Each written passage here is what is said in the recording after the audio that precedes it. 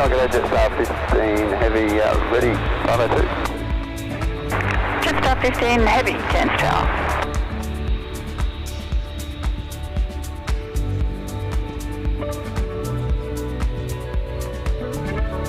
Jetstar 15, line up. Line up, Jetstar 15.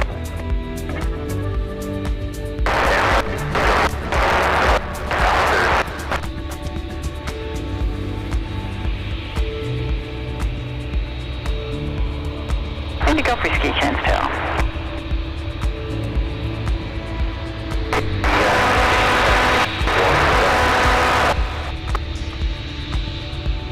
Clear for takeoff. Setting 030, clear for takeoff, Jetstar 15 Heavy.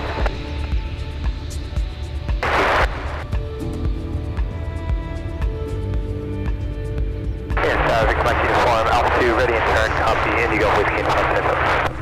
Victor Mike Uniform, Cairns Tower.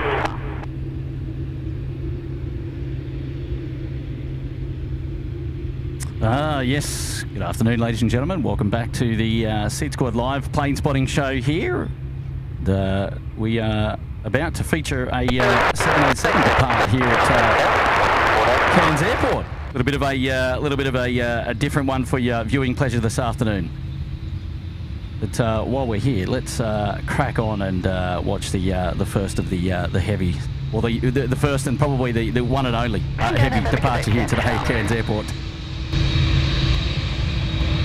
Hopefully you can hear me 5x5 there. Let me know in the chat. Let's go.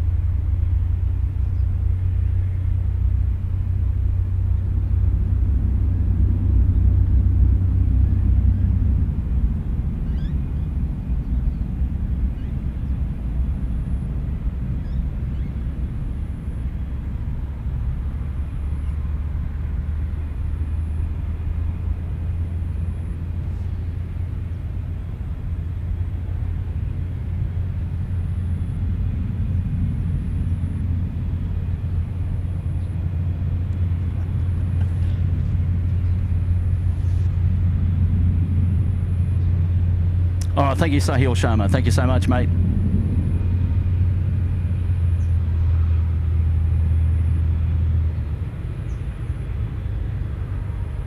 Jetstar 15, contact approach, good day. Call approach, Jetstar 15 Heavy. Cairns approach, Jetstar 15 Heavy, heading 030, passing 2,700, flying 6,000.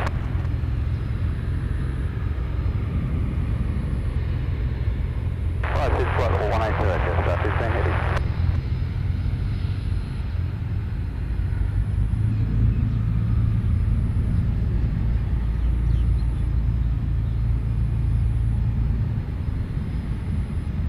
Rightio, there we go.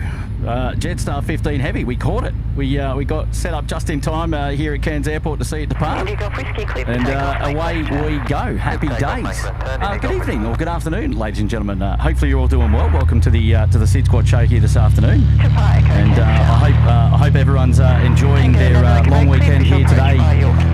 Anzac Day.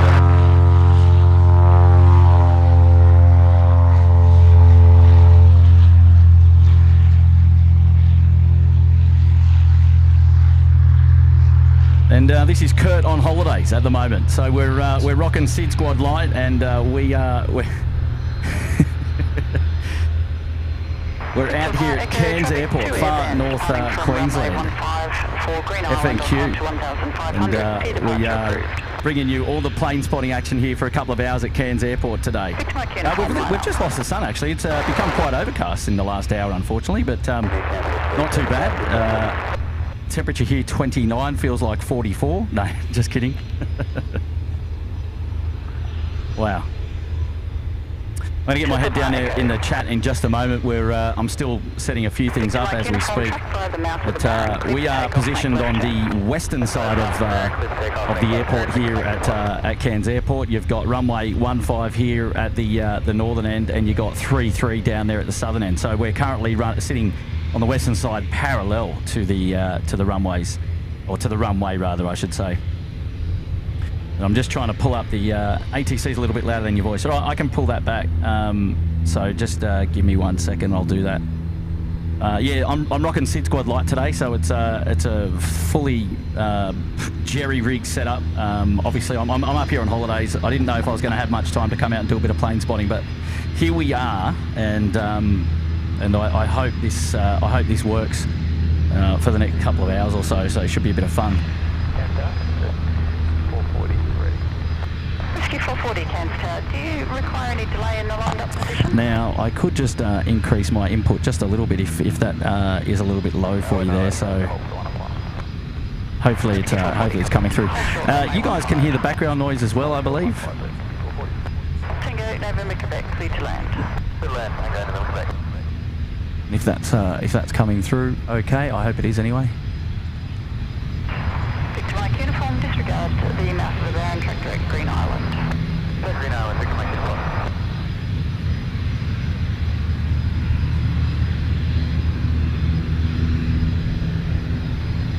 Indigo Whiskey, following traffic air van 2 miles at your 6 o'clock, maintaining their correction. Same sortie as you, and additional traffic Bell 407, 3 o'clock, 1.5 miles for Middle K, not above 500, contact approach. Copy the traffic. Right, now I've got a special guest that I want to introduce onto the SydSquad live show here today. He's actually a Cairns local. We've had him feature on the SydSquad show once before. Darren, how are you, mate? I'm very well, Kurt. How are you? I'm good, thanks. You hear me okay there? If we can, yeah, the technology's all working in our favour today? Well, so far so good, mate. We'll see how we crack on. Mate, I appreciate you calling me a local. I'm not sure if the Cairns people would say that, though, because I've only been here for 15 years. Maybe give it another 10 or 20 years, and they might consider me a local then. You're local enough to me, mate, so that's good enough. Fair enough. No, it's great to have SydSquad up in North Queensland Paradise. So big welcome for all the locals. There's a bit of a team turning up now. Word's getting around that the stream's going live. So yeah, good to see you here, man. Really good. Now, there's somebody saying that we're getting an echo on Darren. Is that right? Echo, echo, echo. Double voice on Darren. Okay, hang on. Zulu Delta Uniform, Cairns Tower. Zulu Delta Uniform, report ready for base. Ready for base. Zulu Delta Uniform, turn base now. Turn base now, Zulu Delta Uniform. Rescue 440, line up. Line up, Rescue 440. Victor Mike Uniform, additional traffic to the air van Bell 407, 12 o'clock, 2.5 miles at 500, tracking for Middle K. Contact approach, good day. And over to approach, Victor Mike Uniform. How you hear me now, Kurt? Yeah, I got you okay. How's that in chat? We're getting an echo still, or is it coming through loud and clear? Yeah, we'll just I'll read up on the chat and see if we're getting that echo, but hopefully we're okay. Rescue 440, assigned heading left, 0. Here we go, Rescue 440 now, departing. It's the Challenger 604, runway 15, clear for takeoff. Oh, it's okay now, says Jackie Hughes. All right, cool, carry on. Awesome. This is one of the local aircraft up here. It's the Australian Maritime Search and Rescue Association Canadair 650. Spends a lot of time whizzing around out of the Coral Sea and out over Gulf of Carpentaria, doing all sorts of Coast Watch stuff.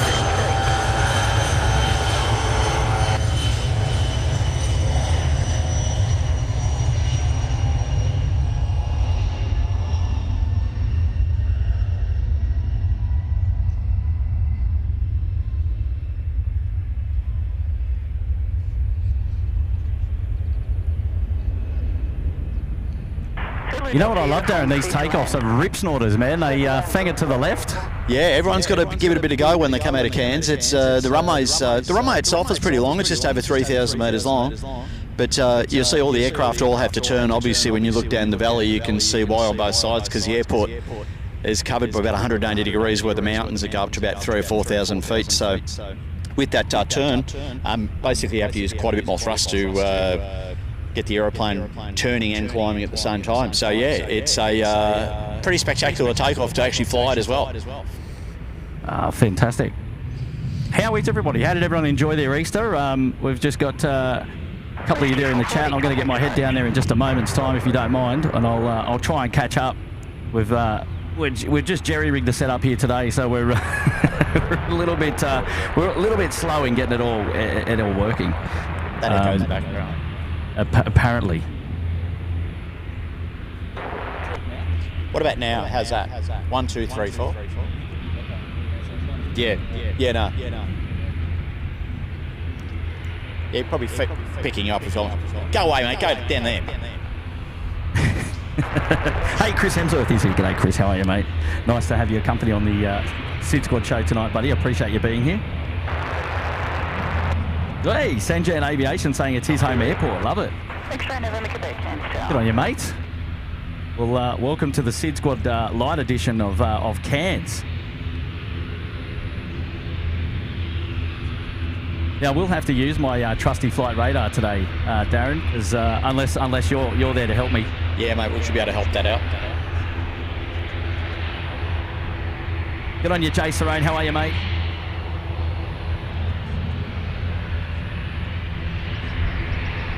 Yeah, I don't know why he's echoing, because it shouldn't be...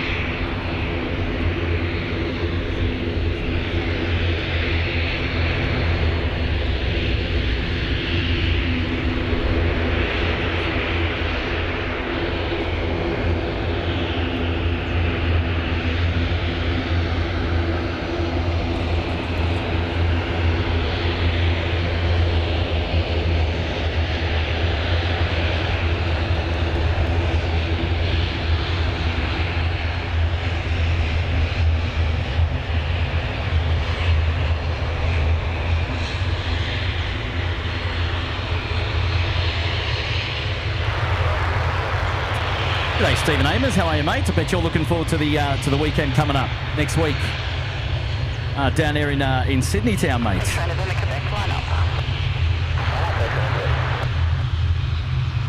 No data tags here today, so we're just we're winging it, literally. And if everyone can see what I can see, it's definitely a winging episode today. Kurt perched on the top of his vehicle. At a great height, so to be able to clear the fence. So he's doing a great job, everyone. The only thing he's missing though is his high-vis vest. Yeah. We go to great heights to bring you these live shows. Oh, jeez, hilarious. Just out of interest, Kurt, do you have a work at height certificate? I do actually. I run insurance for working from heights. I do. Well, that's great news. We're fully covered then. Billy, good thing is it's not very windy today. Yeah. And I don't need to move for a couple of hours. I can just stand here and even. We won't give anyone the visuals. No visual on that. No visuals on that. No. Hey, I am here though today, ladies and gentlemen. Hello. I've got the cheeky little BTS camera rocking as well. I just wanted to say welcome to the SydSquad Cairns edition. We are. Well, local time now is 12:43 here at Cairns. I am perched on top of a. Can you still hear me down there, Daz? Just going to test for an echo, just checking out. Yeah, give me a. Yeah, I can hear you. Yeah, and I can hear you too. I just want to see whether it's echoing because if the second mic pick up. Yeah, let me know if echo coming in now from Darren. He's moved about 20 metres away down the hill. Yeah, I find it strange it's an echo because I've got two mics. I've got this one here and I've got another one over there, but he's about 50 metres away from it. So I find that a bit strange. But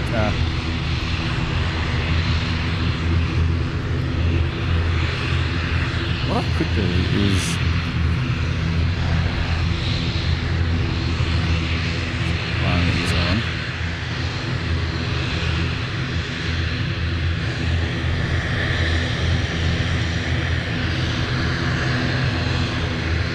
it's really weird.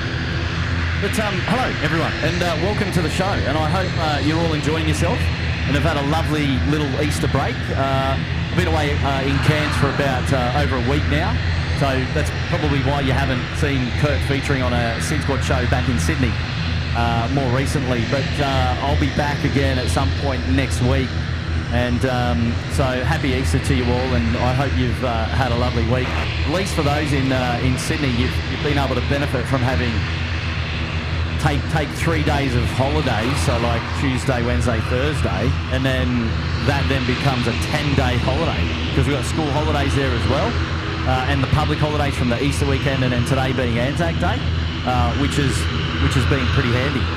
But yeah, so a couple of more days, and then we'll be back down in Sydney town at a home ground, of course, and we'll be looking forward to bringing you some more live pictures there at Sydney Airport again when we get a chance. But took the opportunity just to come out for a couple of hours this afternoon to see Cairns Airport. As we were setting up, we missed one of the 787s depart to Narita, and then we watched Jetstar 15 goes to Osaka. Is that right, Darren? That is in fact correct, yeah. The early one goes to Narita and the later one goes to Osaka.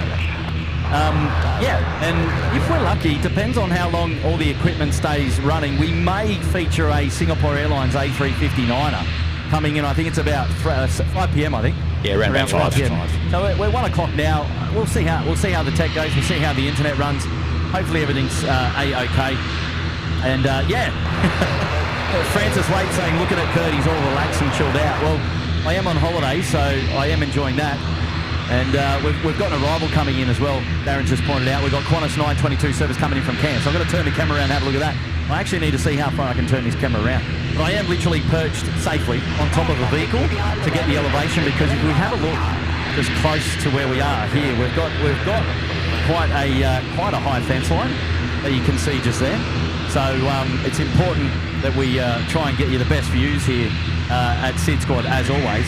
And also just another note as well, just to let you know that we are live streaming here today courtesy with the permission of Cairns Airport. So they're all on board, and they know exactly what we're up to, and they're happy to have us out here today, which is fantastic. So big shout out to Cairns and the team, Cairns Airport and the team there for hooking us up with being able to come out and bring you these views today, which is just fantastic. But yes, Kurt looking a little bit more relaxed. He's in holiday mode, you see. And here we go, the service inbound from Sydney, the Qantas 737 service.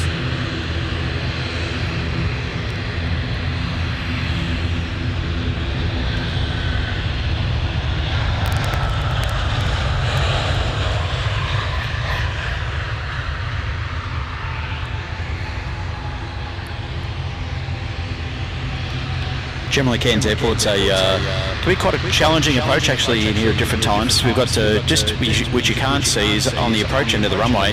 There's actually the Barron River flows past the northern side of the airport, which is actually the river that flooded here at the start of last year, and actually covered the entire airport with water to a depth of between about a metre and a half a metre. With the local winds coming in off the water and coming over the river there, you actually get quite a bit of sink in the last part of the approach. So it's actually quite a challenging arrival for a lot of people when they first come into Cairns. Once you've been flying in out of here for a while though, you sort of tend to pick it up and you sort of get used to that bit of sink rate in the last 100 feet or so when you're coming into land. But it can be quite challenging, especially when the wind gets up out of the east more towards what you get here during the wet season. Cairns is a pretty unique sort of airport with the departure out of here, and also some really cool approaches to be able to fly to come in here, coming over. Got the Great Barrier Reef just off the coast here.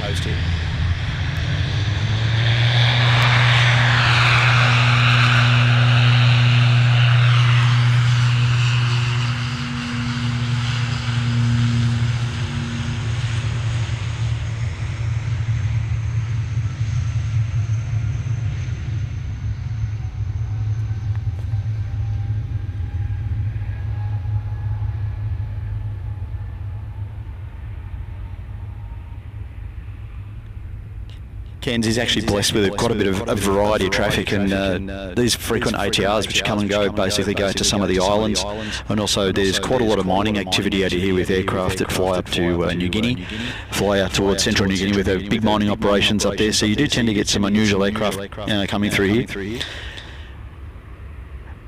Get quite a lot of visits from aircraft like the Antonov 124 coming through here, both heading out of Australia, and also bringing heavy equipment in as well. So it is actually quite a cool airport with getting some really unusual traffic that you don't normally see down in Brisbane, Sydney or Melbourne.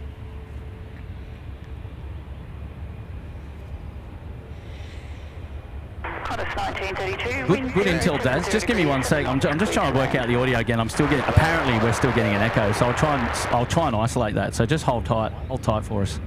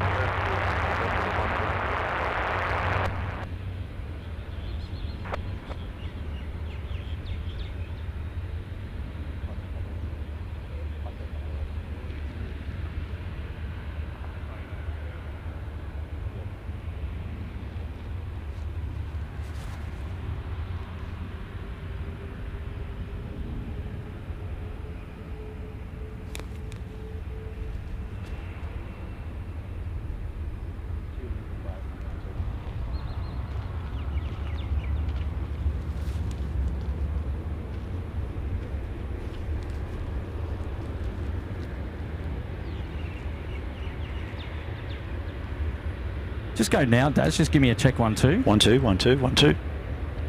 Just go. Yeah, Kurt, you look weird standing on top Kurt, of you your, look magnificent perched on the top of that vehicle. And just hope that the breeze doesn't get up, or they could find you out at Mariba.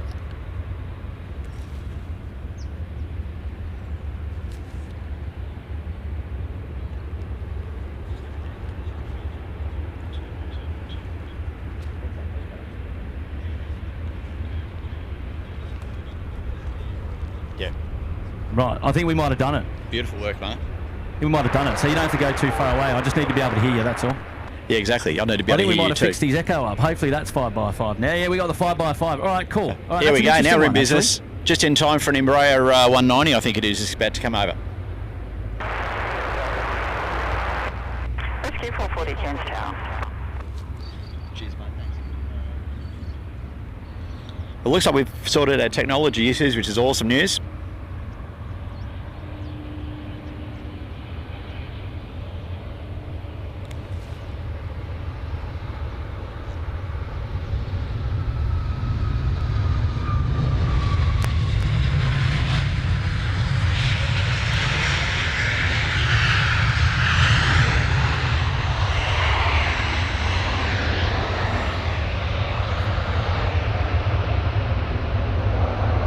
Beauty. E190. So, Daz, what I reckon just come over this side now. Yeah, mate. Sounds pretty good to me. I think we're completely in business now.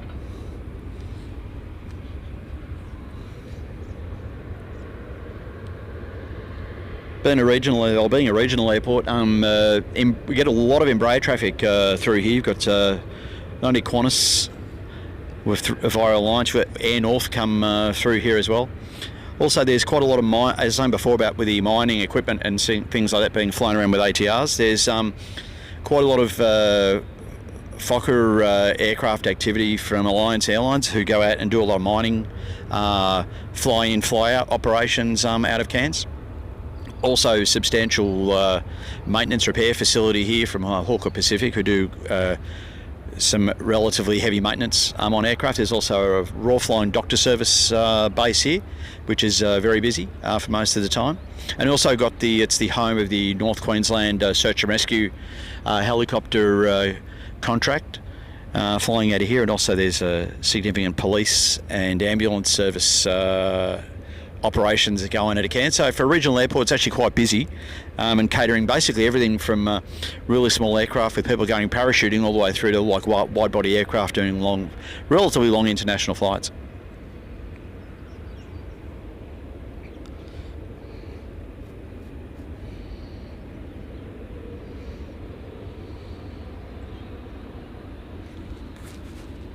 G'day, Shazarina. How are you there? Thanks for tuning into the live show today. And, Kev Egan's there. Good on you, Kev. How are you, mate? Hopefully you're well. Wind 070 degrees, 7 knots. Shrubsy's in the house. G'day, Shrubsy.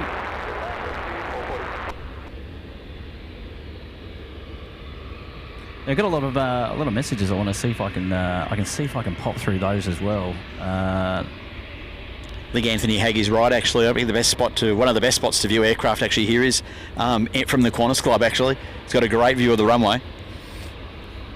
There is another good spot I was explaining to Kurt before where you can get some really beautiful views of the aircraft doing that big arcing left-hand turn off runway 15 down by one of the rivers here. Yeah. Yeah, we feature a similar departure off runway 34 right out of Sydney. If you're tracking up the coast to like Brizzy, they take off and then veer to the right. Yeah, it's quite a nice departure, that. Yeah, absolutely. Only flown it about 350 times. Yeah, right. Okay. 362 Cairns Tower. So, ladies and gentlemen, just give me a holler there in the chat if you can hear both myself and Darren and that there's no echo. Just give me a quick 5x5 and then if that's cool, then I'll be able to forget about it and we can move right along. Rescue 440 on final, says Graham in the... it's the aircraft that just come out of Cairns, in fact. Looks like they're doing a bit of training. So maybe they are doing a bit of training. 5x5, says Andre. Rightio. God, how good are these mountains? We don't get these mountains in Sydney. Well, you got the blue mountains, but they're a little bit out of town.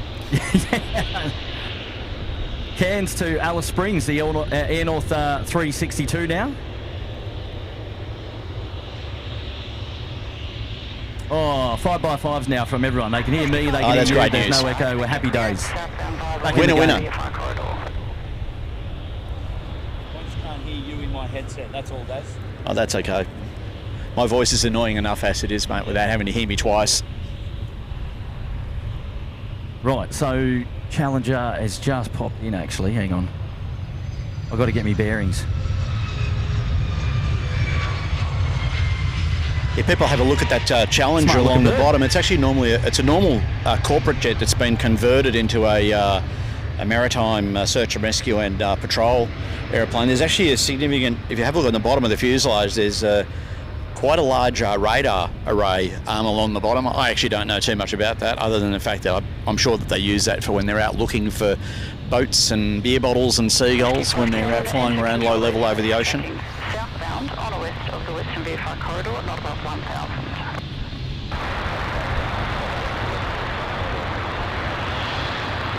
Rescue 510, down to Another thing for people watching now, we've got this Air North aircraft. It's actually lining up. The runway here is, from where they're taking off from, the runway is about 2,500 metres long. And I'm sure you've seen, as the aircraft have been approaching, almost all the aircraft depart here from what's known as the Bravo 2 taxiway intersection departure. Just means that aircraft don't need to then backtrack, head down to the far end of the runway. And it can actually get quite busy here. And trying to get an aircraft out and be able to taxi back to the full length of the runway. And then turn around and depart. Takes quite a bit of time, and it can delay aircraft substantially. So most aircraft out here tend to depart from the Bravo 2 intersection, which is where this Air North Embraer is about to depart from. And 362 behind the landing, beach 1900, backtrack runway 15, line up behind. Behind the beach 1900, line up. I think the only exception to that, I think, is before 6 in the morning. It's quite a very busy time at Cairns Airport at around about 6 a.m. All the domestic bays are full and basically all the international bays are occupied as well with arrival aircraft coming in, but for departures it's very busy. And prior to 6 a.m, just for noise reasons, all the aircraft have to go and taxi down to the full length of the runway. Reduce to 180 knots or less. There's an aircraft backtracking prior to your arrival. Good to see some more locals out and about. Sorry, mate, I just had myself on mute there. Yeah, I was just saying goodbye to a couple of locals that come out to say good day to us today, which is pretty cool. It's nice of them to do. And I mean, it's a big thing, mate. It's having the famous SydSquad team in town. Like, I think everyone wants to come out and meet you, Kurt. Well, look, I mean, I always say people are welcome to come out and say hello to us out here. Wherever we decide to set up, of course. It's nice to say hello to the locals. Little Beach 1900 on the way in. Approach 39, reduce to minimum approach speed. From Townsville Airlines. quite a busy route actually up here for a very profitable route, I think, for Qantas, who generally run the Q400s between Cairns and Townsville multiple times a day. Looks like some of the locals in Townsville are trying to cash in on the very busy traffic between here and Townsville, which is about 400 kilometres to the south of Cairns.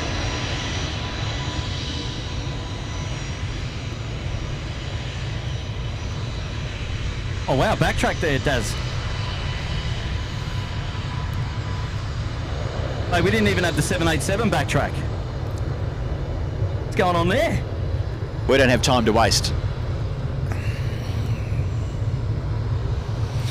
It actually does give because we generally don't take off using full thrust, we use less than full thrust for departure. It actually allows, by using the full length of the runway, it's sort of a bit of a trade-off. Sometimes you might have to wait for traffic to come in, which costs you fuel. The other option is you can backtrack down the full length of the runway and use. Yep. I was just going to say to Cairns Plane Spotter, yeah, we will read the chat. I'm just filming the planes at the moment and just ensuring that the setup is a-okay, but I will try and get my head down there in the chat as much as I can. But so if you've got any questions, or if you wanted to pop out and say hello to us here at the Plane Spotters location, feel free to come on down. Sorry, Daz. No.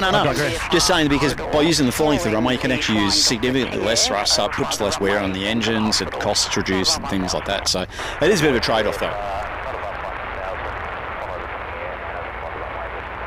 So here we go, full length now.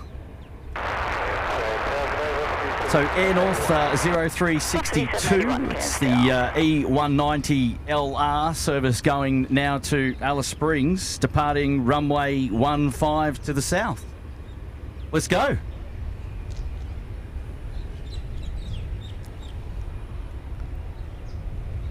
Almost Toga's in the chat.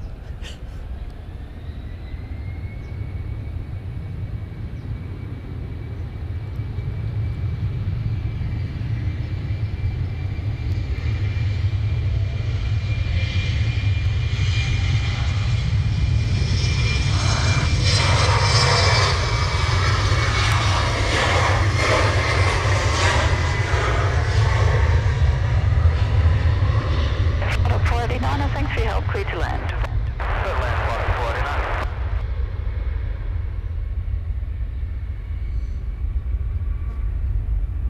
510, would you prefer to track west of Lumley Hill?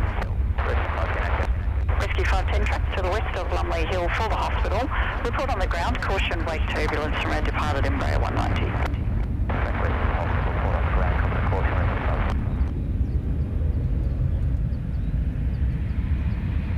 And that left turn is unreal. That's so cool. That's a pretty cool procedure.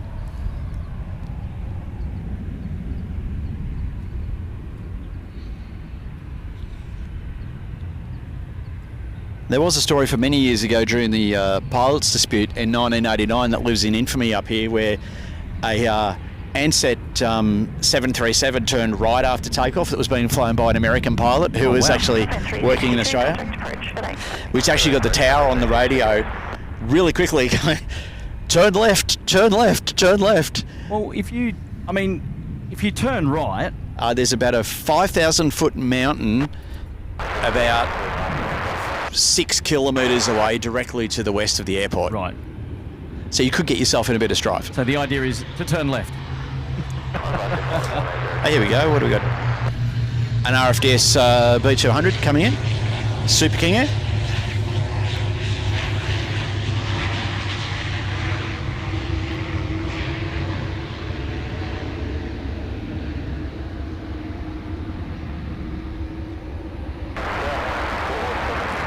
A Velocity Talk 94 service departing to Melbourne now, just pushed back on the apron.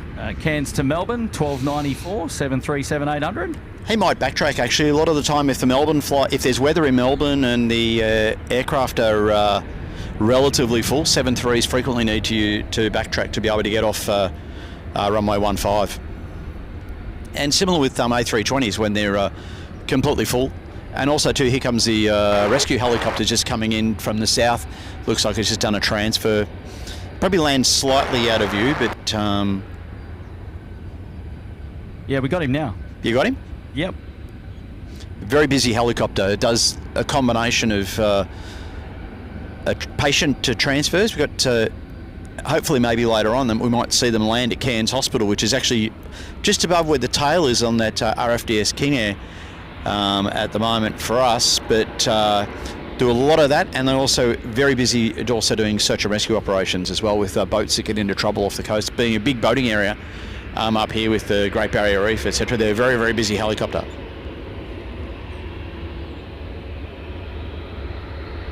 So where would he be landing now, Darren? At the very south end of the airport, there's the base for where the helicopter is. I can't actually see where he is now. He might have actually got even...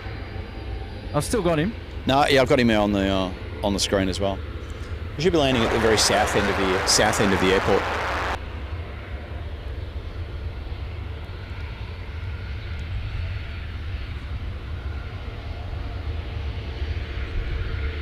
Actually, he might be landing at the hospital, actually. Yeah, I think he's actually No, he's in actually town. landing... No, you're right. He's landing at the hospital. I'm going to say. Yeah, he's gone behind that tree line. Yeah, there's actually a little helipad right at the front of the hospital on the esplanade here. Well, the southern end of the airport was quite a long way away. Yeah, it was a long way away in this case. G'day, Mooly. How are you, mate? Maxine's there. Hello there, Maxine. Welcome to the SydSquad show here today. I am slightly out of sorts. I'm at a different airport today. I'm up in the far north Queensland today at Cairns, and I'm joined by my good mate Darren, who's up here with me today as well. He is a local, although he'll have a go at me if I call him part of the furniture, is what I've been told, you see. But no, he's helping me out on the comms today. Hopefully you've got him 5x5 as well. And we're just going to be out here, or at least I will be for the next couple of hours. I'll try and push through till 5 o'clock. It'd be nice to see the Singapore 350 drop in before sunset. And then I think, and then I'll be off to the pool bar myself for a pina colada and a swim this afternoon. And perfect weather for a pina colada and a swim, I must say. Service now coming in from Brisbane. This is Velocity 781, about to drop it in runway 15 from the north.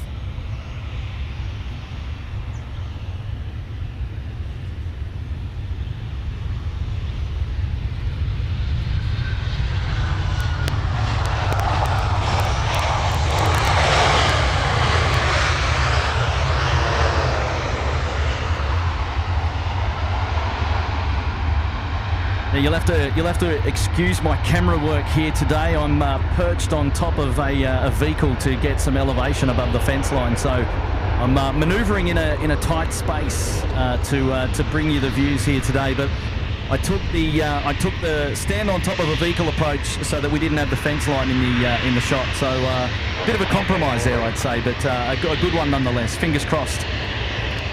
Good day to Greg Rawlinson. Thanks for the shout out.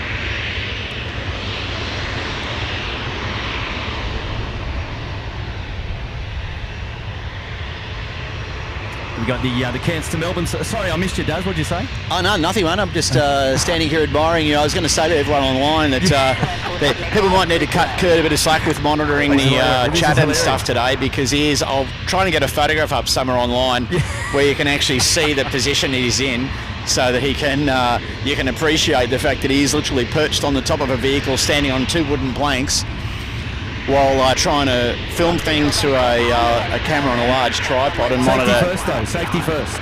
It's all about safety. It always is. No play. G'day, Melissa Green. How are you there? Hopefully you're well. Tuning into the SydSquad show today. T. Kelmy's there. Greg Rawlinson. Hello. Now I can pull up some of the super chat messages. I know that a few have been getting involved there as well. We've got Ali here as well at the moment. And not that one. Oh, there we go. We've even got the old cheeky sounds as well. So good on you, Ali. Welcome back to the SydSquad show today. And dropping in one gifted membership. We've got Patrick Joseph. Welcome to the lodge. Good on you, Patrick. We'll dedicate the Velocity 1294 service to you, which is about to depart on screen at the moment. We've got Simon Holmes. Evan is here. G'day, Simon Holmes Evans. Did you make the trip up to Port Douglas, Kurt? I didn't this trip, Simon. I've been to Port Douglas in the past. And but I didn't make the trip up on this particular occasion. But we've done a lot of Done a lot of other things while we've been here, which has been good. Cessna 208 there from Hinterland, just dropping it in there on runway 15, which is nice. Nice to see. Don't often see those guys, well, we don't ever see those guys in Sydney. Lizard Island, of course, never flying to Sydney. Yeah, Hinterland, quite a busy little airline actually flying these Cessna caravans around to do flying between here and Cooktown. We'll more of them this Lizard, yeah. They'll be coming and going basically for the entire day. Ooh, we've got another backtrack as we said, from 1294 going to Melbourne. And as said, he's doing the full backtrack. I got a message now coming in from Callum. Oh, let's go. Shout out to my mother, Jenny. Hello there, Jenny. And good on you, Callum. Thanks, mate, for your support here today. Appreciate you being on the show. Good stuff, good stuff. Hey, UPS 748 here celebrating a membership, 32 months, along with Ms. MAS there has got 17 months. Good on you, Ms.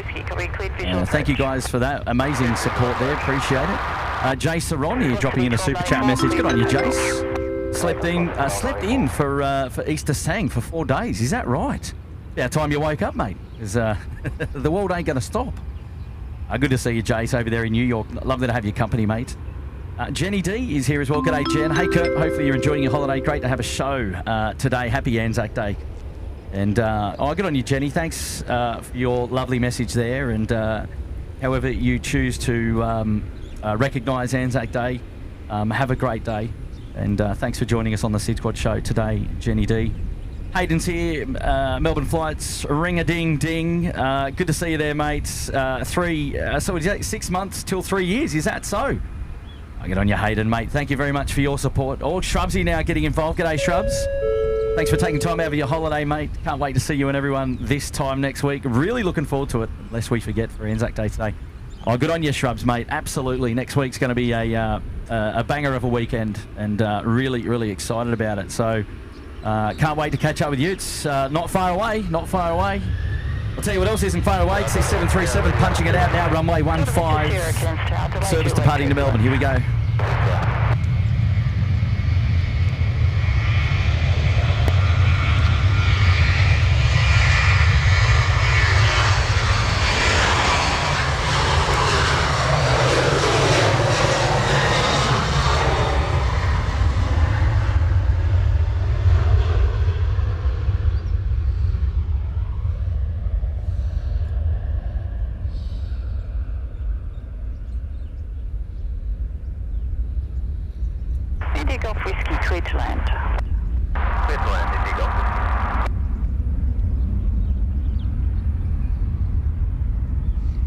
Oh, nice early turn there. Yep.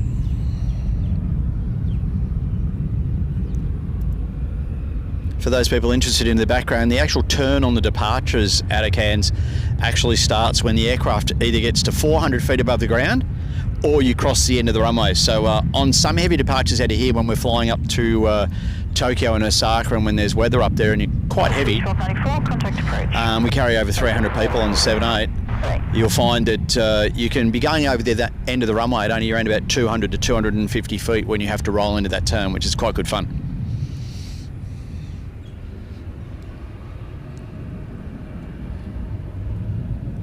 Yeah, the turn, it looks awesome because they're almost parallel now to the runway, having done that turn. Yeah, they're flying out on a heading of about 030, so there's a bit of still flying away a little bit. Yeah. Several years ago, they experimented with some new high precision departures out of Cairns and basically went straight down over the city. And believe it or not, if you actually sit on the runway and you look straight down the runway itself, it pierces, there's like a needle thread, a hole at the very end of the valley where there is the mountains that you can see where the aircraft is turning in front of, and the other mountain range, which is behind the large mountain on the right, on the western side of the airport. But due to noise concerns, they decided the council wanted them to stay with the current departure which we have, which is that early left-hand turn.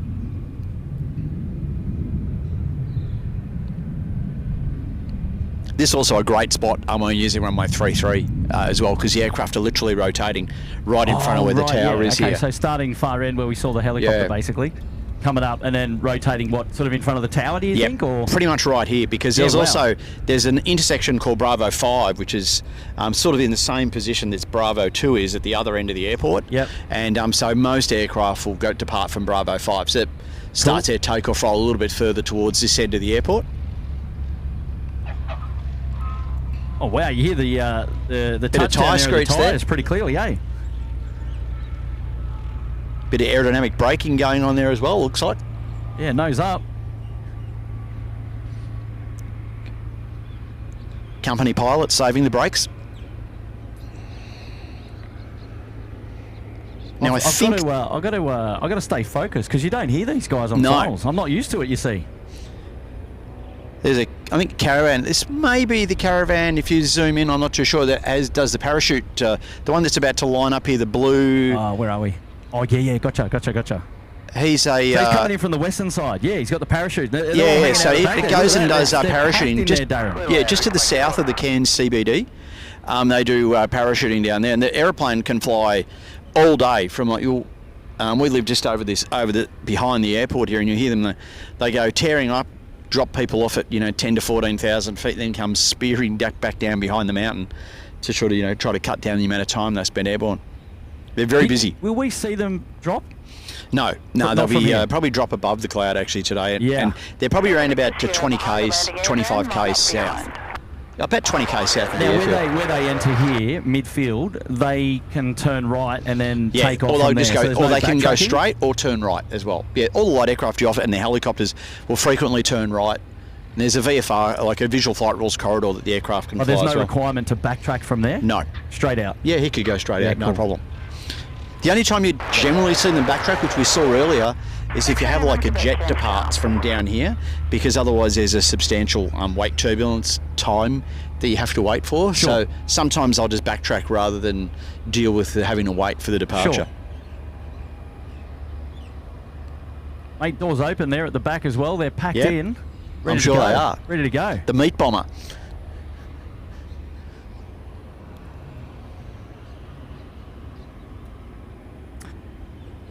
Oh, we'll come back to you, Donald. Actually, I was going to do that as we were waiting for these for the skydivers, but it looks like they're moving now. They're closing the back door. I think they just wanted to get a bit of air going. Yeah. It does get pretty warm up here in the aeroplane. It doesn't have the best air conditioning in the world. We've got Tim now in the chat from SydSquad. G'day, Tim. Good to see you there, thanks for joining. I think it's Tim anyway. Might not be it, actually. It could be Matt. I've got to double check. But here we go. These guys are on the runway. They've done the right-hand turn now. They're going to depart. It's brilliant. Cleared for takeoff. Away we go.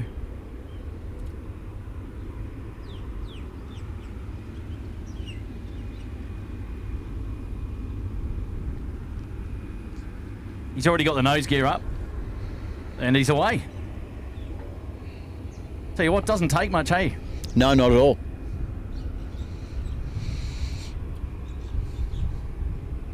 The Cessna Caravan's an excellent utility aeroplane. Nice big powerful engine. Beautiful aeroplane to fly too. Very, very easy to fly. But its ability just to be able to get in and out of short runways is actually quite good as well. There are some that are better, but for what it does, it's excellent.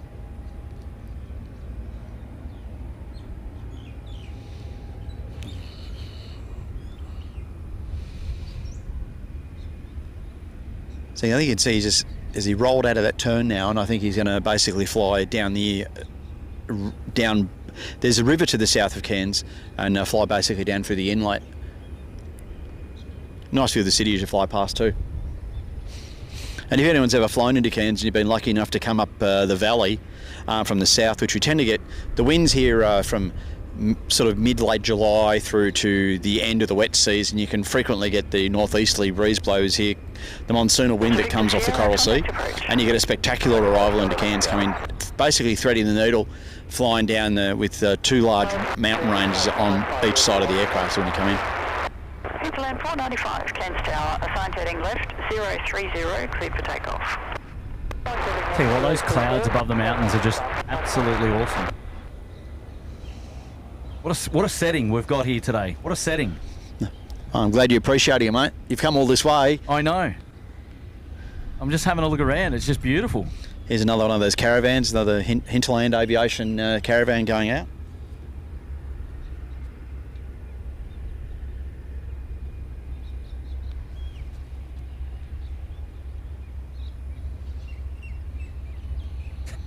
Johnny Logan's there in the chat. G'day, Johnny. Hello, mate. Gary Suha. G'day, Gary. Good to see you there today. Kirsten Mills as well in the house. G'day, Chris P. Thank you for tuning into the live show this afternoon, I should say. And see the Cairns edition of the SydSquad show. We're a little bit out of sorts here today, doing something out of our comfort zone. We're bringing you the plane spotting from far north Queensland in a different climate, I've got to say.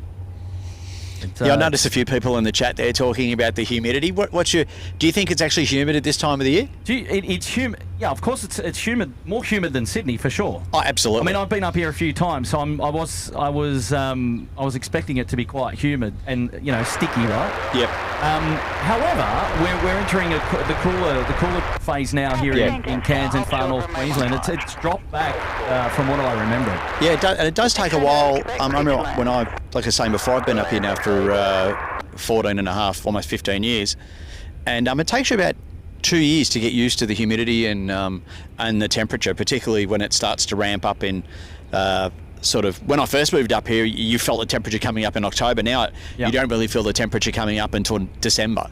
So you do adapt to the warm conditions. Yeah, and I mean, the daytime temperatures on average are at the moment about 30 degrees, sort of high 20s, 30 degrees. Around it's 30. Just when you add that level of humidity, it really kicks it in. And if you're standing in the sun directly, then you feel it. Yep. But there's a nice breeze though, like especially now. This is perfect. Yeah, it's lovely. It's one of the things up here, and it doesn't even matter when you're even at the height of the wet season, as long as you've got breeze. That's the thing that really makes it comfortable. And have a look at house designs and things like that up here. Most houses are very airy, and everyone has like either great aircon or great ventilation for your house. Like the old Queensland style houses fit right in up here. They're not shy to use the air conditioner. Oh no, definitely not. In the same way that people use heaters down in Sydney and Melbourne. Yeah, right, exactly. In summer. Yeah, of course. Good afternoon, Hinterland 495, heading 030, passing 1000, coming 6000.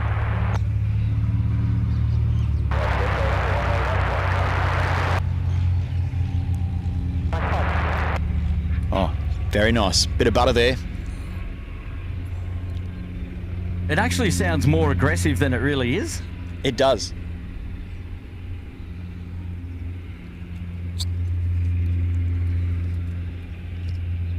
I was getting nervous. I thought we might be sitting here for half an hour between movements, but these guys keeping us busy, mate. No, there's always movement here, eh? It's not always, as I was saying before, you've got a really large variety of traffic.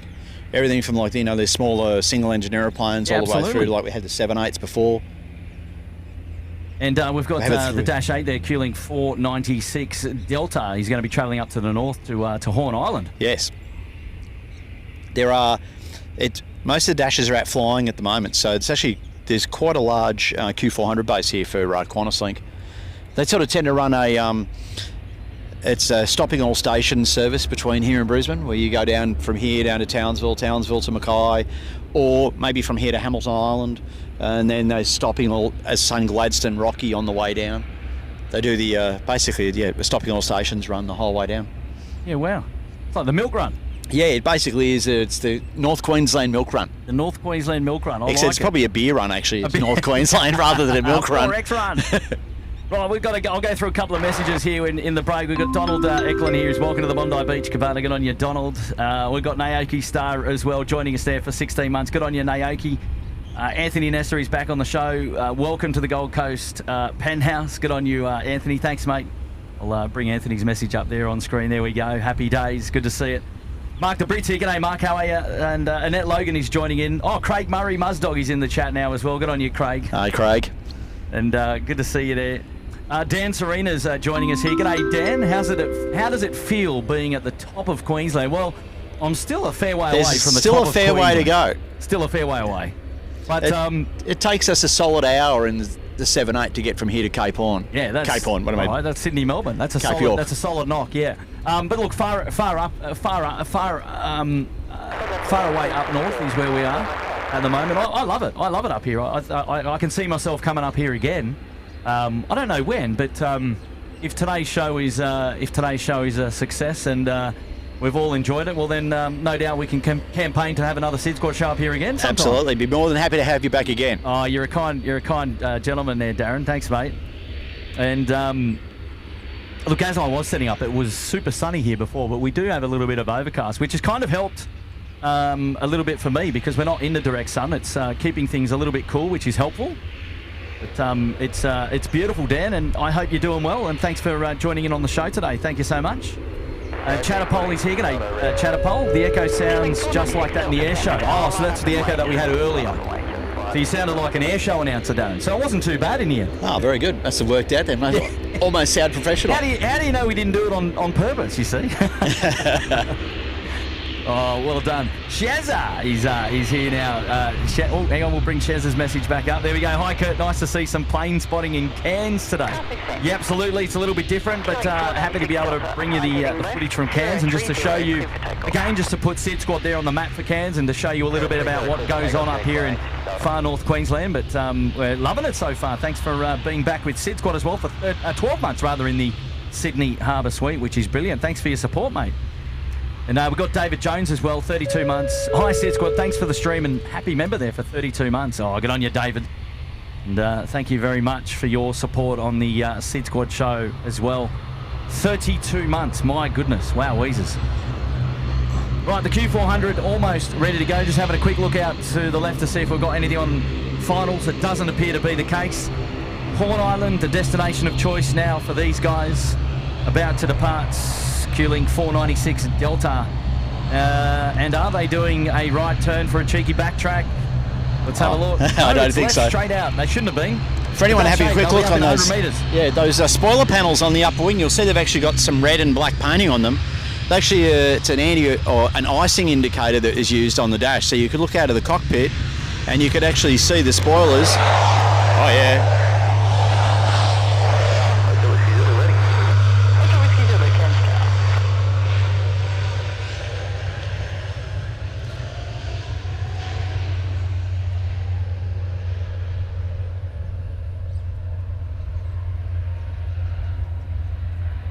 I mean, how was that sound? Oh, yeah. Rip snorter. To reduce the wake turbulence delay. That was epic. Yeah, those spoiler panels, they use them just so that you can see if there's any ice build-up on the top of the wing when the aircraft's been parked in different places. So it actually stands out quite clearly, having the black and the red, that you can see whether there's been any kind of ice build-up on the top of the wing of the aeroplane, which these aircraft always used to operate down in like places like Mount Hotham in Victoria, which was, I think, back then the highest licensed airport in Australia.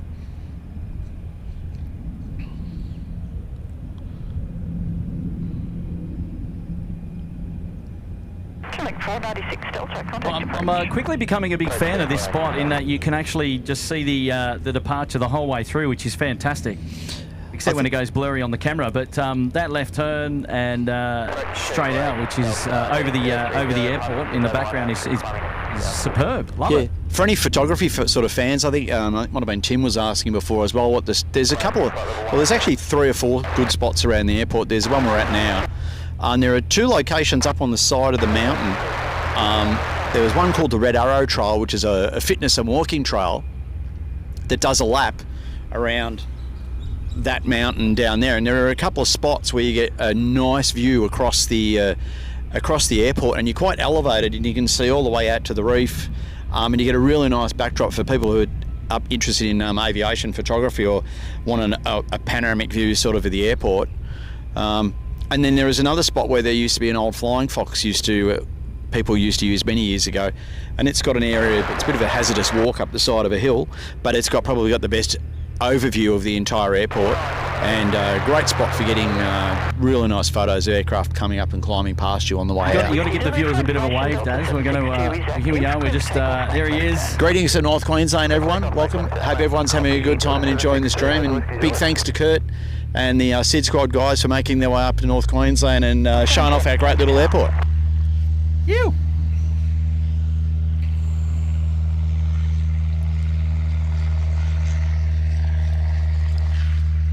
I don't think you see too many Cessna 172s at Sydney. Rare. During COVID, a couple of the flying schools took the opportunity during the downtime to come in, but not during regular ops. No. No. What a great place to be learning to fly, though. There's a little airfield by the name of Mariba, which is about probably about 40 kilometres to the west of Cairns. Cairns Aero Club used to be here and do quite a lot of flying training, but the amount of traffic coming in and out of here actually increased to the point where it wasn't really suitable. As it probably 15 years ago, there was actually, believe it or not, another runway here, which used to run from where the just from the south side of where that the Australia Post A321 is, and it was only a short runway. It was only about 600 or 700 metres long, and it was designed specifically just for GA aircraft, and it allowed the tower to be able to put the GA aircraft, have a GA aircraft and like an airliner, basically. Is it still there? Are the markings? The markings are still there, but the runway's now closed. Yeah, the runway's closed, right? Yeah. Gotcha. But it actually unloaded the main runway significantly, and now with only the main runway here now, it can get exceptionally busy at different times of the day. Get a lot of lots of helicopter traffic coming and going out of here, going out to the reef, out to Green Island, and even in town here at Cairns Airport, they're doing a lot of tours just off the lagoon. Yep. Yeah, so I think there's 2 or 3 helipads in town they can land on. So you get a lot of helicopter traffic. A lot of helicopter traffic here, mixing it up with then you've got light aircraft doing scenic tours, and so you've got a lot of the narrow body jets coming and going, and the odd wide body here and there. So it's a challenging thing, I think, for the tower here, and they do a great job at expeditiously being able to get aircraft in and out when there's a word. Expeditiously. Hello. So they do a really good job given the diversity of the traffic, because if all the traffic is the same, I don't like to say it's easier, I think it's easier, because they're all flying the same speeds, flying a similar pattern, flying similar approaches, where you have helicopters, you've got light aircraft, and then you've got like medium-sized light aircraft, and then you've got your jets and your turboprops, and they all fly at different speeds, have different requirements. So it's a very demanding job, I think, for the air traffic controllers here, and they do a really good job.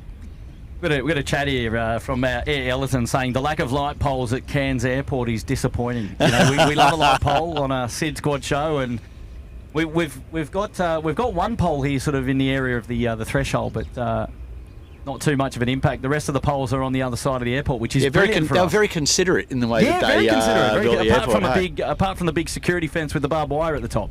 Yeah, well, actually, if you look just here, this asphalt area that's directly in front of us, that used to be the Bureau of Meteorology observation office before they moved. Here. Yeah, right here. And it used to be a pretty good building, actually, because it was you could go in and you could run up, and there's that nice little balcony. Oh, that wow. would have been A grade if they had upgraded that to moved the building, but obviously left all the left the tarmac there. But no, exactly. So, I mean, that was a great spot. But actually, if anything, it's actually where you are now. You wouldn't be able to film the departures or the city with that because building it would get there. in the way. Yeah, because it would be completely blocking the road. Understood. Rightio, coming into land now. Qantas 710 service in from Brisbane now. Boeing 737 800 series just coming in. Runway 15 from the north. 354 Delta Cairns Tower. There's that pole.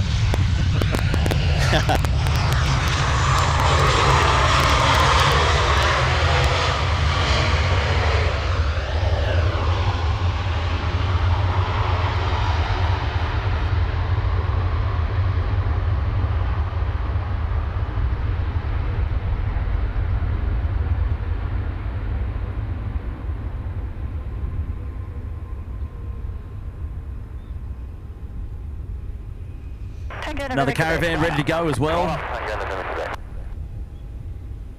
think that one is Tango November Quebec. And I think we might have seen that one already today, the air van. Yeah, they're pretty busy. They come and go relatively frequently, hey?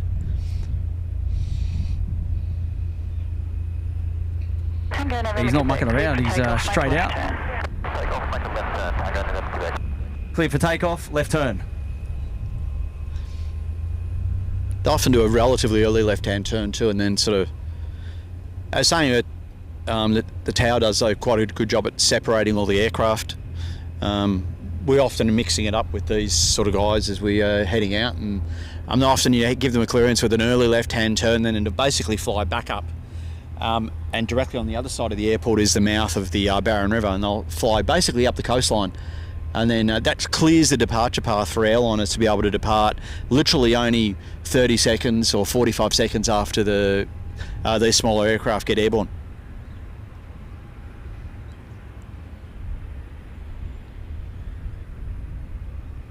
Oh, that's cool. That's cool with the scenery there in the background and that mountaintop. That just, wow. It's just something different for us. We just don't feature that ever on a SydSquad show. I think it's just, the scenery's amazing out here. It's always been one of my favourite things about Cairns was the mountains in the tropics and the rainforest. You know, it's great surroundings, and you know, you get some. It's very different from sort of anywhere sort of south of Townsville. Speaking of Townsville, next aircraft coming in, Q-Link 354 Delta -8 on finals now for runway 15. And, how was that for a segue? Yeah, mate, you didn't even know it, and it was smooth. It was smooth sailing. I like it. We should have you on the show more often. Chemistry, mate. It's all called chemistry, isn't it? Another search and rescue -8 taxiing out as well. One of the Coastwatch -8s taxiing out down the south end of the airfield. Whoa, looks like he's. I was just trying to work out where he came from. Right there, he is. So he parked over on this side of on the western side of the main runway. Yep. And they generally park down around where the big, large Hawker Pacific hangar is. Righto. As I was saying before, there's a variety of unusual aircraft that do come and go from Cairns. For many years, we had a LiDAR-equipped Fokker Friendship, which then became a -8, which used to do underwater survey scanning for the Royal Australian Navy. But that project wound up about 2.5, maybe 3 years ago now. Rescue 510, track direct to the tower, hospital departure approved, report airborne. Right, let's have a look. Okay, so the there's one of the locals. 737 has just parked it up. We've got that -8, which is coming in on finals now, the Q400. And a 200 series, the Coastwatch aircraft taxiing out now as well. Yeah. All right, we'll spin it around and grab our Q-Link -8, about to drop it in.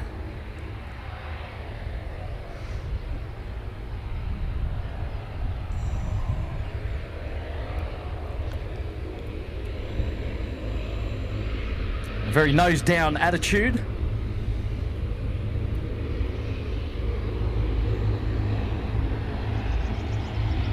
Wait for the Rovustas. Tango November Quebec, contact approach.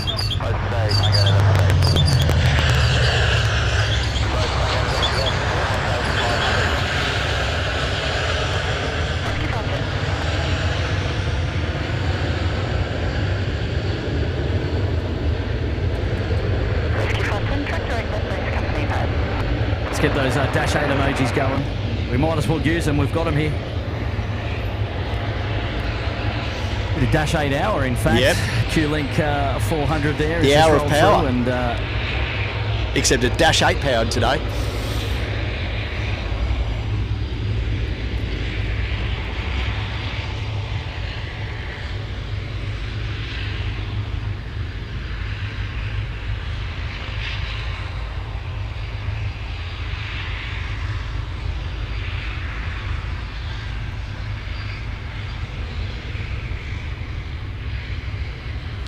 And again, people will be able to see on the bottom of this dash it's quite a large radome that you can see basically in between the undercarriage legs on the bottom of the fuselage, which again used for detecting ships, boats, seagulls, beer bottles while the guys are spending endless hours cruising around at altitude.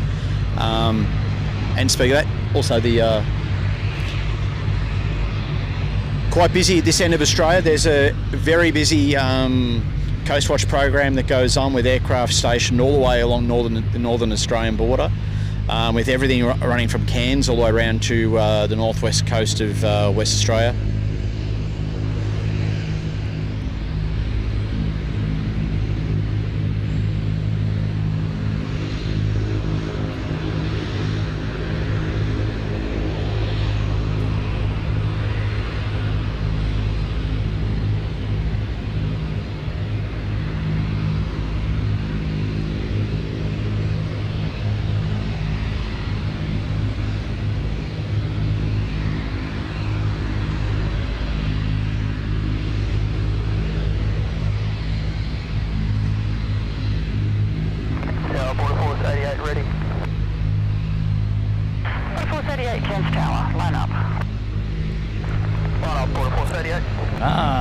Talking about the rattle and hum up there in Palm Cove. Or is there one in? Is there one in town well? on the Esplanade, and they do have Cove, quite highly regarded pizzas. Yes, yeah, very highly regarded actually. So highly regarded, we had one of our A320 captains actually went and got the guy who built the wood-fired pizza oven for Rattle and Hum to build one in his backyard.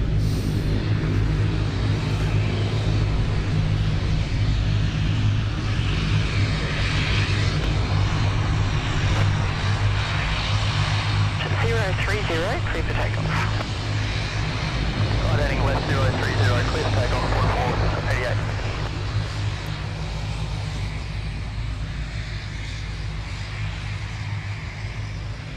Tower, Indigo Whiskey ready after.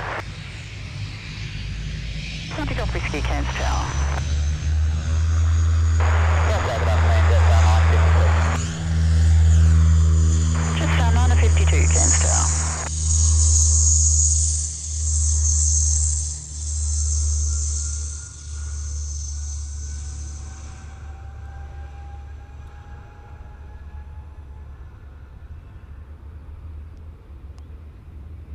Indigo Whiskey, line up.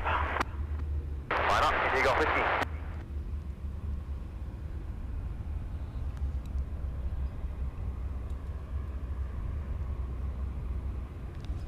They've got a Jetstar 320 coming in shortly. Still a little way out. Those Dash 8-200s at the part of the Coast Watch program. The Dash 8-200 is an absolutely incredible aeroplane. I was going to say, good to still see them still operating. They have. We used to operate them when I used to work at QantasLink. Used to be the specific aircraft that are only just being retired this year, or have just been retired actually, that used to service Lord Howe Island, which is about 420 miles off the coast of Sydney. They're an incredible aeroplane because they actually, the Coast Watch aircraft come fitted with auxiliary fuel tanks, and you basically can get about 8.5 to 9 hours endurance out of it, so they can go out and do quite long, for a civilian aeroplane, quite long maritime patrol operations at relatively low altitudes, and stay out there for a very, very long time. Not only that, but they can get airborne, and as you saw then, they weren't using full power, but they can get airborne, even with carrying all that extra fuel, in a relatively short distance for an aeroplane that can then go out and fly for so long.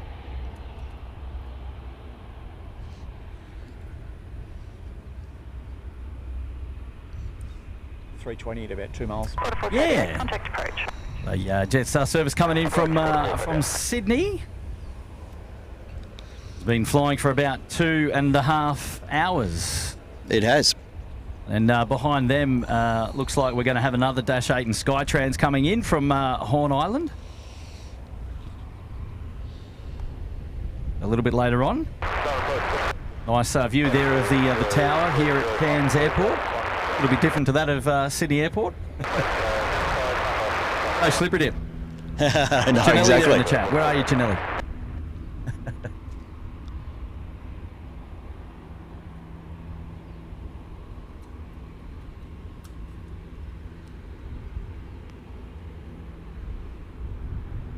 Right, Jetstar 320 now about to land.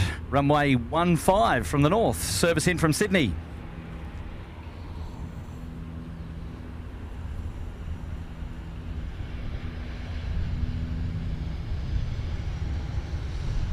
Lovely.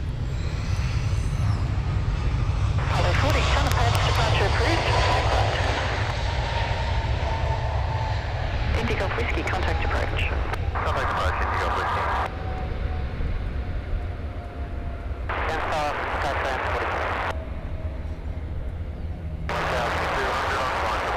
Although it might not look like it right now, Jetstar really do basically own Cairns Airport. We have between the two 787s that are permanently based here, there's another every day and every night around about 5 to 6 A320s based here. It's quite a big operation that Jetstar has operating out of Cairns, being one of the primary leisure destinations in Australia.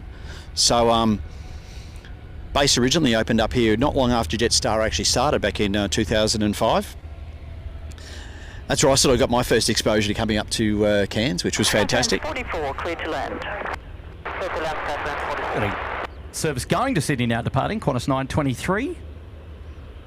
Skytrans coming in as well, cleared to land. So, hey, one in, one out. I like it. I like it. Keeping us busy. Yeah, no, it just ticks along. It just ticks along. The message now coming in from Christine Woodgar. See if we can get Christine's message up. There we go. Hey, Kurt Newby here. Hubby and I love watching. Please do a shout out to my hubby, Alan. He'll be so shocked I worked out how to use this. Hello, Christine, and a big shout out to hubby, Alan. And, thank you for tuning into the live show and dropping in the cheeky 5. A wonderful support of SydSquad today, and I hope you're doing well. Thank you very much. Well done, Christine. Chris, down there in Adelaide, he's up there in the Bondi Beach Cabana. G'day, Chris. Good to see you again here, mate. Hopefully you are doing well. And, Christine did the double. She accidentally put in her message twice. Oh, good on you, Christine.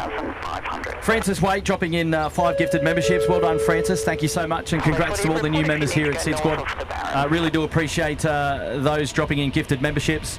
1 month access to the Uluru Lodge, of course. An invitation to return. Access to all the emojis and the members-only content from time to time. Wilson Whitmarsh is here.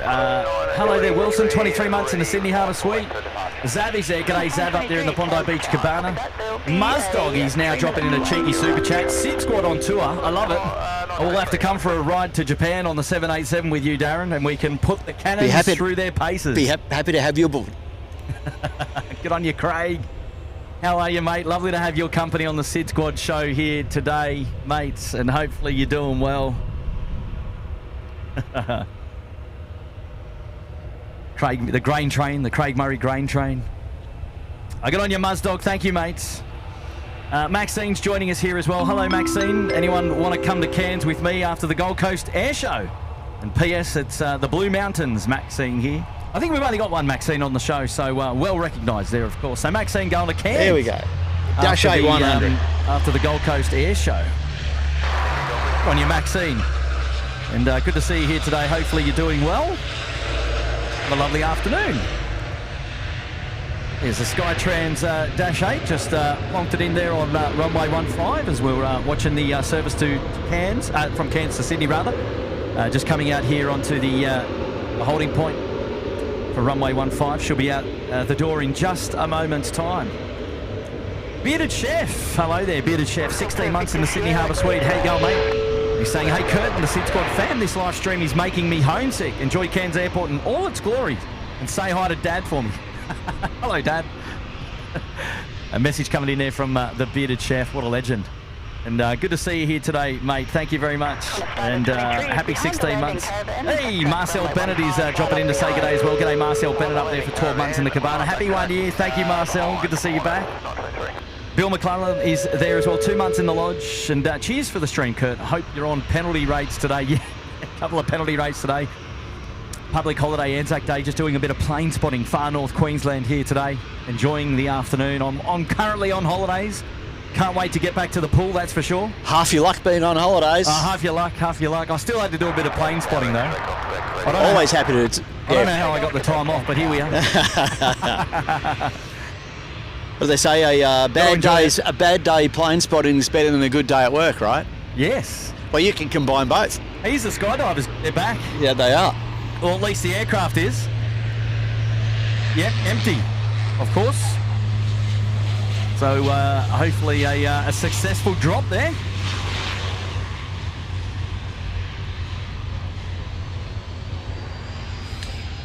I think someone was asking in the chat a little bit earlier on about the rescue of that Ukrainian paddler out in the Coral Sea.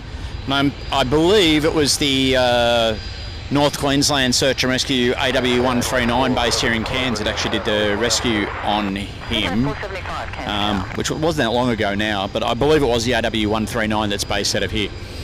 Absolutely incredible helicopter for anyone interested in choppers. They have amazing lifting capability and also too fabulous range, so it's a perfect helicopter for doing those types of search and rescue operations and air ambulance in a country the size of Australia. And they interface with the Royal Flying Doctor Service here that allow for longer trips. They go out in the King Airs, either the B200s or the newer B350s, which are a little bit bigger and need two pilots, and they generally use the helicopter for the specific operations. Almost all the helicopter pilots, I believe, are mostly ex-military guys. Our neighbour actually flies one over in Darwin, but a very good friend of mine from days back in Melbourne is based on the AW139 in Brisbane. And they use full night vision goggle equipment, so they can they'll fly over home at night, flying through the mountains at like 200-300 feet, and sort of really need that type of technology for the terrain up here, doing rescues in the middle of the night where people get lost, and to be able to manoeuvre around these mountains, particularly when there's a bit of weather around, and being able to do that with NVGs is very demanding, very challenging to fly an aircraft looking at something through two colours and that's two-dimensional. And it requires a very specific set of training and very good training, and that's what, for instance, our military is particularly good at. They do a lot of that type of operations at night, low level, using night vision equipment.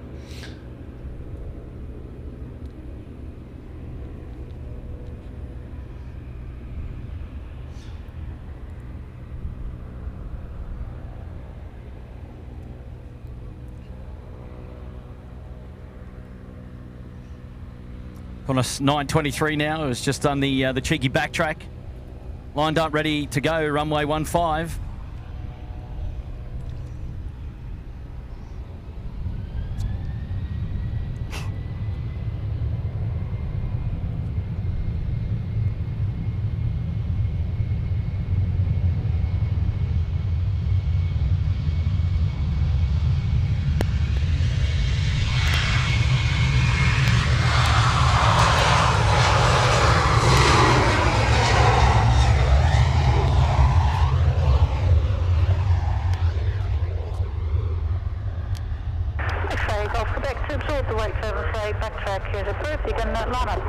15.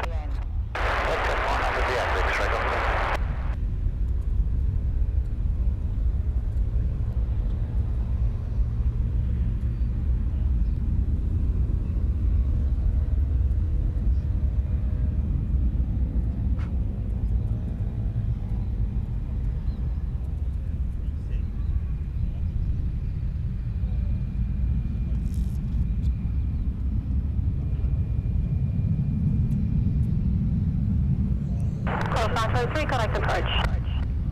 Quarter 9:23.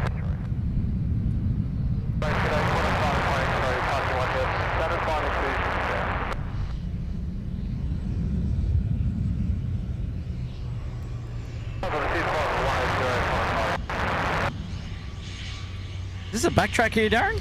Yeah, just because of the wake turbulence of the 7.3, they've decided to backtrack.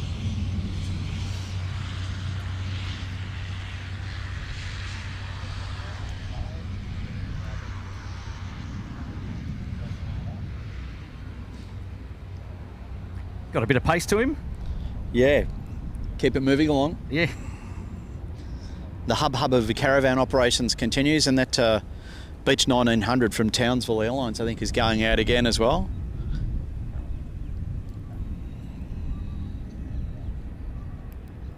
Yeah, we've got a couple of those on the western side of the airport now ready to go over here. I'm not sure. 1900D. Yep. I'm not sure if the caravan. There's a 320 pushing back over to 320 pushing back. But he might just being towed. Okay, might be being repositioned, eh? Yeah, possibly. I'll have a quick look. Yeah, I don't see him up on the old flight radar as we speak. But, 360, clear for takeoff.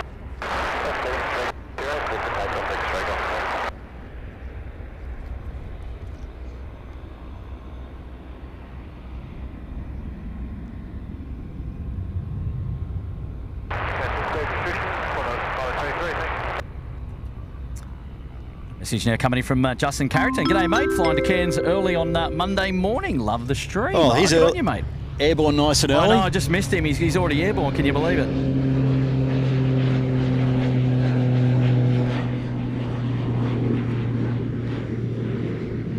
And the observant again, you see they're quite a nice view. Actually, the big cargo pod that the caravan can be fitted with when it's either carrying people for bags to improve its bag carrying capability, or just general cargo. And you'll see the parachute aircraft doesn't have a pod on it at all because it's only carrying parachutists. Yes. They generally don't carry suitcases. No need for the additional luggage there. Hilarious. Right, the Cessna Caravan now is lining up. Hinterland Aviation coming out on the runway now. Runway 15, we'll do a right turn and straight out the door. Good on you, Justin. Thanks, mate, for being here. Travel safe to Cairns, of course, and enjoy your flight up. Absolutely. Hey, my good mate Dean Stalker's here. G'day, Dean. How are you, mate? G'day, Kurt and Darren. I'm just thinking about all these GA aircraft you're getting your practice in for Bankstown. Yeah, we're talking about a Bankstown show. We've still got to sort that out, Dean. And thank you, mate, for reminding me. Of course, I haven't forgotten, but it is something that we need to finalise. But yeah, it's interesting. They're a lot quieter, of course. So I've got to keep my ear out. And it's good having a couple of additional eyeballs, Mark II and Mark III, to help out. But I'm having a lot of fun, mate. Dean, good to see you here today. Thanks for your support. We've got a message now coming in from Mr. Alien there. Welcome to the Sydney Harbour Suite. Well, hello there to Mr. Alien. How are you, mate? I'm going to find an aircraft to dedicate to you, but okay, unless it's the Cessna Caravan or the Beach 1900D. We don't get to see them feature on the SydSquad show, so that'll be it. And thank you for seeing value in the membership here at SydSquad and putting yourself all the way up there at the podium. We'll get your name along the blue ticket for the next live show, of course. And you've obviously given yourself access to all the emojis and the members-only content from time to time as well. So good on you, Mr. Alien there. Welcome to the Sydney Harbour Suite. Thank you so much for your support, buddy. And well done, well done.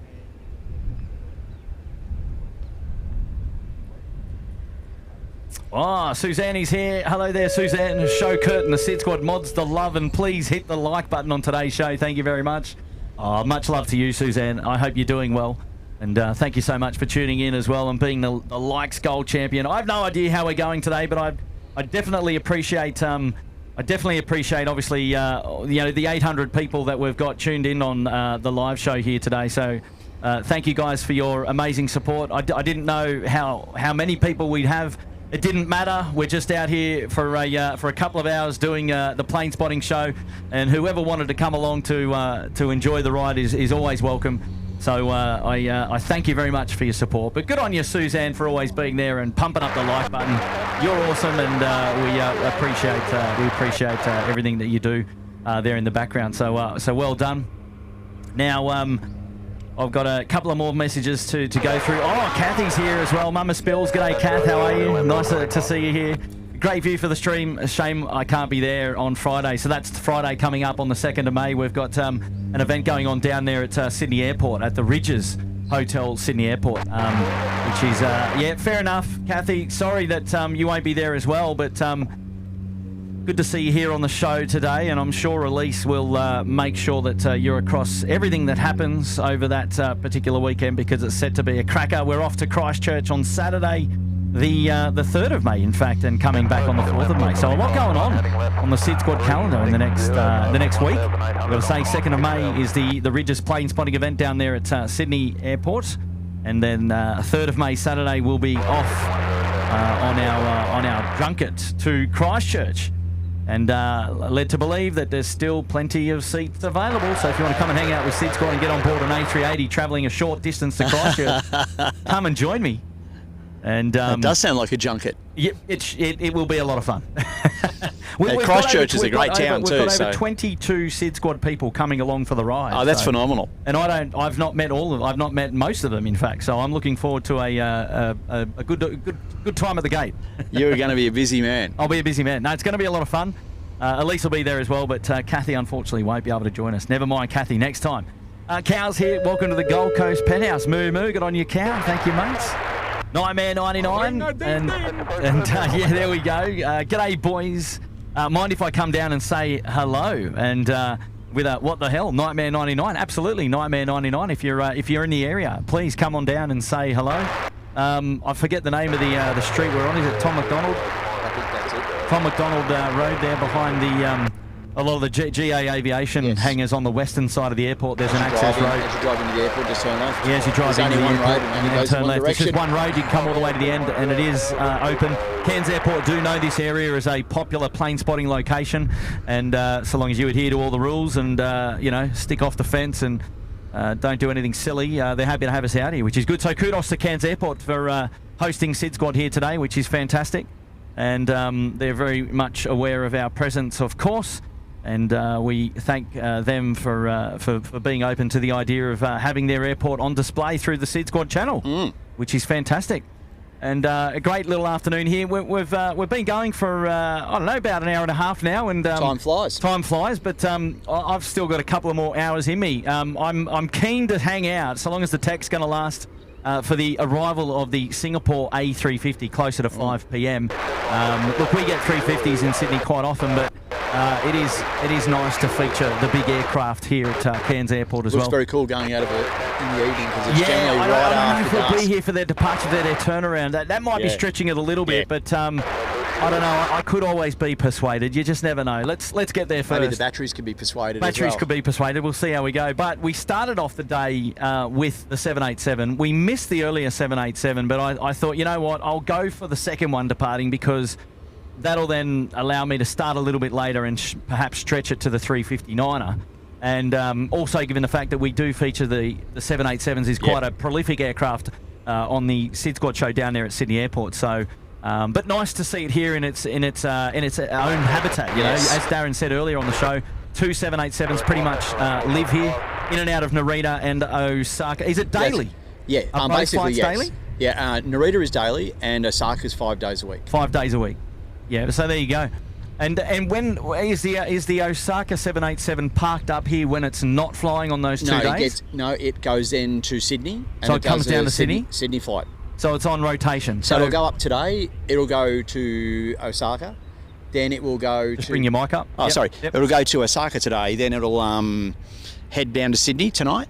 Right. Get into Sydney in the morning, and then it'll probably turn around and then go back to Osaka tomorrow, and then the aircraft will come back here on the following morning. Good intel. Love that. Mark is joining us as well. G'day, Mark. How are you? Welcome to the Bondi Beach Cabana. Thank you so much, Mark. And Alex Alejandro is here for 3 months. G'day, Alex. Nice little reminder, and hopefully many more to come. Thanks, SydSquad and friends. Good on ya, Alex. Thank you, mate, for joining us here on the SydSquad show today. Nice to have your company, and appreciate you popping in as well. And I should say happy 3 months there for you. Sophie Alexina is there as well. And Kurt, can't believe you've made to the Baked Beans' favourite holiday destination, Cairns. Hope everyone's enjoying the long weekend. We're all enjoying the long weekend. We are enjoying the long weekend, yes. Absolutely. So it's Friday, Anzac Day today, and we're just out here doing a couple of hours of plane spotting. Currently on holidays away from my in between hometown holiday. City.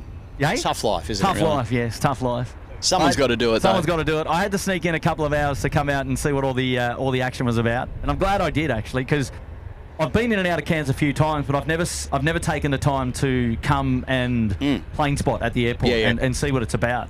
You know, when you land, you get a sense of your geography a little bit. You know which way the runway's going. You know where the terminal's at. You know where you're going to get off. But when you stand out here for a couple of hours and watch the different airlines that are flying in, you get an appreciation for the regional operators as well, which is great. Yeah, all the other operations that go on at the airport, other than just the, mass transportation of people. The regular RPTs. Yep. That we see commercially operating in some of our bigger airports. Dee's here as well. G'day, Dee. Welcome there. 15 months in the Bondi Beach Cabana. Thanks, Dee. Appreciate you being back here on the show today. Good to see quite a few people actually from North Queensland actually watching. They're coming out of the woodwork. Yeah, I know. People from Atherton, Mareeba. Yeah, well, I mean, I'll be here for the next couple of hours. So if anyone's got an hour drive, feel free to take it up. I'll still be here. I'm committed to the A350, one of my favourite aircrafts at the moment. So I'm going to try and feature them on the SydSquad show today. I got a big shout out now from Willie Hale down there at Emu Plains, the foot of the Blue Mountains in Sydney. And Willie's dropped in a cheeky 2-0 there to support the channel. Wonderful support. Good on you, Willie. Make sure you pass on our regards to Kay as well. And let her know that we're thinking of her. And lovely to have you join us as part of the Sid Squad show here today. And good on you, Willie. Thank you so much, mate. Well done. See someone else mentioning too that Air New Zealand operate in here.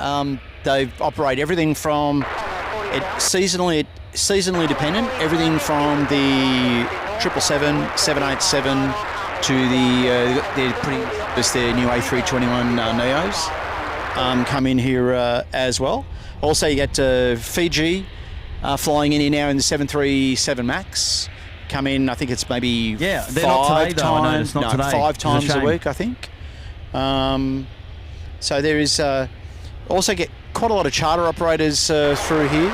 National Geographic charters come down here from Cambodia and head back to Thailand, and they run that in either a 757, which is cool to see because you don't see very many 757s in Australia at all. Mate, rare these days. Yeah.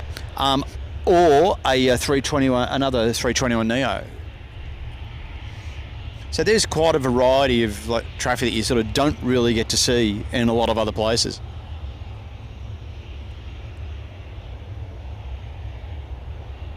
The Virgin only recently stopped flying through to Japan. They did that for basically for about a year and a half between here and operating into Tokyo's Haneda Airport. They started off operating a 737-700 while there was a delay in the delivery of their 737 Maxes. But it wasn't, from what I understand, the loads weren't particularly good and not particularly to stretch an aircraft to that far with the type of weather you get in Tokyo. It's very challenging for the crews to operate through with not having a huge amount of excess fuel, which is something that wide-body aeroplanes have an abundance of. Our ability to be able to carry extra fuel for bad weather or contingencies that may happen sets them apart from any of the narrow-body aircraft that are used on long-range flights.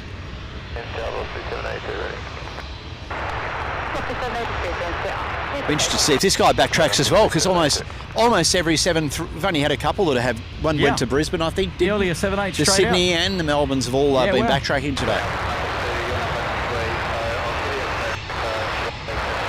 We've got a Dash 8 on finals coming in from Waipa. It's a fair way out still. He's at 2,000 feet, so it looks like the 737 is going to come out and go. Take its departure in enough time. That's no issue, which is good.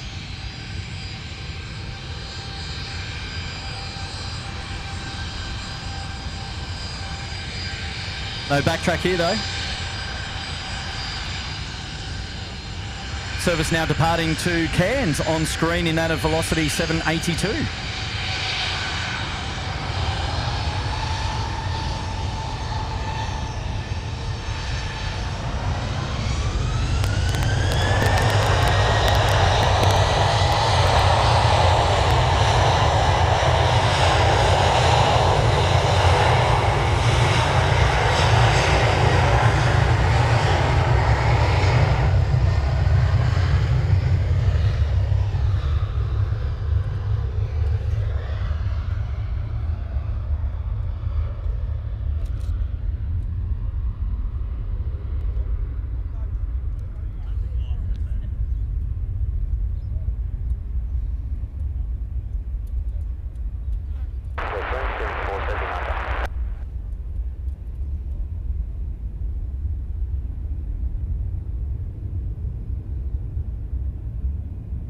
That's a good example of them turning at the end of the runway rather than getting to 400 feet. Hey, well, he wasted no time. No.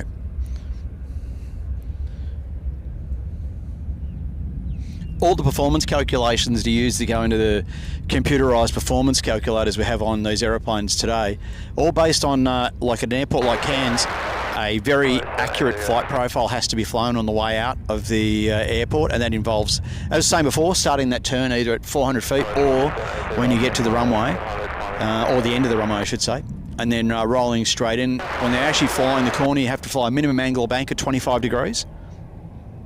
and the aircraft are limited in speed. You can't go any faster than 190 knots until you can see now that the Virgin aeroplane's actually heading out towards the northeast, and then they can accelerate normally.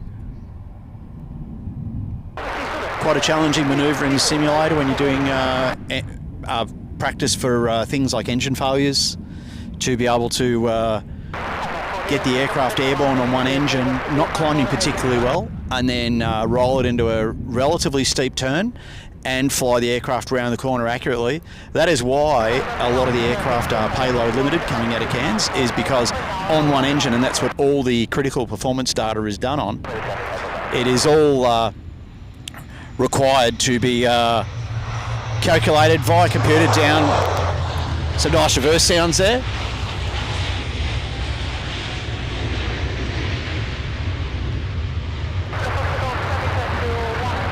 So yeah, very precise manoeuvres involved in calculations all go into this procedures being able to operate out of aircraft, or airports I should say, that have like significant sort of terrain restrictions around them.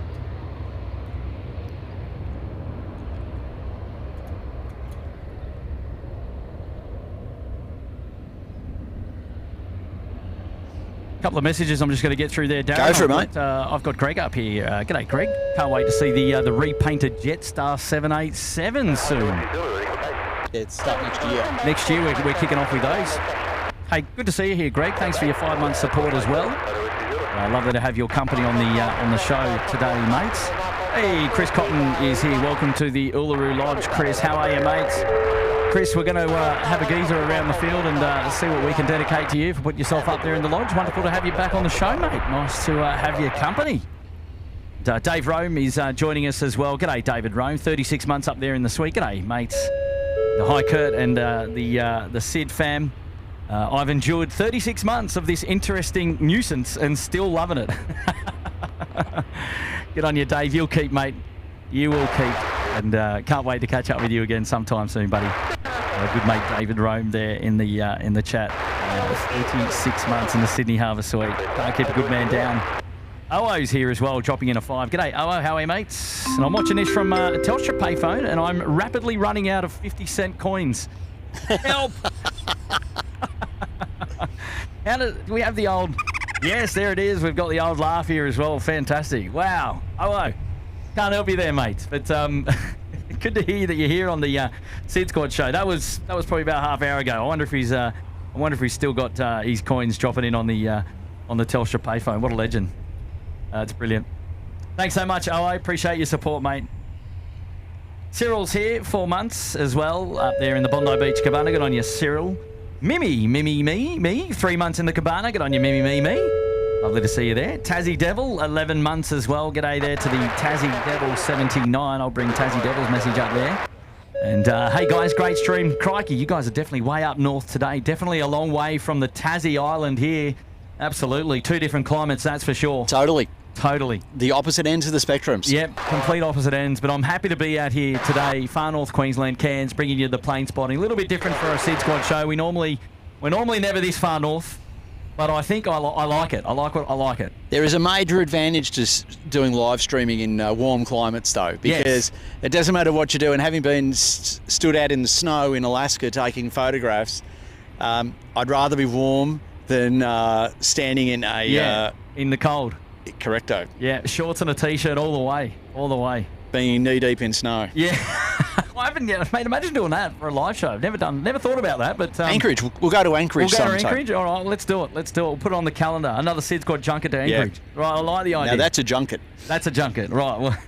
Well classed. Ian in Oz is here. Thanks for the effort, guys. Good on you, Ian in Oz. 19 months in the lodge. Well done, mate. My good mate Steve Tomasi in the house, lurking from work, Kurt, and hello SydSquad fam and mods.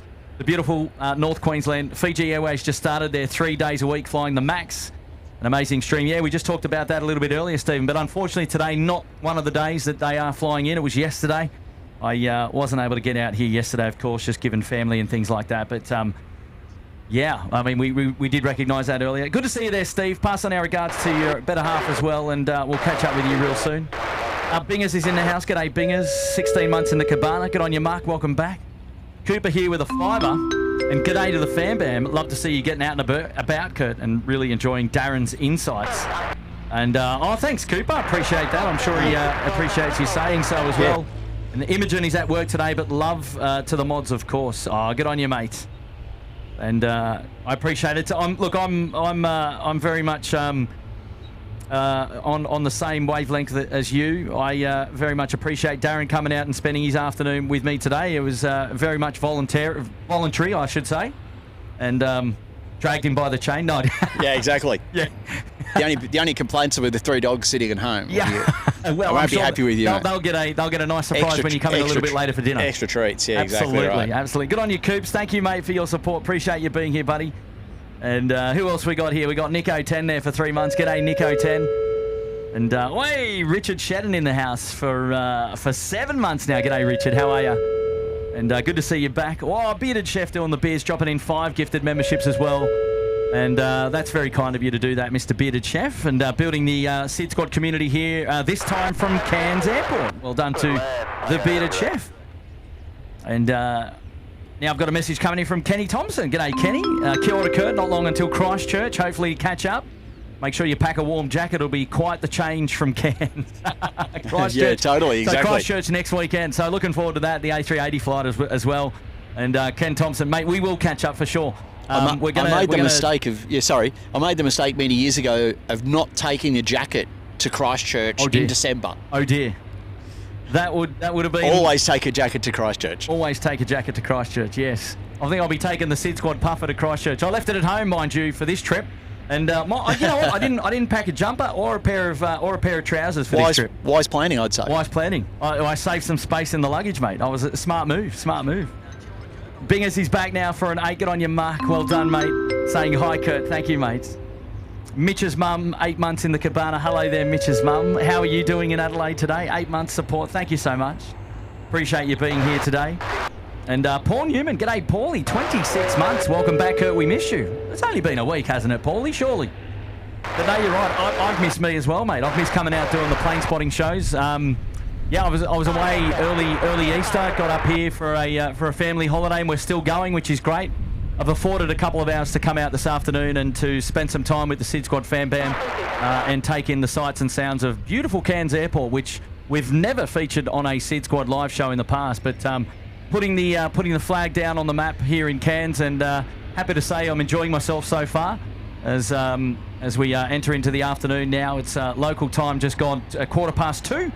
And we'll go for a couple of hours yet. I've got a Singapore A350 on my mind to catch a little bit later on, so it should be a lot of fun. In the meantime, we've got a Skytrans -8100. That's right. Centre screen Skytrans -8100. A little bit of a departure away from our regular jets. Or a Cessna Caravan, perhaps, Darren, as well, coming in and coming out. We can't forget those guys from Hinterland. No, not at all. But no, having a great time, Paulie. Thank you so much. And just good to see you. Talking about that, actually, this might be the first time that Cairns Airport is actually featured on a live stream. It's possible. It could be the inaugural, because I know there's been stream for Cairns Airport. I was saying that Stephen Bottom, Stephen Cairns, has got some videos up on YouTube. He's taken over a long period of time. Out to Stephen Cairns, one of the members here of the SydSquad show as well, Darren. And I've seen. I think HD Melbourne may have been here, and Matty, a couple of others, but I don't recall. Matty and Sean have recently been up here and done some videos. Live stream, actually. Yeah, no live streaming, I don't think. But yeah, those guys have done a great job. Inspiration for this live show today, which is good as well. A big shout out to Matty from HD and Shawnee from Australia Aviation as well. Go and check those guys out.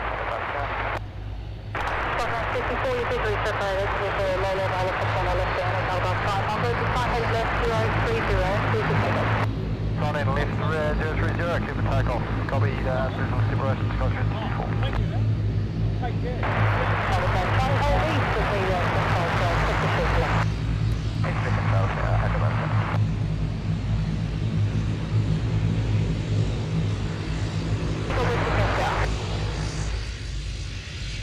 I'll come back to you on that one, Mark. 1 sec. Here we go. The Dash 8 for the win. Get those emojis in the chat. Here we go.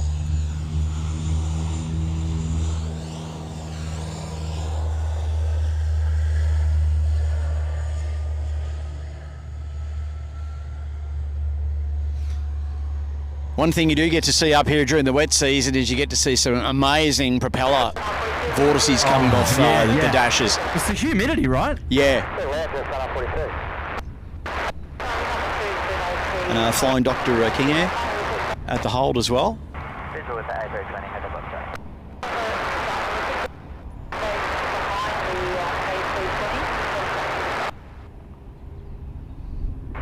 Yeah, I just picked up the King Air there. It's the first King Air we're featuring on the show today, I believe. Oh, we had one landing earlier on. We had one landing, sorry, you're right. It might be the same one probably going back out again, actually. Yeah. He'll probably go from there. So all the RFDS King Airs have all been modified with a short takeoff and landing performance kit that involves, they put four-bladed propellers on them. They have some vortex generators, and they have a increased cargo capacity in the lockers that are behind the engines. So, and they do when I find that really interesting.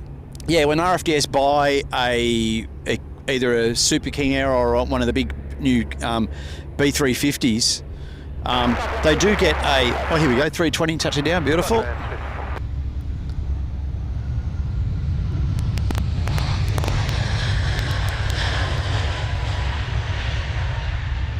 I'll get back to King Airs in a minute.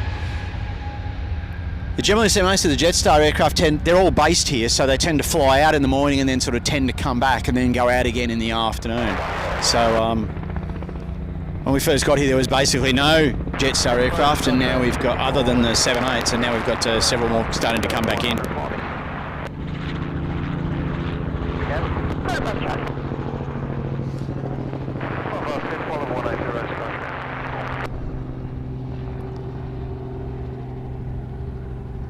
Where's Andy Roders? He loves his choppers. So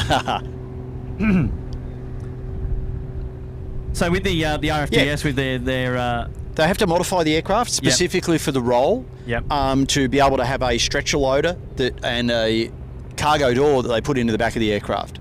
So it's a Hawker Pacific Aviation. I'm not sure if they still do it now, but when I was working at the RFDS, they used to do the installation of the cargo door and what's called the raised back kit mod, which was increasing the lockers in the that are behind the engines. Put the cargo door modification in and do the four-bladed propellers to enable the King Air to get in and out of much shorter runways that a normal King Air will be able to get in and out of.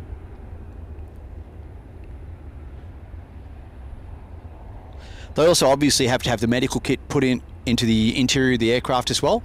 So it's a extremely expensive and quite a serious modification that actually gets done, and it takes quite some time to actually do that full installation. Yeah, and I was going to ask about that, but you just touched on it regarding the to be able to get into remote strips and things like that. So the shortened landing package. And kudos to them for the work that they do. Well done.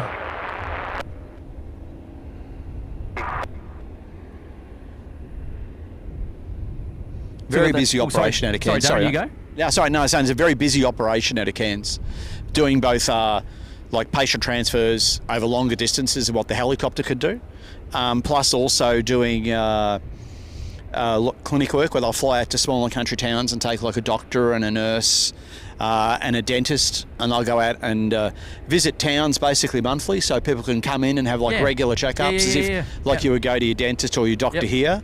So patient transport services as well. A unique service, and the world's oldest aeromedical organisation. Yeah, wow. When you think of that, that's crazy, isn't it? It's pretty awesome. Yeah, wow. It's one of those things I think that generally gets sort of taken a little bit for granted in Australia, but such a vast country, you know. There's RFDS bases all over most of the major country towns like Broken Hill, Dubbo, Mount Isa, that can cover the vast section of the central part of Australia. You have the ability to get trained to land on roads and highways, where we have specific sections of highway around Australia are actually designated as landing strips. RFDS landing strips. Yeah.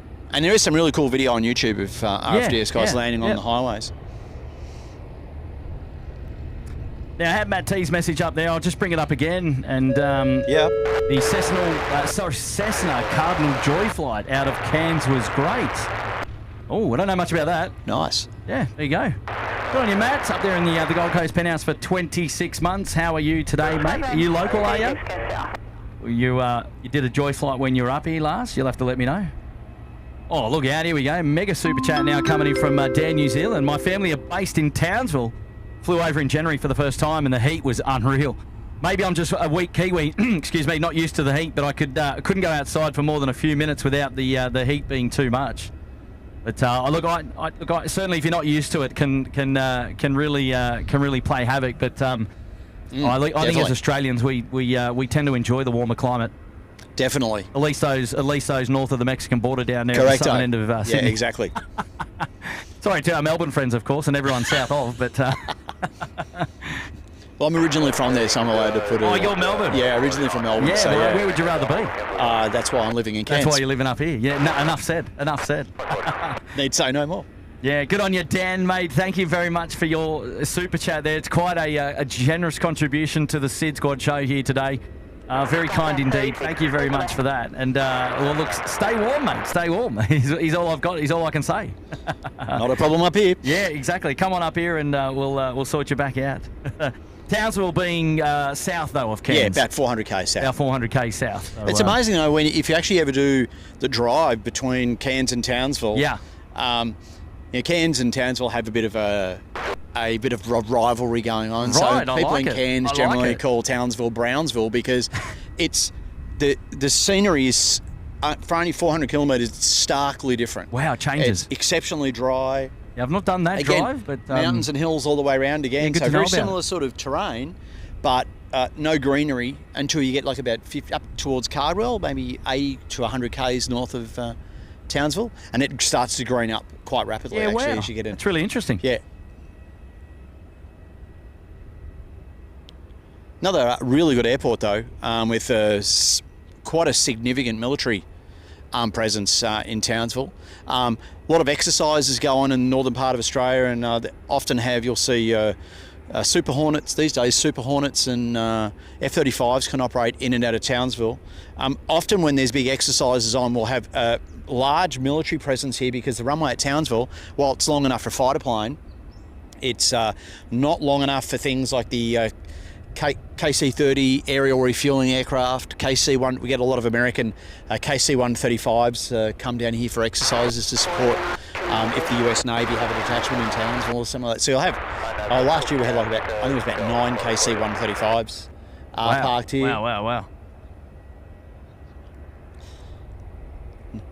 Another dash coming in. Yeah, I'll pan the camera around in just a moment. I had a message here on screen from Larry. Thanks for taking the time to do a stream while on holidays. Loving it. Look, it's a pleasure, Larry. It's a pleasure. I can't say it's going to happen all the time, but I couldn't miss the opportunity to put the Sid Squad flag on the map here at Cairns Airport. To plant the flag. Plant the flag, yes. I've recently been to Melbourne, and now we're knocking Cairns off, which is fantastic, isn't it? A little bit of obviously a bit of a slower airport compared to that of, say, Sydney or Melbourne, but that said, it doesn't matter. Plane spotting's plane spotting. It's unique. It's great to see a couple of different aircraft type that we don't normally see on a Sid Squad show, which is great. And I'm pleased to be able to be joined here by Darren, who's able to offer a little bit of local knowledge to also aid the show as well, which is fantastic. And as always, if anyone's got any questions about flying or the aircraft or what it's like to fly these aeroplanes around for a living, by all means put questions in your chat. Hopefully we'll see them. If not, put them up again. We've got Qantas 711 now, service going back down to Brisbane in that of the 738, just pushing back there with the hinterland in the background, which is, what a sight. I can't wait to go back and watch this one and sort of just be taken in by the scenery and enjoy it. So kudos to you guys, all the viewers, being able to enjoy it. I'm really glad that it's hopefully it's all working out nicely for your viewing pleasure this afternoon. And by the way, just a quick little bit of trivia there. That Skytrans Dash 8 that just landed is in fact the oldest active Dash 8 of its kind in the world. So we've got Quebec Bravo there, the Skytrans Dash 8. I believe it might have been. I've flown it at it used to work at QantasLink, and when it came up, I think it's either an old Eastern Australian I remember Dash the old 8. Eastern Australia. Wow. Yeah. Or it was one from Southern Australia before they got rolled into Eastern, maybe because they had 3 really old Dash 8 100s. Well, this one's 41 years old, born in 84. Right. Because, has he got the serial number? Yeah, 004. I think that is one from Eastern because it was one of the original test aircraft. Yeah, wow. And ended up, Eastern was one of the first customers for the... It's in and out of here every day. Yeah. You want to return via Red Lynch? So yeah, there, pretty cool little bit of intel there. Visual approach for a Shona G's joining us here today. Hello there, Shona. I've missed SydSquad Lives lately. Ah, yes, Shona. We haven't had a lot of Sydney airport shows within the last sort of 10 days or so, but we've at least Kurt's been on holidays, and Tim would have had the kids on holidays as well. It's difficult. With You've got to recharge the batteries every now and then. You've got to recharge the batteries, absolutely. And you're working during the day, and then we watch these amazing streams of Kurt from Sydney, which, half the time they fill our night times just with the TV going and hearing his dulcet charms in the background, making everyone laugh. And so actually, it's having taken a lot of photographs at a lot of airports over the years, in between flying aeroplanes, you do actually have to recharge your batteries every now and then. But I'm sure we'll be back bigger and better than ever, especially visiting Christchurch. Absolutely, mate. Well, look, I don't know about a show in Christchurch. We obviously just lost daylight savings. It would be great to feature the A380 departing once we land. There's a couple of hours on the ground, and then it departs, goes back to Sydney. So look, never say never. This is the light setup that I'd have to take to Christchurch if I decided to go. It's pretty heavy setup though, pretty cruisy setup. But I'll have to go back and check the tech. Hopefully, some really interesting aircraft at Christchurch. Like you got the generally you got the New York Air National Guard C-130J or the C-130Js now, which are doing the Antarctic support down in McMurdo, operate out of there, plus the C-17s that the US Air Force base out of Christchurch. So you do get some really interesting aeroplanes in and out of there. I mean, again, and if we did go live, it'd only be for a short time. I'd even just say if you've got some time, you can't stream, just go and have a look at the Antarctic Visitor Centre. Yeah, actually that's on the calendar to do. I want to go across and check it out. But no, it's all good. And look, as we've always said, Tim, myself and Matt, we do these live shows just as a hobby in our spare time, of course. And we all maintain our respective families and full-time work commitments and things like that. And so we try and fit these in our spare time, which is good. And we obviously appreciate all the support that all of the viewers bestow upon us, and we're very grateful. Of course, it's not lost on us. The amount of support that we receive, and it's obviously continues to inspire us to bring you these live shows and to come to places like this and try and sneak in a couple of hours at a unique airport. No, so here we are. Thanks to Buzz, Craig. They're popping up. There was TQO. TQO. Eastern Australia. Yeah. Was it? Yeah. Wow. And it was one of the original Bombardier. I thought you were young, Darren. Test aircraft. No. You got me mistaken for someone else. Who's far better looking. Quick question from Matt, just regarding why Australian aircraft don't use the thrust reverser, the clamshell thrust reversers. They tend to use the it's basically engine dependent. So like things like the 737 use CFM56 engine, which has a sliding reverser. The predominantly place where you'll see the clamshells pop out is on the A320 family, whether they are CFM56 powered, which is the same engine that's on the 73, but on the Airbus it uses a different reverser mechanism.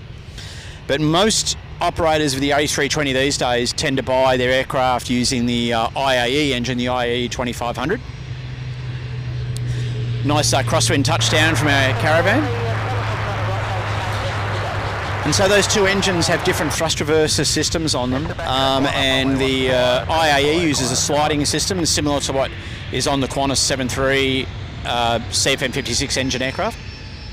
So the IAE is a significantly more efficient engine than the CFM56 on the Airbus, and that's a combination of the cowling and also the engine itself, which is a far more modern engine, which means that generally most Airbus operators these days are generally buying their aircraft with IAEs, as in terms of, I'm talking about classic Airbuses now, not so much the Neos, which are using, again, entirely newer engines, which are even far more efficient.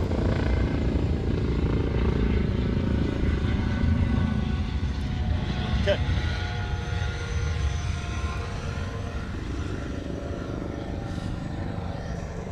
Kurt just quickly scanning to pick up the new North Queensland police helicopter, which has been in service here for around about possibly 6 months.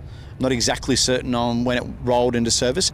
It was put up here because prior to that, the AW139 search and rescue helicopter was being used for a police role, and effectively it was getting so much work as a police helicopter that it wasn't really being as available as it was contractually required to be for search and rescue work. So they decided to actually put a dedicated helicopter here in Cairns, specifically just for police role.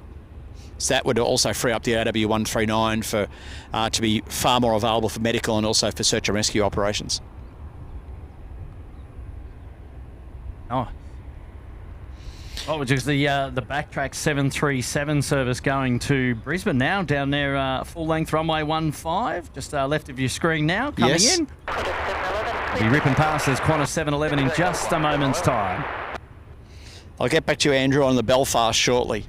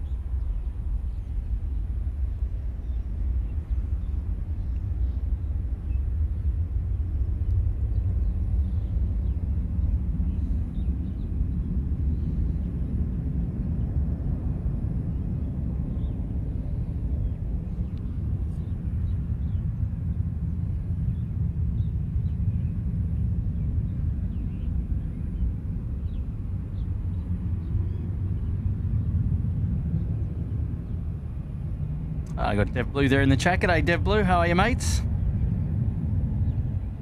Hello there to Mac. Grant W is tuning in from an airborne location, I'm led to believe, on his way to Europe. I think. Is that right, Grant? Where are you, mate, at the moment?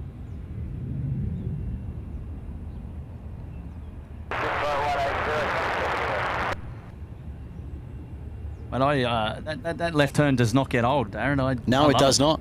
I love it. I'll tell you what, and although it's not like pumping out the sun here today, I quite like having the contrast with all those big banging clouds out in the background. They actually make for great photo backgrounds as well. Like, it's actually really nice. Yeah. It's actually quite normal here, like with the trade winds blowing, which is a traditional southeasterly breeze. Sure. That blows in Cairns about 8 to 9 months of the year. To get that wind coming out of the southeast, so you generally always end up with clouds building up over the mountains to the southeast and getting thicker as you get overland. Yep. Until we get up to, when the humidity is now dropping down now, and by the time we sort of get to the middle of May, it'll generally just be a little bit of scattered cloud around rather than sort of, it's a bit thicker over behind us at the moment.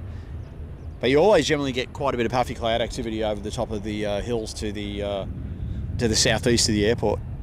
Message coming in now from Matthew Gould. I'll just bring Matthew's message up there as well.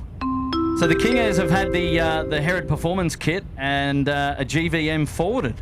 Love it, guys. Nice. Well, I'm here with a bit of a shout out actually to the beautiful wife who's currently sitting up in Tokyo. Oh, wow. Getting ready to operate home tonight on JQ26.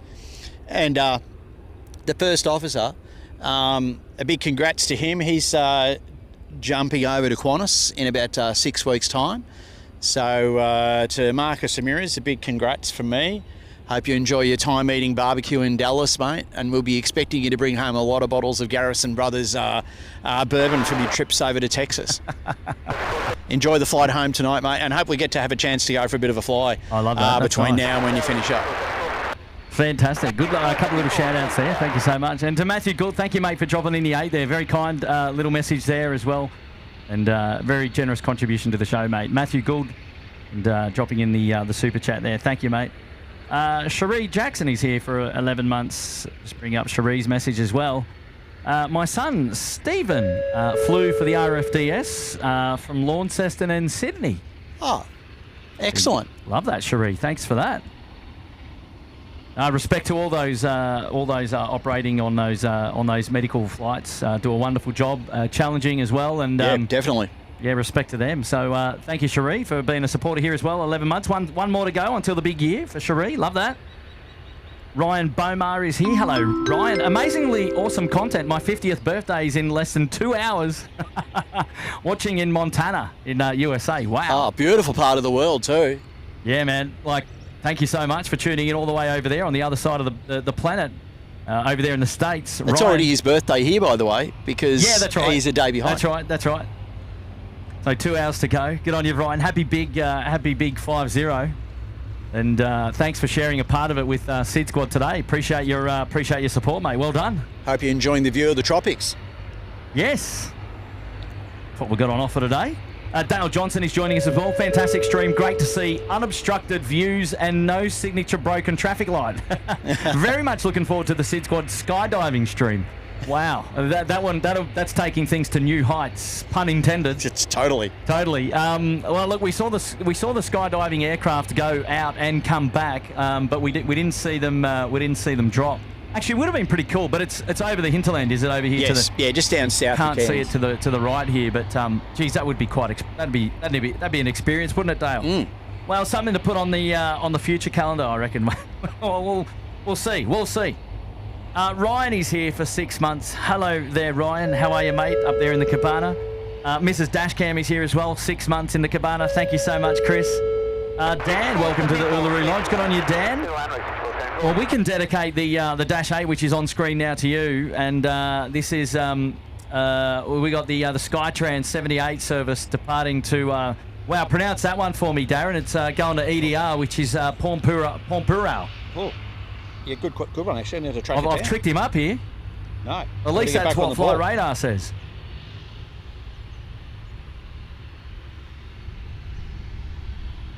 Yeah, Pormpuraaw. Yeah. It must be obviously a regional centre. Skytrans actually did pick up several Queensland because of the low passenger numbers in a lot of the areas, the remote areas of Queensland. The Queensland state government actually funds numerous services, both either via Skytrans and or via QantasLink, to go to some of the more remote places that could themselves not actually sustain a regular public transport service. Yeah, I understand. So, and Skytrans actually operate numerous of those services out to various parts of the Cape York Peninsula and across the central western Queensland area. So big shout out there to Dan. We'll put his dedication onto to the Dash 8 here. The Skytrans Dash 8 now about to depart. Shouldn't be a requirement to backtrack here for these guys, but should be straight out there on runway 15. Just as we're seeing a Rex sub 340 join us here. Wow, is something that we're familiar with at Sydney Airport.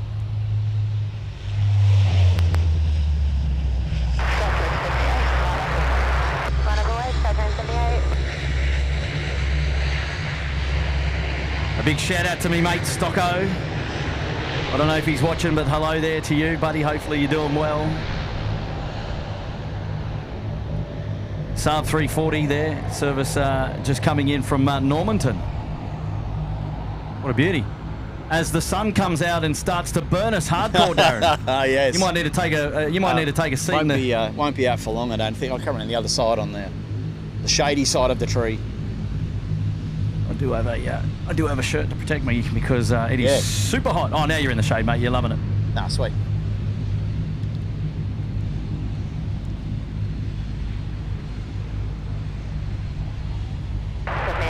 heading left 350, clear for takeoff.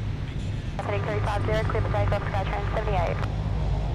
There we go, Skytrain 78 now cleared for takeoff. Runway 15, here we go.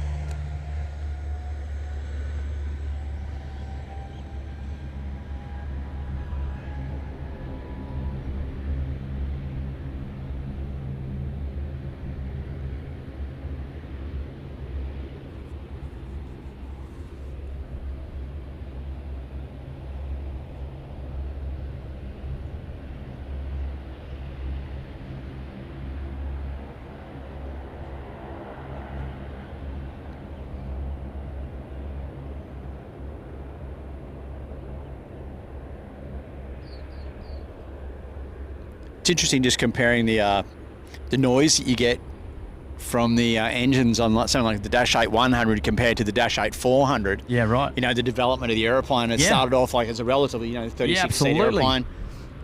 Then they put bigger engines on it, made it a 200, then they made it a bit longer with bigger engines again, and it's a 300, and then they put absolutely monstrous engines on it, made it longer again, and turned it into the 400.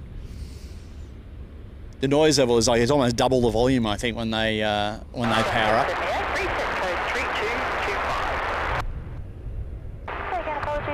Hey, you got a super chat message coming in from Dead Blue. Been a while, Kurt. I've started having withdrawal symptoms. Thanks for taking time out of your holiday to deliver a unique stream. Oh, good on you, mate. Wondering if that works. There we go. I'm here, Dev. I'm here, mate. Hopefully you're doing well, buddy. Appreciate your support. I wonder if that one works as well. There we go. There we go. And yes, I am here. I've just put the old protection on the back of the net because the sun's just coming through just behind me up here. And mate, it's a pleasure. It's a pleasure. I've just taken a couple of hours away from the fan band this afternoon. I've sent them off to the pool, mate, and they're having a lovely afternoon without me, of course, which is okay. And Darren's putting up with me just so. I'm not sure how they put up with you for such a long period of time. I don't know either, mate. I don't know either. Oh, quite hilarious. Congrats to Nathan, Outback Fishing and Camping Adventures for his new job and his excitement about starting work with Rex. Hope it all goes well for you, mate. Actually, we're going to talk about, you can't actually see it from here, which is a bit disappointing, but just hiding behind the trees over there is the only surviving Bristol Belfast in the world, which is a monstrous 4-engine turboprop. Well, it's over here, but we can't see it because of the trees. Aircraft. So parked on the airport. He hasn't flown for like 9 years. But someone was asking before, are there any rumours? Well, there's a new rumour abounding, and that is that the guys over in northern Canada who happen to have a TV show are investigating maybe picking it up. Oh, wow. So there's been quite a lot of activity over there with engineers powering the aircraft up and getting the electrics looked at. Probably the most significant issue with it is just finding someone who can actually fly it, because there was only like, and I'm probably wrong here, and someone in the chat might want to chime in with the actual number, but there was only like between 9 and 15 Bristol Belfasts that were built back in the 1950s for the Royal Air Force as a strategic transporter. And it's kind of like the size, if you double the size of a Hercules, it's about that size. So it's a beast of an aeroplane, but it's been parked here. What's it doing here? The people who owned it, Heavy Lift. Okay, yep. They decided they scrapped. They had a 727-100 here that they got scrapped. It got turned into scrap metal, and the division of Heavy Lift, I think, they went under, and so they owed the airport thousands in parking fees, which they couldn't pay. So the airport then took possession of the aircraft, and the airport's had possession of the aeroplane, and it's been parked down there ever since. So, and there's been like every time you talk to the refueler, there's a new rumour about what's going on. And the aeroplane's nickname is Hector, because it was registered. I think it had a hotel in the H for hotel in the registration, and it got picked up on being called Hector. And so I know that there's a great little museum that's up on the Tablelands here up at Mareeba, North Queensland Aviation Museum, which is going great guns now. And I believe they were very keen on trying to get the aircraft and set up someone's talking about setting up some kind of a park with the aircraft as a centre point for people, similar to like Sheps Mound, like in Sydney, but using the Bristol Belfast as being the centre point of the entire thing, which would be absolutely incredible. But yeah, so there's more rumours than you can point 10 sticks at. Every time you talk to the refuelers, and apparently they were talking about doing engine runs on it, but then they didn't want to put fuel in it because they were concerned about it having fuel leaks. So it's an ongoing process from what I believe. But it's an incredible aircraft. But as I said, the biggest issue is actually trying to get someone who is actually capable of flying it, because most of the pilots who would have flown it have probably all retired. And there might be a job there for you, Darren. Yeah, well, I'm not sure how you'd actually go about getting trained up on it, because I don't think there'd be anyone around to train you. Too. You know, it's kind of like one of those forgotten skills. Once it's gone, it's sort of gone, and yeah, it'd be very, very difficult to get someone qualified to, it's a whole crew too. Like, it's 2 pilots plus a flight engineer. There's quite a few good documentaries actually on the Bristol Belfast on YouTube, which are quite informative for people at home when they're bored. But it is a very unique aeroplane. It operated here for quite some time. Used to do a lot of work up into New Guinea carrying mine parts, etc. But these days it's sort of sitting woefully down on the midsection and on the GA side of the airport, looking for some love. Wow, it's a shame though, isn't it? Hey, Darren, this is now probably one of the first lulls that we're experiencing here at Cairns Airport. You sort of have a lot of activity from about that 9-10 o'clock through to about sort of 2 p.m. And then there's a couple of little gaps. Yeah, in the there's play. a couple of little gaps where you sort of sit around and you flick on your phone and carry on. But it's there's a it sort of tends to sort of come in rolls and in waves. So it's very, very cool. Have a nice bit of a break, but there's always sort of something going on, because I think there's a couple of 320s in that'll be going back out this afternoon, and they'll be operating probably down to Sydney and Melbourne flights later on today.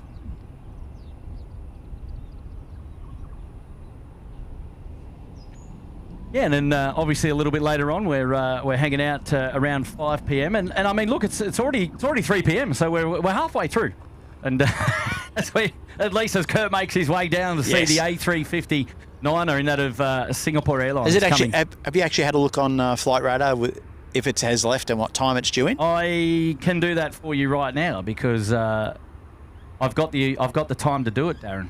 You've got the time, yeah. We've got a bit of time now, which is good. I looked earlier. It's estimated to land at 4:58 p.m. Oh wow, good timing, exceptionally well. So it is live. It's only coming. 2 hours away too. It'd be nice to see that. No, very nice. I've got a couple of messages. We'll just go through now while we've got a chance. We've got Blake Nelson up there. G'day, Blake. How are you, mate? 2 months up there in the Gold Coast penthouse. Hey, good to see you, mates, and hopefully you're doing well and keeping things all in check down there at Sydney Airport. And thanks, Andrew, for the correction on that. So it was Shorts who built the Belfast, not Bristol. Ah, there you go. That's all right. The chat's always got our back, you see, Darren, as I always say. It doesn't matter how much you know, there's always someone who knows more. Simple rule in life. Well, you know what? You should take a moment to introduce yourself. There's a few people in the chat sort of saying, "Oh, who's that talking with Kurt on the live show?" Maybe a high level, Darren, of yourself. So basically I live in Cairns these days, but these days I spend employment-wise, I fly a Boeing 787 around, and just for fun, right? Yeah, just for fun. Yeah, and I'm going to have Jap food up in Tokyo. Prior to that, I'd spent about near on 13 years flying A320s. Prior to that was at Eastern Australia, flew the Dash 8 around, so I was blessed to be able to fly one of those. And then a few years at the Royal Flying Doctor before that, and then did some corporate charter flying for several years before that, and then worked as a flying instructor for a few years before that. And then I'm starting to run out of years here, I was going to say, you took you quite a might know while what to you're learn doing. to fly, so that, back when I was learning to fly, you had to pay for all your own flying, basically cash up front. So it was, it doesn't matter what decade it is, learning to fly is always expensive. So that took quite some time. So yeah, so I've sort of been flying for a while, and so a bit of family thing. I had a grandfather who was in the Royal Air Force during I reckon World you War were shooing II. for the shorts, mate. Yeah. At least wearing a pair in Cairns anyway. Exactly, man. Yes. Yeah, so that generally the 787 keeps me out of trouble, or in trouble, whichever the case may be. Yeah, but what a beautiful home airport to be able to fly in No, and it's out lovely, of, which hey. is fantastic. And I mean, look, we were lucky to have you fly in down, or you fly operate Out through of Sydney that day, yeah. Yeah, that day, and we have featured Darren on the show previously. It was actually with Will Lanting. Will Lanting, yeah, correct. And we had a great stream that was a rip snort of a show. That was I got chaos. so much positive feedback. Yeah, it was a good show. from people It was about that. it was a really real good. fun show. I Will's- didn't have to say much at all. It was great. Yeah, Will just took control. Which is rare, which is good. We should do it more often. I know Will would love to catch up. Look, definitely. For those of you on the SydSquad show, I know we haven't featured Will on the show for quite a while. He's going to be back. He's busy at the moment. He's got a lot on work-wise, but Will is very much aware of wanting to have him on the show. So maybe the next couple of days when we get back down to Sydney, we might be able to muster something up. Firm something up. So that'll be pretty cool. Darren on one show and then Will on another. That'd be just about right, which is good. And I mean, Darren and I, we've probably known each other for the best part of 20 years over the years in photography, aviation, and things like that. We've had connections for quite a while, and obviously more recently being able to connect And or Tim, reconnect with Darren to get him. Tim working as screeners, we sort of got to know each other. On Airlines, yes, at Jet Photos, and then, and then back then we used to have that community of people in Sydney. We've got Craig Murray, Sam Choi, who's now moved on and does other things, some more video stuff. But it's a small world, I think. It's a small world. And, but it all sort of all stemmed from that you meet time frame. A real good lot of people through it. No, exactly. It's a good friendship to have, good hobby to have. Like you said, keeps you out of trouble. Yeah. Yeah, exactly right. Now I got Carolyn here. He's been a member there for 20 months. Good on you, Carolyn. Lurking in the lurches for 20 months, loving it. And that's brilliant. Thank you so much, Carolyn. And well done, Andrew Chiller is here as well, loving the GA traffic and all of the insights today. Hello there, Andrew Chiller. Which is awesome. Lovely to have your company today. Happy 5 months, and it's a little bit different for the SydSquad show, but we're enjoying it. We're taking it in our stride. We've planted the SydSquad flag here at Cairns Airport, and it's fantastic. Thankfully, we've got good weather today. Whilst it is a tropical climate, you generally expect to have a bit of rain, but I think we're going to escape the rain today, which is good news for me because I'm normally a rain whisperer. I don't love the rain, but I've certainly featured a bit of rain recently down there at Sydney Airport, and a lovely little backdrop there with the hinterland in the background, which is just fantastic. Kicked off the show today with the 787 starting things, likely to finish the show with the A350 coming in from Singapore a little bit later on this evening, which is going to be fantastic. So looking forward to that. A big jet to start things off with all the little regional props and things like that in between, and another big jet to finish us off this afternoon. A special thanks to everybody that's here tuning into the live show today. It is really great to have your company, and I appreciate it. Thank you so much. Grant W is on the A380 at the moment, 5x5. So good, he says. Good on you, Grant W, you cheeky devil.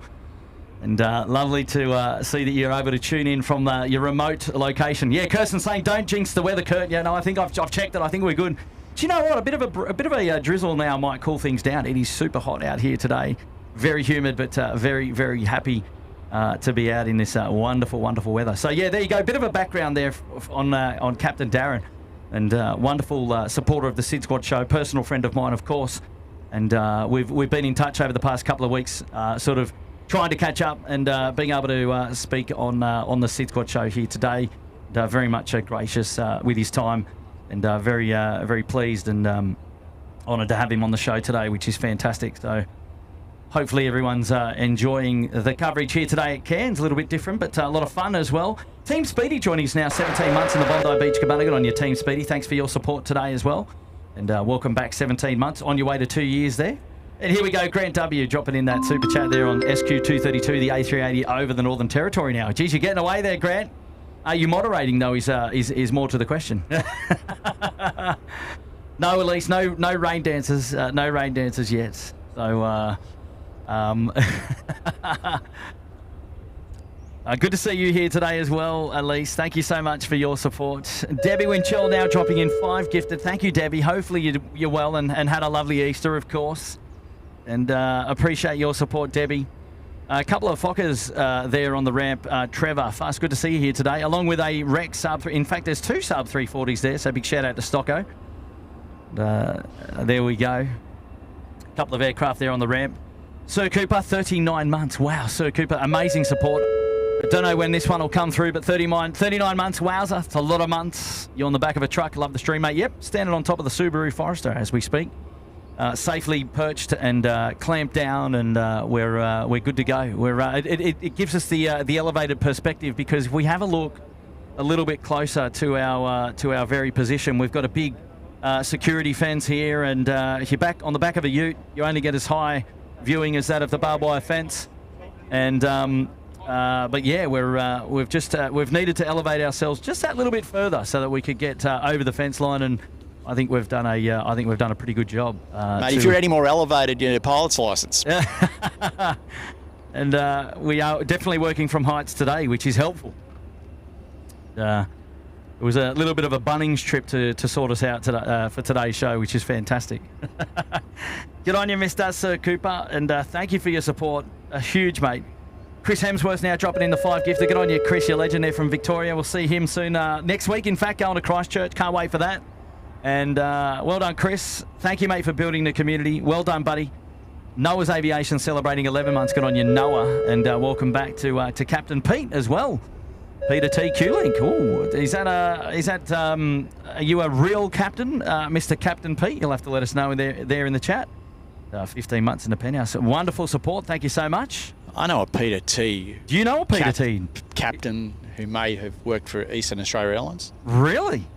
I wonder if it's the same Peter T that's just dropped in there. Remember there for 15 months for the SydSquad show? You'll have to let Darren know. And Dean Stalker saying, I'm glad the weather is behaving. Last 2 times I was up there, it was one of those 39-degree heat waves with 90% humidity. Whoa, yeah, they're stinker days. Stinker days. Yeah. Yeah, you do sort of get that in late December. But I said if anyone complains about Cairns weather in the wet season, I highly recommend you go to Darwin. Right, yeah, and then because and it see is what like you're in so for. much more savage. Right, exactly. Yeah, fair shout. Because you feel it then, don't you? Oh yeah. A big props to everybody tuning into the live show here today. Over 1,000 people watching the SydSquad show. It's Cairns edition. And it is the Friday, the 25th of April, Anzac Day, and public holiday around Australia today.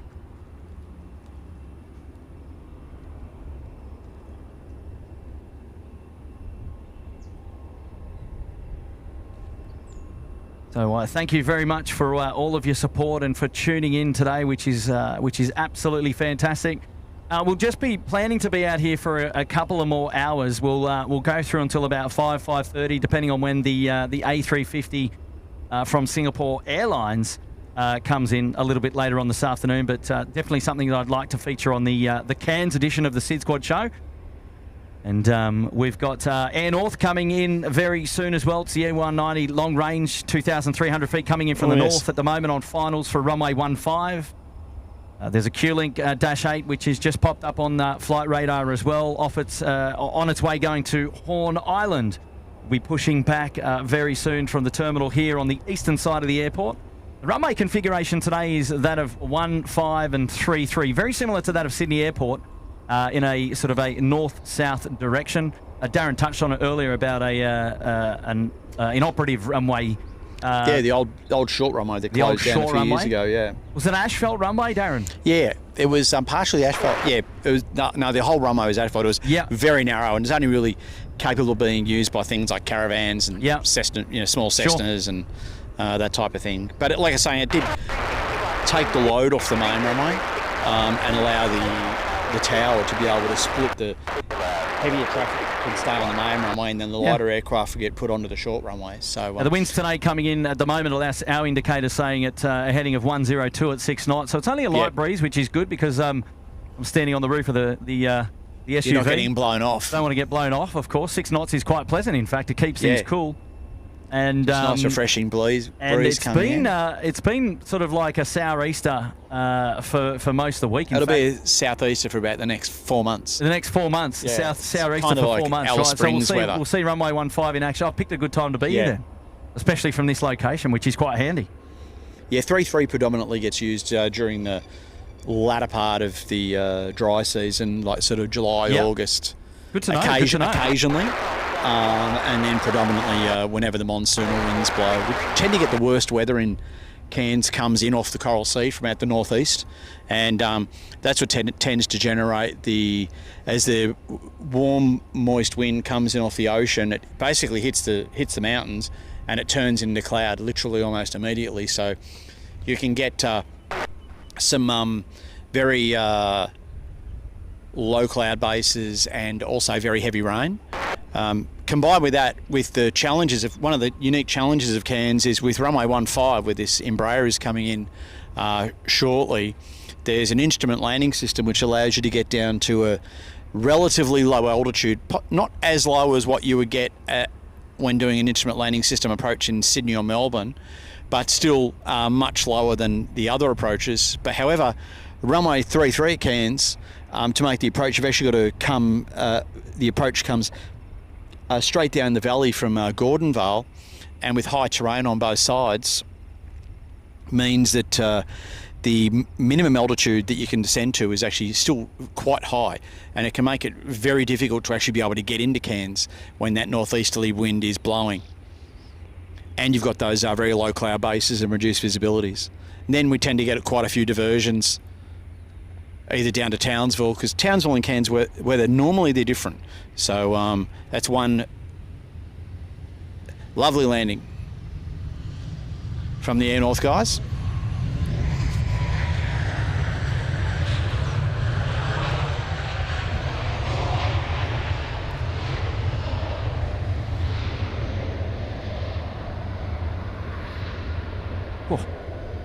Just try to keep that one steady there on Bravo the 3 exit. Yeah, no, we're good. Take it easy, mate. Nice to meet you too, man. I'll see you out here again. Another one of the locals. Yeah, saying the weather in Cairns can get, particularly during January and February when those northeasterly breezes blow, you can get large thunderstorm activity around the airport with very heavy rain and very low cloud bases, meaning it can be quite difficult to get in here at different stages. So it can be a challenging airport when you do get this sort of challenging weather that does come in several times a year, but predominantly during the wet season.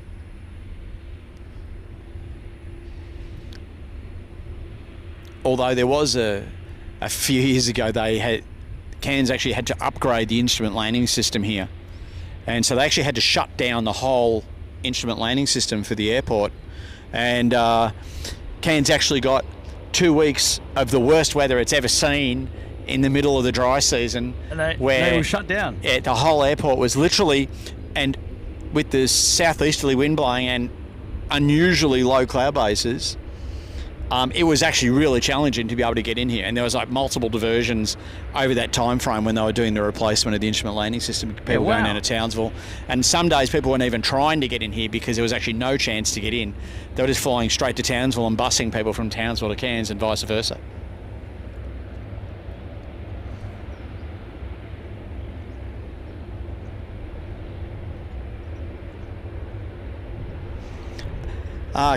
I thought that might have been you, Pete. Nice to see you. It was? Yeah. Was it? Yeah, Peter T. Oh, wow, Peter T there in the chat. Love it. I hope you're doing well, mate. I always keep track with you on Facebook and what's going on. Yeah. Many good memories on the dash. I'm going to bring up his message very, very soon, in fact.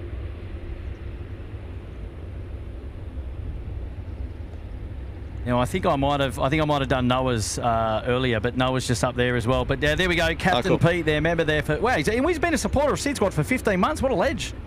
Champion. So g'day, Darren, Peter T, and Q Link. Thanks for the support too, Pete. Wow, small world, and another message there, just straight off as well with Pete.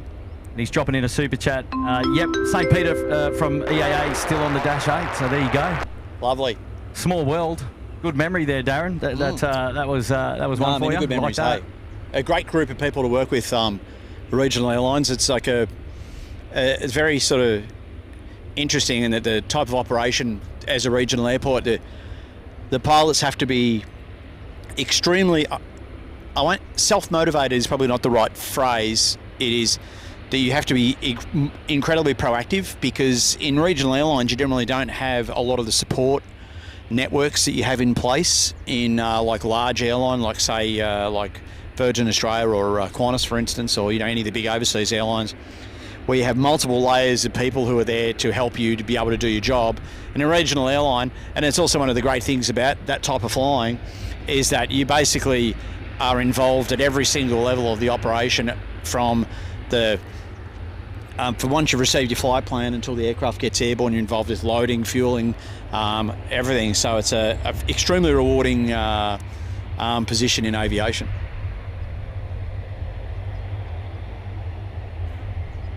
Damon Lau is joining us as well. Nice surprise to see you streaming from Cairns. First time posting. I live in Sydney now, but I grew up in Innisfail, and I'm very familiar with Cairns. So there you go. Nice. Get on your Damon. Mate, it's a pleasure. Innisfail just down the road. Another wee caravan coming in. The caravan shuffle continues. We'll get the camera down there and have a geezer. Another hinterland.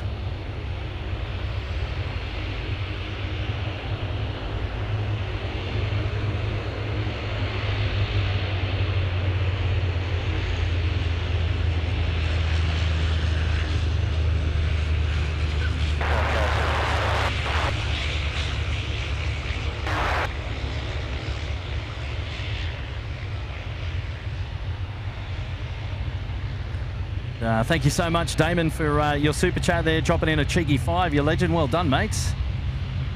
And Nathan Long, welcome to the Bondi Beach Cabana down there in Melbourne, I believe. If it's the Nathan Long that I know. So a big shout out to Nathan Long. Thank you so much for dropping in on the show today, mates. This is now coming in from Aaron Ching. Good afternoon from Singapore. G'day, Aaron. Lovely to have your company here on the show today. It's the SydSquad edition from far north Queensland in Cairns today. And, we're happy to be able to bring you the plane spotting action here today. It's got a little bit overcast again, but keeping it cool for me, which is fantastic. So I'm loving the conditions out here today. Still 29 degrees there on the temperature scale. And Aaron's back again with another super chat. Korean Air restarts the longest 747 flight in the world. Restarts its operation on the Seoul to Atlanta route on April 25 today. So there you go. It's a long way on an aeroplane. That's a long way. A long flight. And Aaron, with all the intel there. Thanks, Aaron, mates. And I hope you're doing well today. Good to see you join us back on another SydSquad show, of course. I got your question too, Matt. I'll get back to you with an answer in a minute once we've... Sorry? Oh, no, it's all right. I'll get back to you. I haven't forgotten your question, Matt. I'll get back to you with that shortly. The Dash 8 are sometimes some of the loudest aircraft on the field with those props. Yeah. We find that at Sydney as they pass Sheps Mound. Yeah. No different here, of course. We've got a double whammy now. We've got a twofer happening. Yeah. Look you at can that. even see how they... That's almost thumbnail worthy. It's interesting. You can actually see on the 100. You could always tell a Dash 8 100 because it had the taxi light was in the nose in front of the cockpit. Where on the 200, the 300, and the 400, they moved the taxi light down to on the nose wheel leg. So it's an easy way to tell when you aeroplanes coming towards you for the plane spotters. Of a Dash 8 100.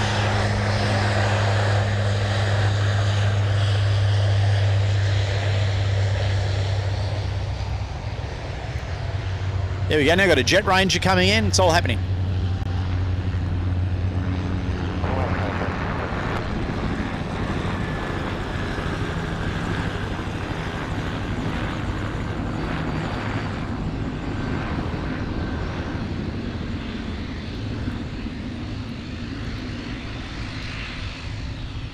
Get a great crossover with this helicopter.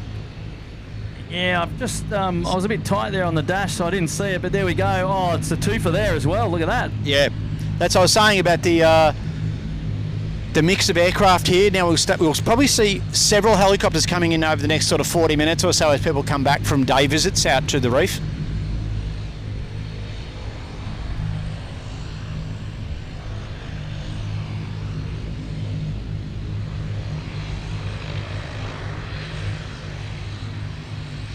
Yeah, we've cracked over with 1,000 likes on the show today. Oh, it's great to see. Kicking some goals in far north Queensland. Woohoo! That's awesome news. Yeah, well done, team. That's great support of the yeah, show great here support. today. Thank you. No everyone's enjoying for it. today's show. Just come out, shoot the planes. People want to come along. Shoot the breeze. Yeah, shoot the breeze. Exactly what we're doing. Shoot the breeze, literally.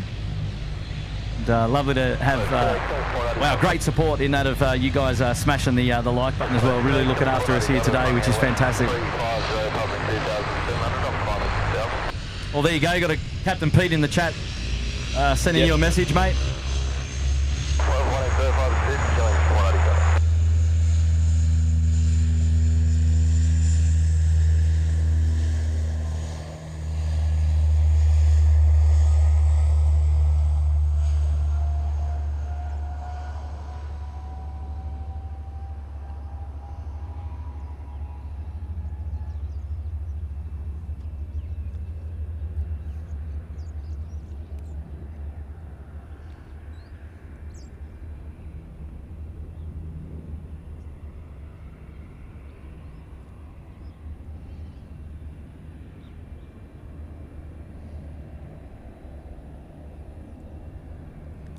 The Dash is a really been designed in Canada for like adverse weather conditions. It's such a great aeroplane for operating in Australia.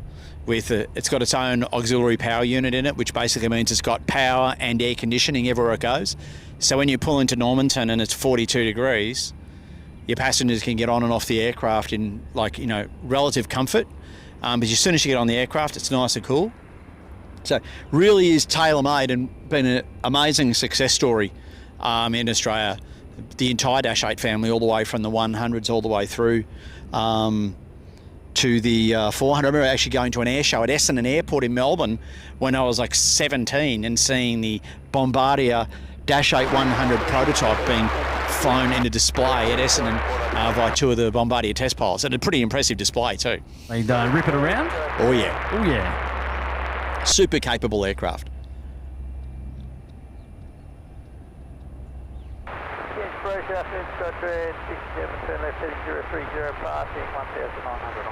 It was always nice to be down at Launceston. I talk about Peter T before he'll remember this, and have it even now, is you would be down in Launceston and it'd be -2 degrees or so in the middle of winter time, and we get out to the airport in the morning to do the flight back to Melbourne, and the engineers would have the aircraft all warmed up, the APU would be going, you'd walk into the cabin and it was nice and warm, and then we'd look across at these poor guys who were flying for Kendall in this Saab 340, and inside the cabin of the Saab was still -2 degrees.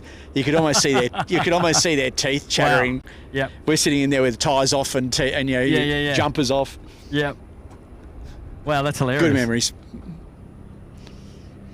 Now it's quiet. I might get to this question. Matt T was asking a couple of questions here. He goes, why do Airbuses have a higher nose pitch when landing than a Boeing? Well, first I'd say about that, if we're talking about the 737 versus the A320, that's predominantly these days, the A320 can do a reduced flap landing, which basically means when it's flying down final approach, it actually needs a high nose attitude to maintain the speed that it is actually flying the approach at. So it comes down slightly faster, but it flies the approach with a nose attitude that's about 4 to 4.5 degrees above the horizon. So as opposed to normally about 2.5 to 3 for the 7.3 with the standard flap setting that the 7.3 uses.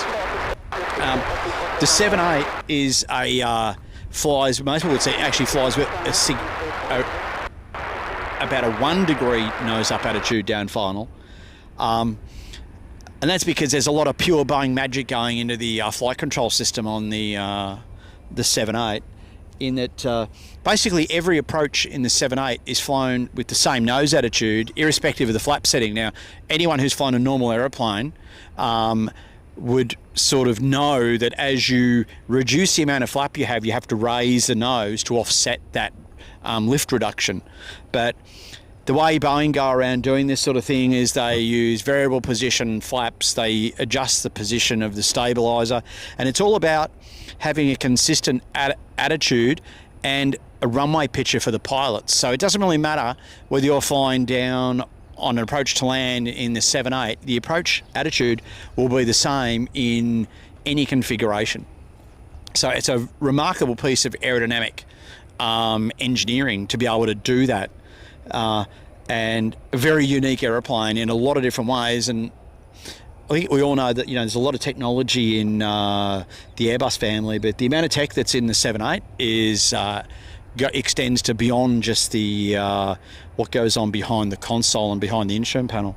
His other question was, they also seem to have a steeper takeoff than the 7.8, and part of the reason for that, the reason why that appears, is because the 787 operates what is known as a double D-rate system, which allows you to take off effectively with only using just over half the available amount of thrust that the engine actually creates.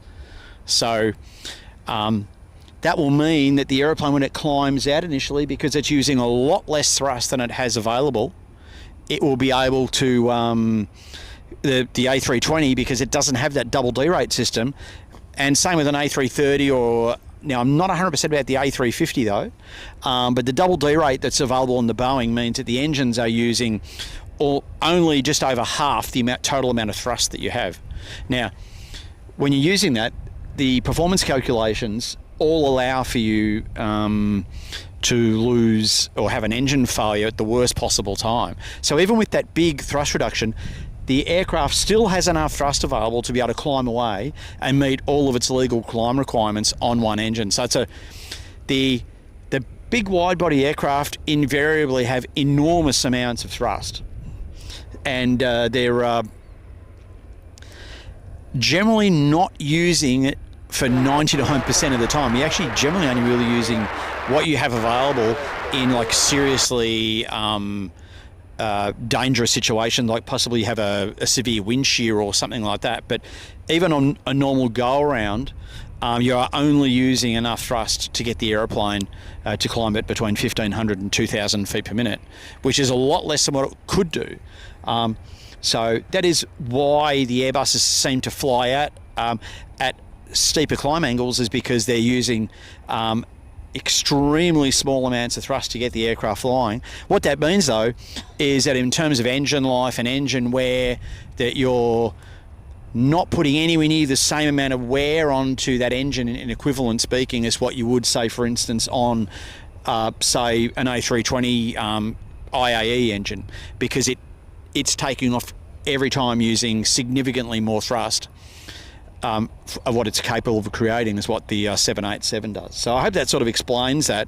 And there's nothing so much fun as to take off in a 787 using maximum thrust and only carrying a few passengers on board, because it's like sitting on top of the space shuttle. The thing just goes like a bat. So it's an absolute beast of an aeroplane, and yeah, and good fun to fly. But yeah, so there's a lot of technology in the aircraft, and there's a lot of things that you only really know about when you're on the inside, if that sort of makes sense. And so hopefully sharing a bit of this info, you guys can pick up on a bit more of the insider information that we have on operating these really quite complicated and very, very sophisticated aircraft.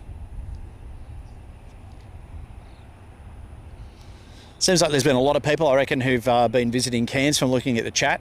There's many people who've either been up here, they're currently up here, or are about to come here. So it is, for the people overseas, a few people from the US who are looking in. There's a significant, it's one of Australia's major tourist destinations. It's got a lot of things on offer. Everything from, we have the Great Barrier Reef, one of the world's great wonders just off the coast. We've got the tropical rainforest out to the north of Cairns, which is also an amazing place for wildlife, that sort of thing. So it is basically one of, if not Australia's major tourist destinations and number one tourist place.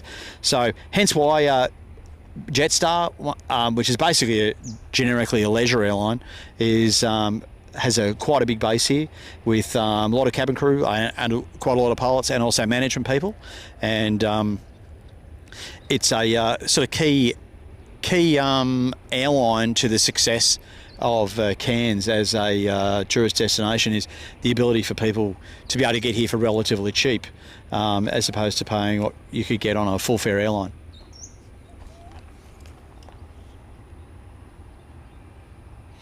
Oh, Dale, I agree with you about the noise from the Ansett 727s, mate. Growing up in Melbourne, before I actually started flying, when there was a lot of 727 activity at Melbourne Airport, I used to live in a suburb which was called Heidelberg, which is out to the northeast of Melbourne, probably about 25 k's from Melbourne Airport. And on a cold winter's night, from my porch, you could actually hear the 727s taking off at Melbourne as the sound echoed across the entire Melbourne CBD, caught in like between a sound inversion where the sound could travel huge distances. Yeah, they're great aeroplanes, and been fortunate enough to have flown with and been trained by a lot of people who've used to operate those aircraft with Ansett, and yeah, would have been an amazing aeroplane to have a fly off. Probably of all the airliners, other than maybe the Jumbo, the one aeroplane I'd really love to have actually had a drive of. Another Dash 8 on the go now.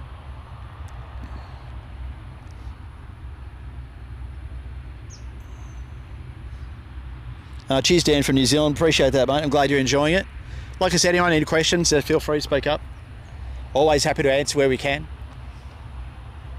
Yes, and well done, Darren. I just I took a few moments away from the camera, but on the microphone, but we're back now, which is good. It's becoming a nice little afternoon now. The sun's coming out in the west. Yeah. Gonna be behind the trees in a minute, which would be perfect.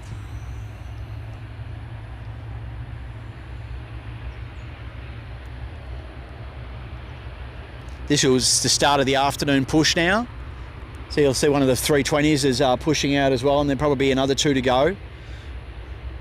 As I was saying before, the airport tends to operate in waves. We have a morning wave that goes out between 6 and 7:30 in the morning, with aircraft heading to Brisbane, Sydney, Melbourne, Adelaide. We also have a morning inbound push, which is all the aircraft from Melbourne, Sydney all arriving here at around between 8:30 and 9:30 in the morning. They turn around and head back. The aircraft that were based here then all go down and sort of get back here between 12 o'clock and around about 2:30 in the afternoon. Then they turn around and vice versa, and we'll have a bunch of arrivals coming in between 4 and sort of 6 o'clock this evening as those aircraft from down south come up, and then obviously the departures out of here as the aircraft from here go back out again on their second flight of the day.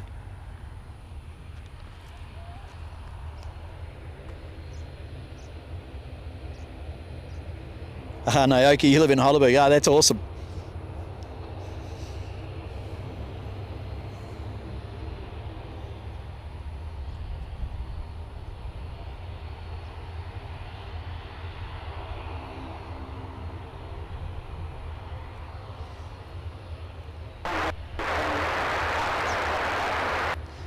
We should have actually brought some Anzac cookies out, Kurt. We could have done with some Anzac cookies this afternoon. Yeah, given I wasn't thinking that far ahead, actually. We weren't thinking at all, were we? I know. I've let the ball down. I've let the ball drop.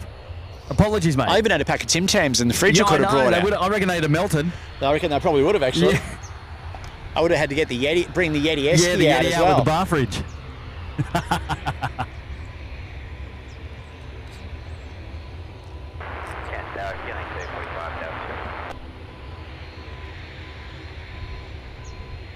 Oh, by the way, Daz, I've got something to share with you. Yeah. Just offline for 2 secs. Yep.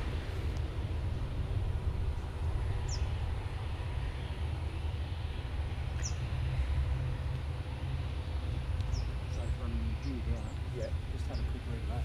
Sure. A couple of special inbound.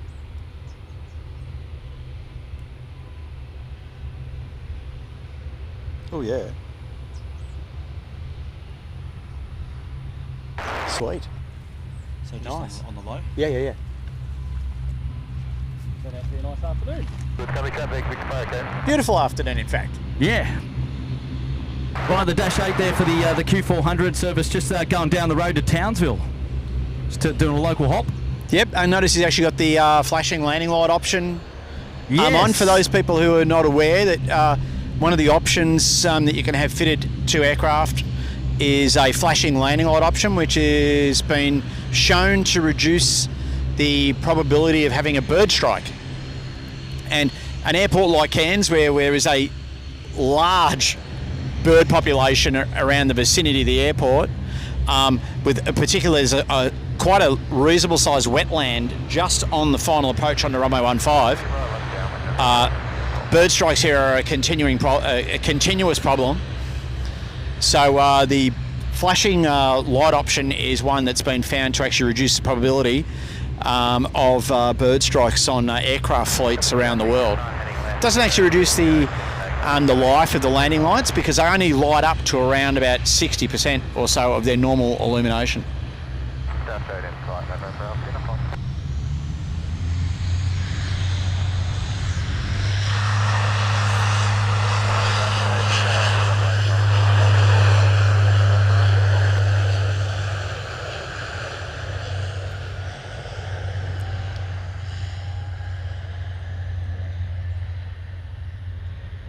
Oh, he's like, Oh, nice early rotation there. yeah, lovely.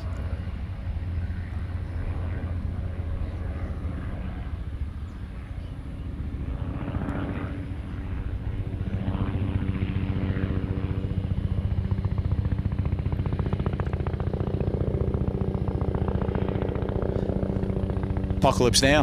Here we go. The helicopter's coming back in. Get a nice crossover on those, I think. They literally go across.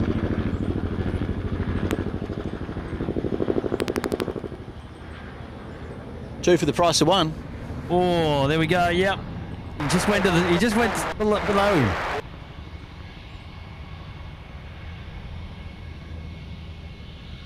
Again, great work here by the tower and also the helicopter pilots and stuff, as we saw not that long ago with what happened in Washington, DC. Yep. Is that when you mix helicopters and jet aircraft in large numbers in close proximity, you can have in that case something very seriously bad occur. So it takes an extremely large amount of professionalism, both from everyone who's participating in the operation at somewhere like here, because at the moment it is actually quite quiet, but during peak tourist season in the afternoon, you'll have anywhere between 10 and sort of 18 helicopters all coming back from the reef at a very similar time as to what you have the afternoon wave of airliners coming and going. So again, it takes a large amount of professionalism from the air traffic controllers and all the pilots involved, both the helicopters and the airliners, and the lighter aircraft as well, who also have to fit in. So it's that diversity that actually makes it the challenge for air traffic controllers. And speaking about the ATC, I've just had Tom there asking if we could lift the audio levels up on that a bit. So I've just done that now for you, Tom, so hopefully that comes through. Let me know if when you hear it again, if you want it a little bit louder, and we can do that.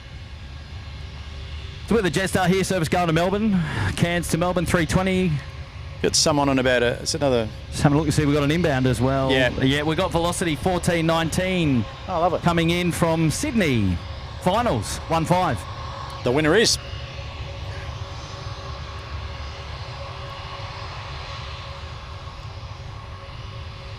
Cairns Plane Spotter. Can I come over and get a picture with you guys? Yes.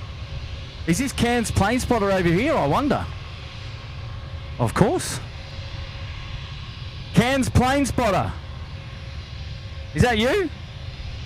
Yeah.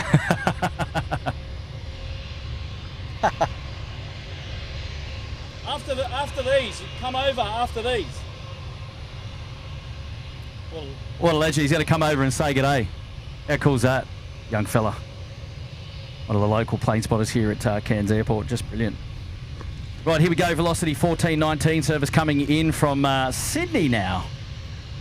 About to join us here at runway 15. Line up, runway 15 behind us on line.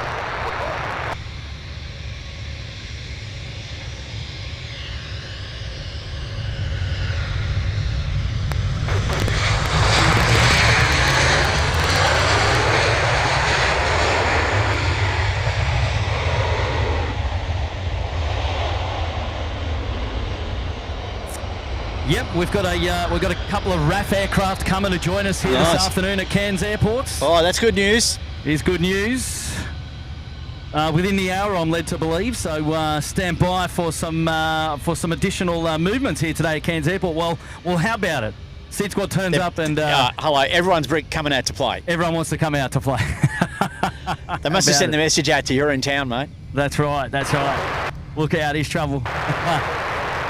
Right, this is the 9:45 service going back down to Melbourne, Cairns to Melbourne, the A320 now, backtracking along runway 15. Yeah, so it'll go down to Melbourne and then turn around and come back here, get back in here tonight about 11 so he'll be o'clock. almost last in tonight. Yeah, really nice day at work actually. Lazy three and a bit hour flight down to Melbourne and yeah, just why done not? to 3 on the way home. And it's usually just that, and that'll do for one day Sure shift. would. Is that? They don't do any more. It's just down and back, and that's it just for the down day. and back on that one. Yeah. Yeah, right on.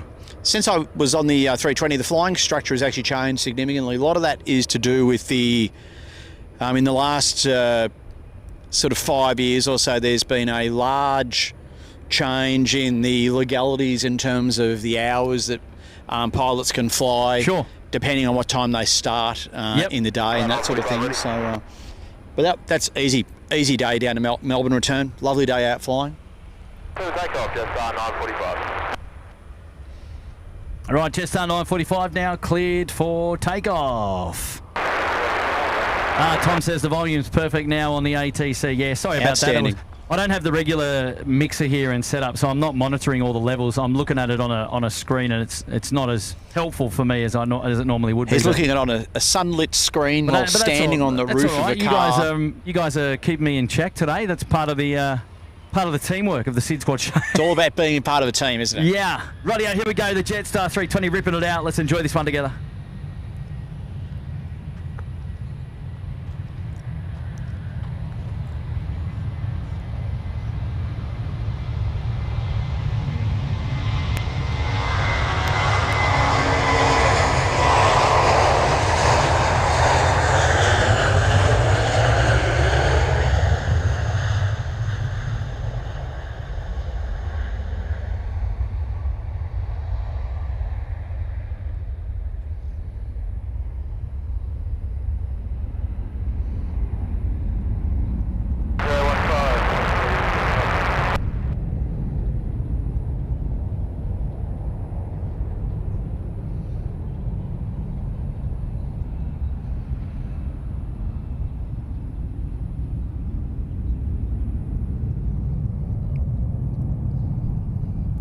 Back into the sun for us. Yeah, he's just popped out nicely now, hasn't he?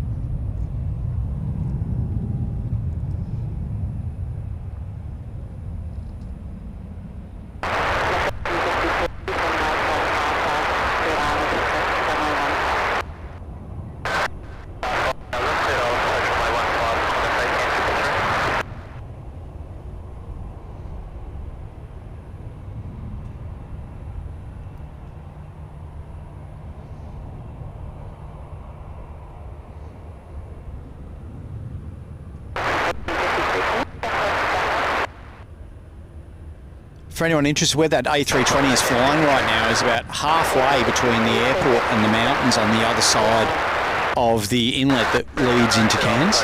Almost flying directly up the route that the tourist boats travel to and from Green Island and out to and from the reef on.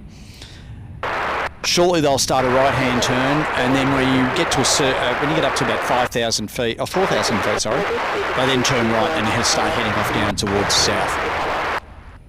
The whole procedure is designed, obviously, to keep aircraft away from the that high terrain to the southeast of Cairns Airport. You can actually see now he's rolling around to the right, and he'll be starting to climb now once they've retracted all the flaps, cleaned the aircraft up. And as soon as they hit 4,000 feet, they'll be turning right and setting a course down south. ATC normally quite good in North Queensland too. They'll probably give them a very good shortcut once they are above like about 7,000 or 8,000 feet to start their relatively long journey down to Melbourne.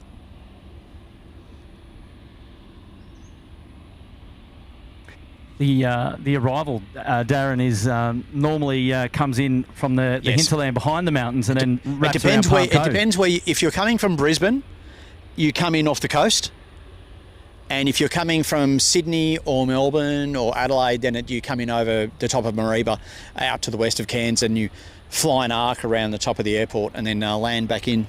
We've got the 1900D just popping in now on finals now as well. Is that Townsville Airlines again? So I'll pop down in a sec. Yeah.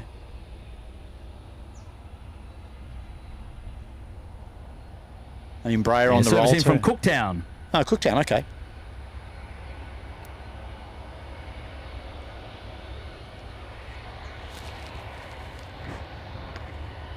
Get some good photos?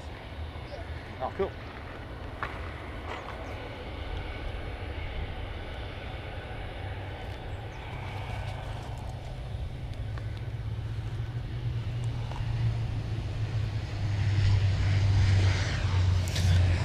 I think someone said in the chat before, it does actually have similar colours to Rex on the tail, but Rex has never operated, not to my knowledge anyway, has never operated a 1900. They've always been a Saab operator.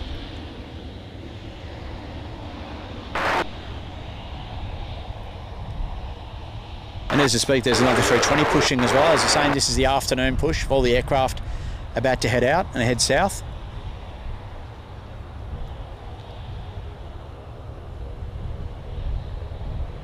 Well, the Qantas 1893 service is departing Cairns to Brisbane now, making its way out to runway 15. X-ray Victor, Quebec. There's a few cool RAAF planes coming in too. Oh, cool. He knows it all, right? You got all stitched up, mate? Yeah. Doesn't give me enough notice, but... Yeah. Come on, we're going to the airport, mate. You watch SydSquad much? On YouTube? Yeah, sometimes. Qantas 1893. Cool, mate.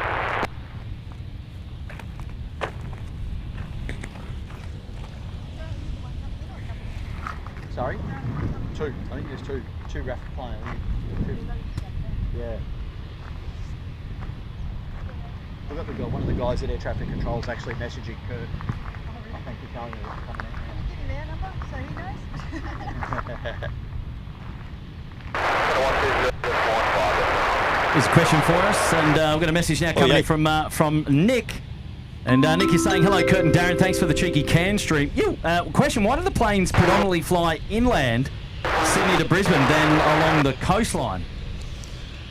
Sydney to Brisbane, because the direct route is generally, it's funny, it's just the shape of the country. Yeah. So also too, you'll find that you've got Air Services Australia set up like different highways through the sky, the different routes the aircraft will fly, and that can also affect where you actually go. But it's quite deceptive sometimes when you think, when you're flying from A to B, like you sort of think, oh yeah, Brisbane is south of Cairns. Well, it is, but it's actually southeast of Cairns, and you actually fly almost as far east as what you do south to get between here and Brizzy.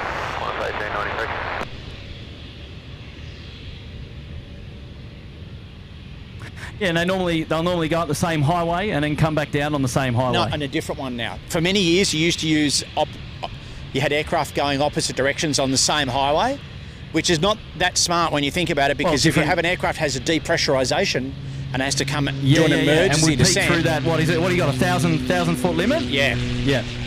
So now what they do is we have one-way airways in Australia. One-way so airways. aircraft going in one direction fly on one airway, and the opposite direction they fly on another airway. So there you go, Nick. It's just how they've how they've laid them out on the jet charts.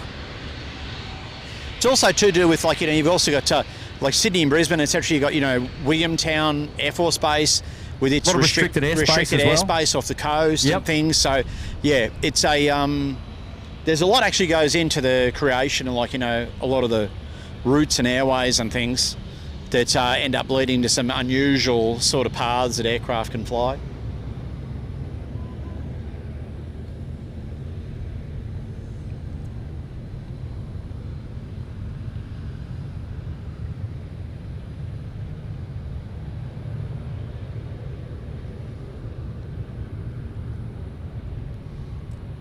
Ooh, pole alert.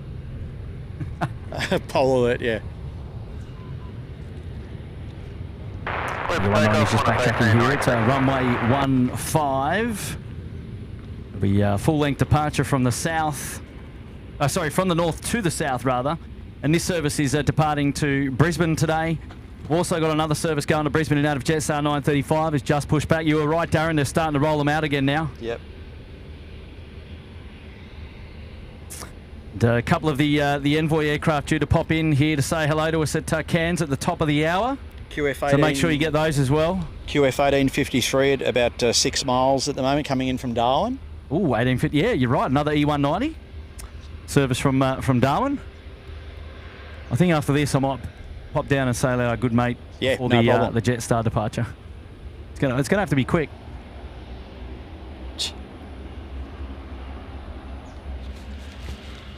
Could have popped down in 2 seconds. I'm going to wait for these 3 planes. You guys out here for the rest of the afternoon? Don't miss your photos though. If you have to run back, run back. I'll be here for a while. Going anywhere?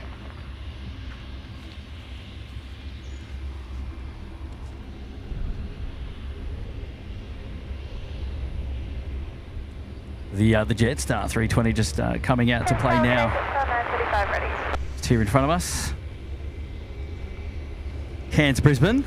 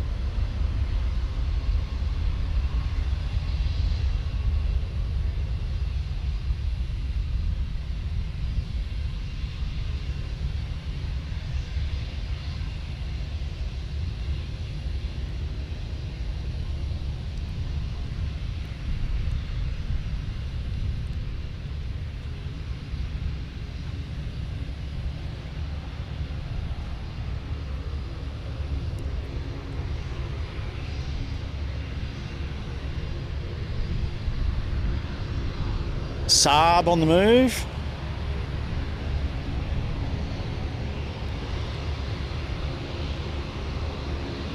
People just came on at Envoy 67.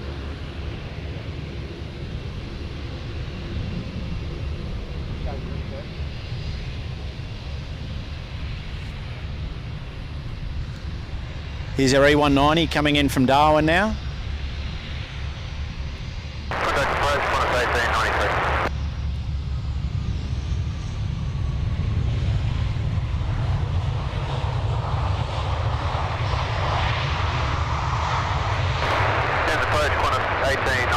Passing 2,300 on 567.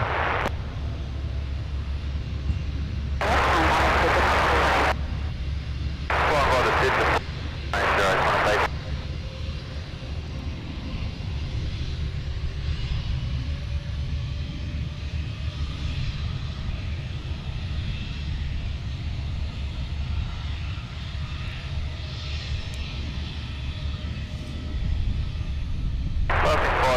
Cancel speed, 1893. I think people at home will get a pretty good idea about how this airport works by now, and that you get like a steady stream of like aeroplanes sort of coming and going, like, Yeah. and then you have a bit of a window where it's like 45 minutes Yeah, or so absolutely. where it's quiet. It's about to get busy because we got the Yeah. the Max 8 Envoy in, and then the Falcon behind that. They heard you in town too, mate. Hey? Here we got the Deputy Prime Minister or something coming out? Minister of the Opposition or Well, I something? mean, he knew I was here, so Yeah. You're coming out to pay his respects to us. it's no surprise. Rightio, here we go. Jetstar service off to Brizzy, departing now, runway 15. Rip it out, come on.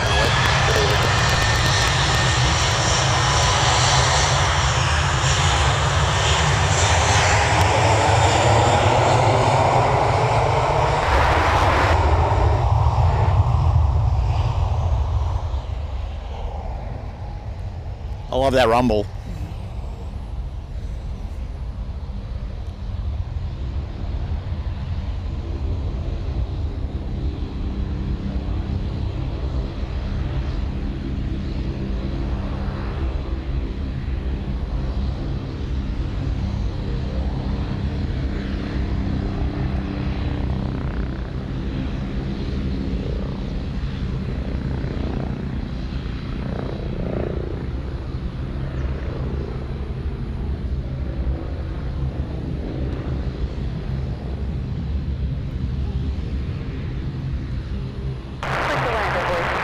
Timing on this is fantastic. A320s, helicopters now. don't We've mind got the the RAAF Max just coming through 1,000 feet now on final.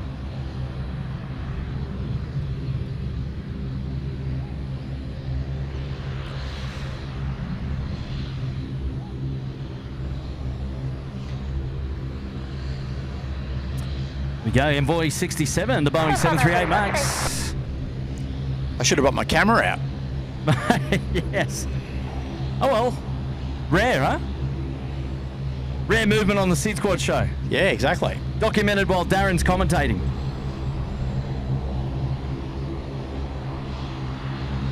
Today's at 5935, 2,200 on climb 6,000.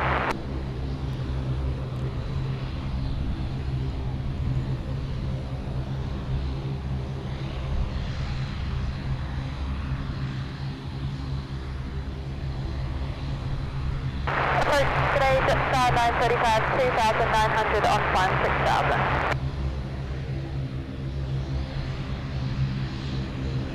Climb 5 says flight level 180. Just in the middle of changing transceivers, confirm you're requesting a waiver. Caution wake turbulence. Departure approved. 5453, line up. Line up, breakfast 43.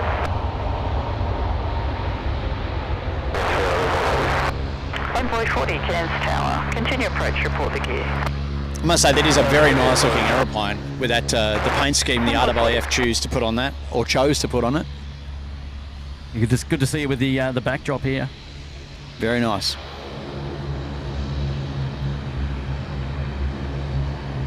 So the media contingent now coming in on the second aircraft. On the Falcon. They're slumming it. And, we've got slumming it on the Falcon, are they?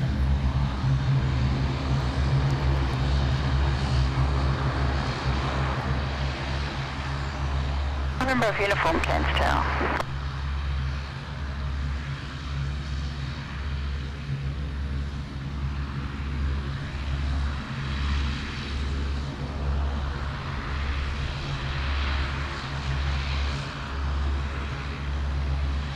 Fix 5453, assigned heading left, 030, clear for takeoff. Left 030. Craig echoes your sentiments. He wishes he was here with the camera too. He needs 002. Oh, really? Yeah. Rescue 510, contact approach. Heading. Yeah, 4K aircraft TV, live. Yeah, mate. That's our aircraft here. Oh, I've got to get the Saab. Got to get the Saab 340. We don't get enough of these at Sydney Airport, so come on here, let's go.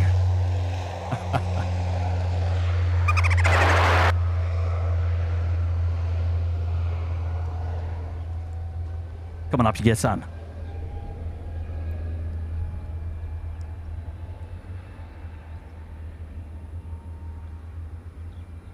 Envoy 40, wind 120 degrees, 10 knots, clear to land, check wheels.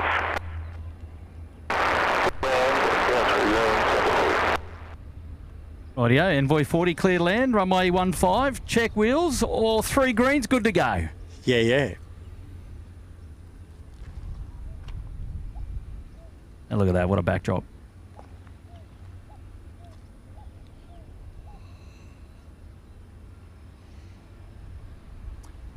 Well, you will know exactly where these guys are going to park. They should be parking. Should get a good shot of them actually, because they'll be parking over here, probably on bay 6 or 7, over behind where the Alliance Fokkers are.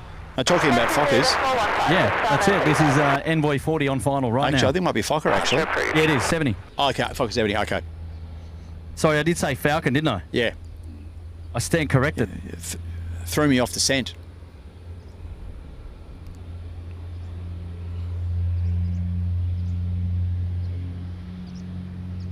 Rex 5453, contact approach. Good day.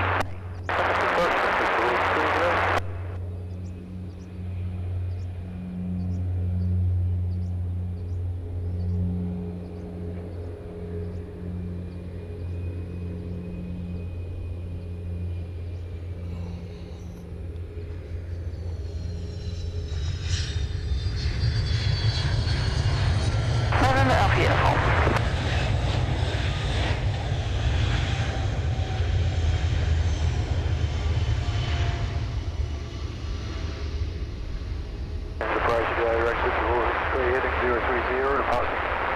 Little Fokker. Yeah, baby Fokker. Because there's a 100s over here that What a Alliance fly beauty. to. Yeah, very cool. The F70. Yeah. Look at that. What a ripper.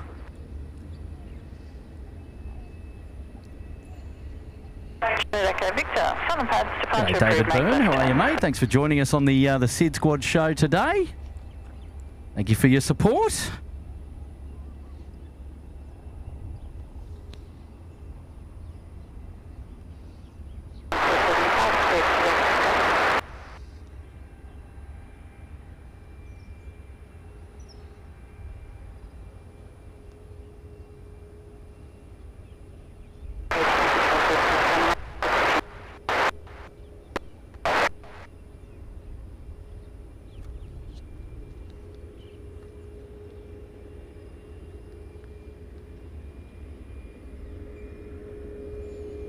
Panic 250, Rex 5453.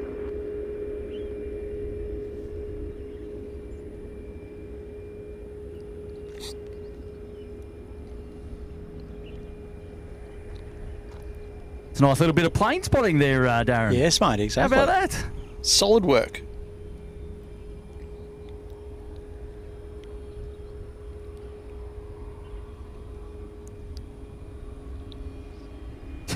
Corey Goldsborough with the engine glow emoji. Wrong time of day and wrong airport, mate. Yeah, like we have planet glow here rather than just engine glow. I tell you what, I don't mind the Astro that could be done up here. It's clear skies, I tell you that much. Yeah, totally. When it's not cloudy, I tell you, you've got you don't have too much light pollution. At least up further north. The further north you go, the further away you are from the you know, the town lights and things like that. Which make you it get some nice beautiful for, photos actually down along the beach there at Palm Cove with the palms. Yes. You get like of a night time, you get some beautiful like astro pictures, you know, with palms hanging over. Absolutely. With the Milky Way running down through the middle of. I might have been there and had a look. Just maybe.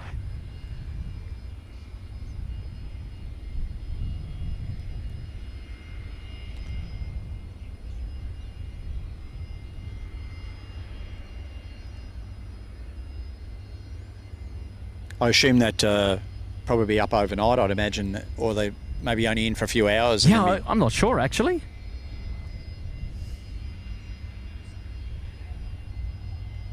I think he said he came in from Townsville, yeah? Yep, up from Townsville.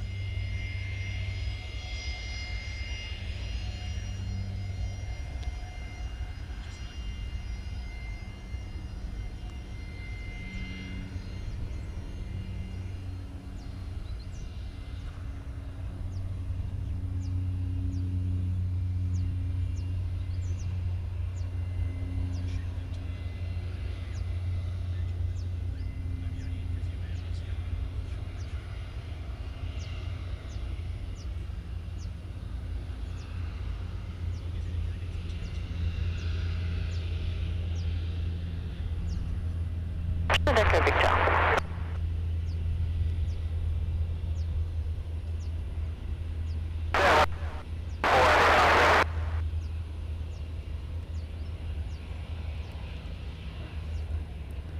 And relative peace descends back upon the airfield. Auto 489 at Cairns Tower. Say again. Said relative peace descends back upon the airfield. Yeah, that's right. Yeah, all very quiet again. November off uniform. Couple of movements out the door, which is good, and then the surprise arrival there of the Max 8, Royal Australian Air Force, bringing in the deputy with the media contingent not far behind on a chartered Fokker 70 from Alliance. Beautiful looking aircraft, mind you. Also, another one to have plane spotted quite nicely on the SydSquad show today. Very nice. All a bit different to what we normally see down in Sydney. Although this is your bread and butter, though, because you're up here, Darren. Mm.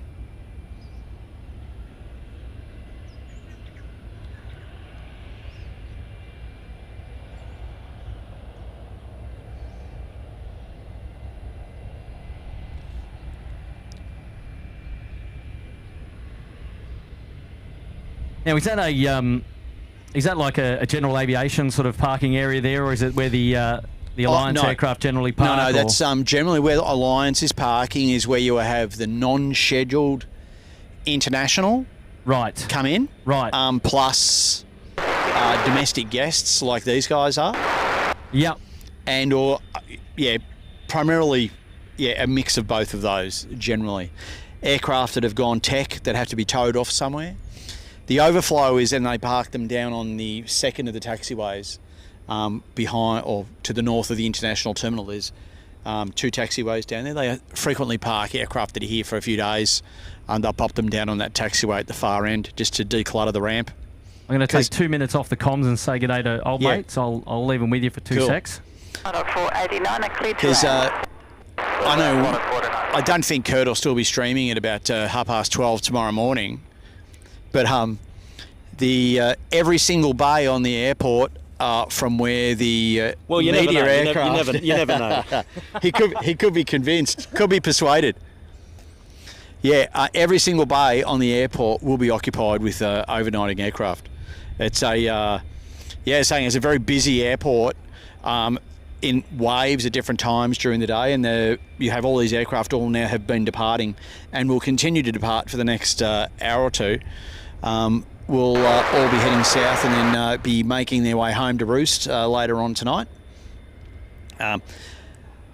When I'm working, I normally come back in and land at a bit between 4 and 5:30 a.m. And it's the airport itself is a hive of activity at 5:30 in the morning with engineers madly running around getting aircraft inspected so that they're suitable and certified to be able to fly. So it can get exceptionally busy, and the airport does struggle at different times to be able to find spots to be able to park all the aircraft. So it's can be very, very busy. No worries, Grant. I'm glad you enjoyed it, and I hope you've been enjoying the stream for most of the day today. Curtis has just ducked off to say hello to one of the young local photographers here we have at Cairns. Got quite an active, small but dedicated photography community around the airport.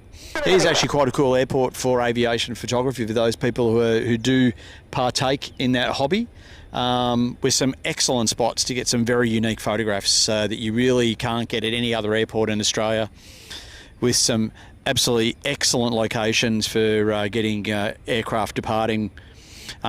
This is a great spot to cover landings and departures and sort of have an oversight of what's actually going on at the airport. But for those more intrepid people, there's a bit of a trek up the side of one of the mountains. We were talking about that Red Arrow pass before, which can give you some very, very cool locations to be able to photograph aircraft from.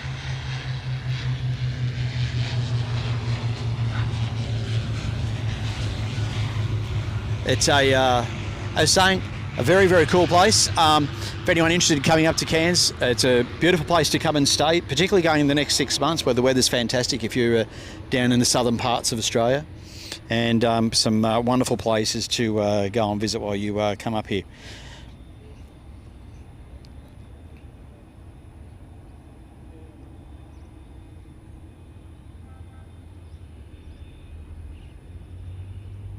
Just having a bit of a browse through the chat in case we've missed anything.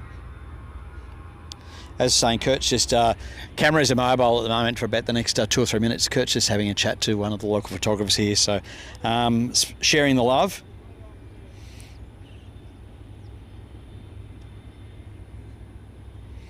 Glad everyone seems to be enjoying the backdrop and the scenery. It's good, the weather's cooperated today nicely. We've got some nice clouds for to get the aircraft captured up against. Kurt's doing a great job as per normal with his photography.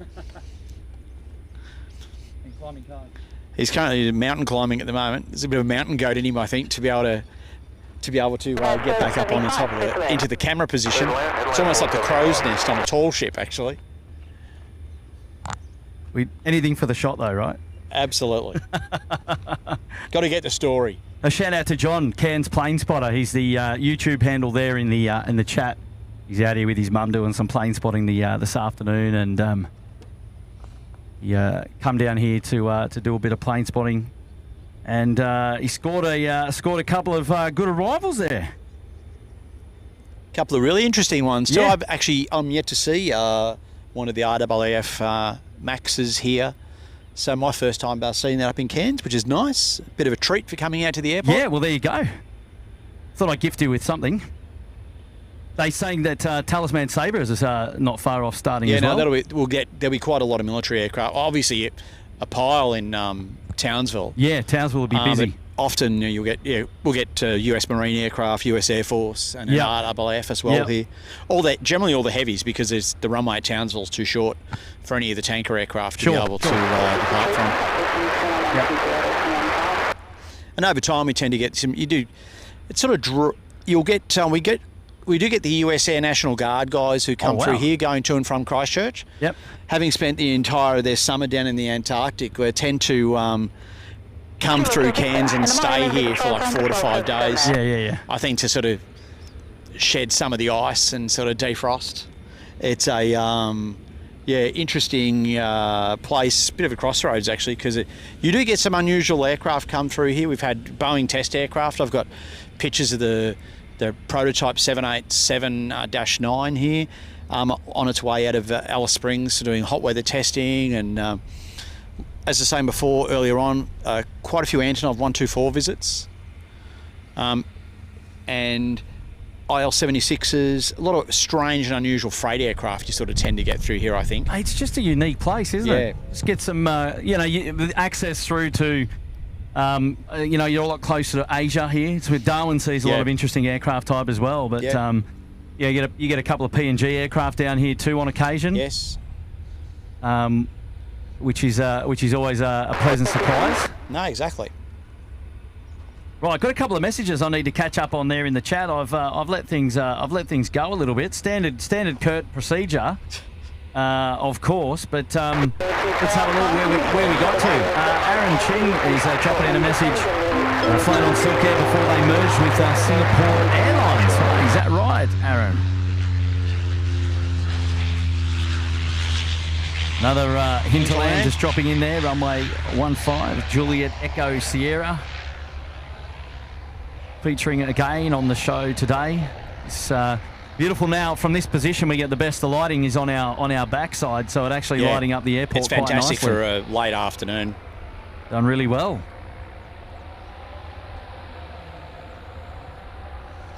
Yeah, generally speaking, a morning we sort of tend to, if we're up here like imaging and that sort of thing, you want to be over on that airport road where you're on the inside of the turn with the aircraft completely lit up with the sun. Yeah, and then in the afternoon you sort of migrate either over here or up on the hill. Yeah, very much like Sheps in the morning and then go to the beach in the afternoon. Yeah, exactly. Yeah, very similar, very similar.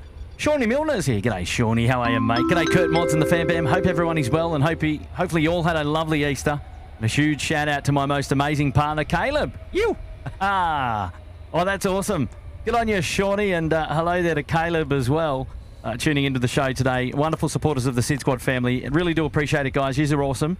And thank you once again for being here today on the SydSquad show. Well done, Shawnee. Dave Melling is here as well, up there in the Bondi Beach Cabana for 10 months. Good on you, David. Amelia Briscoe as well, dropping in an 8. G'day, Darren and Kurt. Thanks for the awesome stream. Kicking back with some freshly baked Anzac cookies. Enjoy the rest of your holiday, Kurt. Wow, that's a way to go to tease us, hey, Dave? Come on, exactly. Amelia. What's that all about? Next time I visit Melbourne, I expect nothing less. Oh, dear. Several boxes of them, please. Yeah, right, I know. Right on. Good on you, Amelia. Good to see you there today. Thank you for the generous contribution. Also dropping in a 27-month support there. Oh, boy, I'm feeling old. Well, you said it. Oh, well done, Amelia. Thank you so much for your support, and good to see you here today as well. And Aaron is back again next Saturday, 3rd of May, Singapore general elections. Oh, some intel there. Oh, yeah. Yeah, well, we're running them at the moment. What are we? Saturday, we're the same. Saturday the 3rd of May. It's the 3rd of May federal election here as well. So for those going to Christchurch, make sure you get your postal vote in. That are local to Sydney. I've got my postal vote at home. Postal vote sorted out before we juggernaut to Christchurch. And Adam Matt's joining us now as well. G'day, Adam. Why did the airport cafeteria hire a comedian? It's going to end badly. To make the food take off. Oh, there we go. Haven't heard that one before, Adam. Actually, I'll pay that one. I'll give you that one. Oh, that's brilliant. Right, Jetstar service on screen now. 320 service going down to Cairns. Going from Cairns down to Sydney, I should say. Falcon, I'll get back to you. I'll get you back with an answer shortly on that question. My goodness. I'm going to get my terminology right at some point, but it is hard when you feature one airport so often.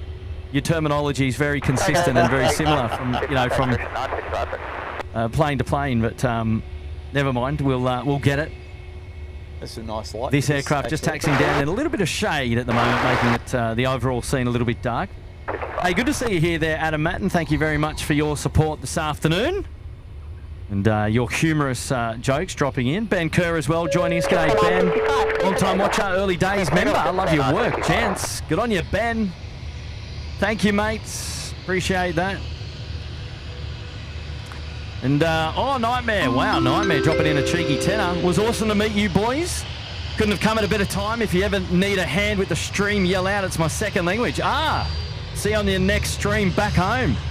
Absolutely, Nightmare, mate. Thanks for your support and for popping down to say g'day. No messing around here.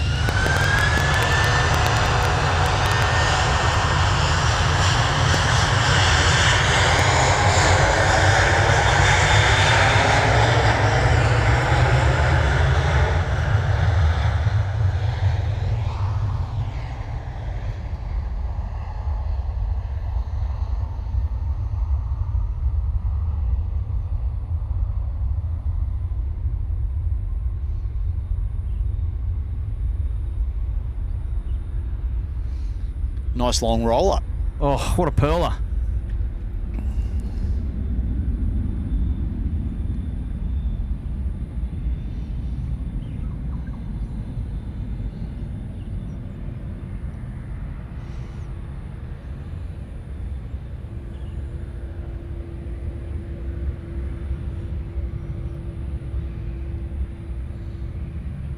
Oh, so good. Very nice.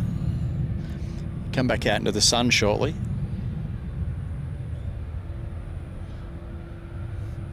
And look very nice flying through those clouds. Sorry? And very nice. Here we go. And look very nice flying through those clouds. I've just stepped away from him for a bit, but he's still making that left turn. That left bang looks specky as.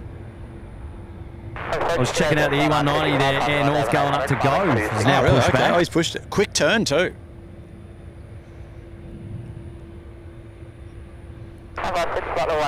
He's going to look great flying in front of this big cumulus cloud he's coming up to now.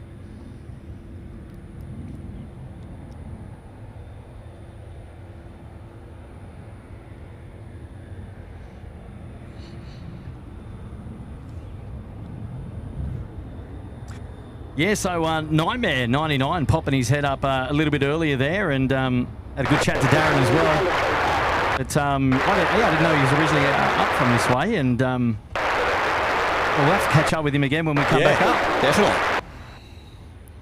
No, it's been nice having some of the locals come up and say good day. Yeah, absolutely. We're a bit thin on them at the moment, but few popped out a little bit earlier.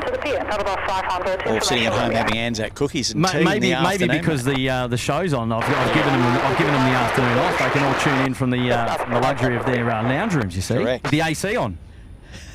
Dial hasn't moved a bit here. Still feels like 29 degrees. 29 degrees.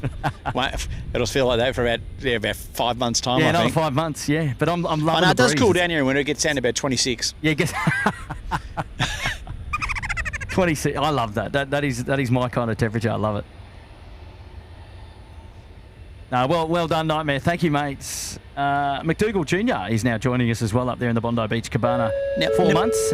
Mind you, though, we do have to pull out our long pants for at least 3 or 4 nights of the year. For about 1 or 2 hours each. You know, pull out your long pyjamas. Tell you what, if Stocko lived up this way, I don't think he'd own a pair of trousers. Good on you, McDougall. Thank you, mate, for your support here on the show this afternoon. It's the Cairns edition of SydSquad. If you just tuned in, you're hanging out with Kurt. I'm the host of the show. I've got my good mate, my pilot mate, Darren, who's a local who actually hails from Melbourne but lives up here and flies up here. He's joined me on comms today. So it's the Kurt and Darren show, the SydSquad Cairns edition, which is rare. In fact, it's never happened before, but we've finally planted the flag. First time for everything. Yeah, that's exactly right. And we're enjoying an afternoon of plane spotting here today, almost going on about 3.5 hours, I think. And we're in the back end of the show. We're counting down, it's now 4:15. We're counting down the moments until the Singapore Airlines A350 joins us here this afternoon. Cairns Airport should be coming in from the north for a finals runway 15. So we should see that touchdown right in front of us, which will be great. Roll out, vacate to the left on the eastern side of the airport, make its way to the international terminal. But right now it is Air North departing to Gove, the E190, so let's have it. Here we are.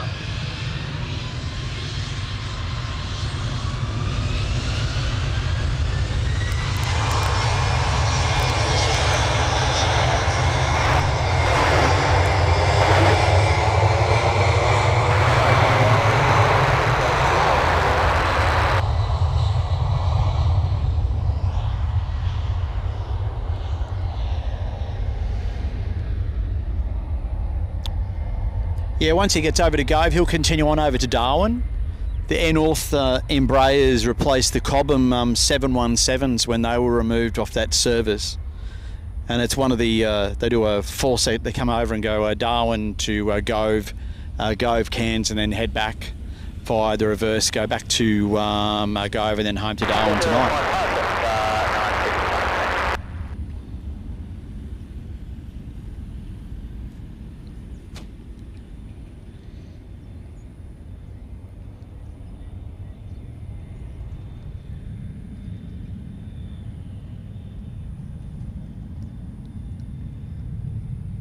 Top 161, coming approach.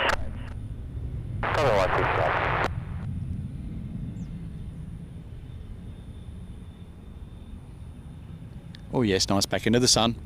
Yep.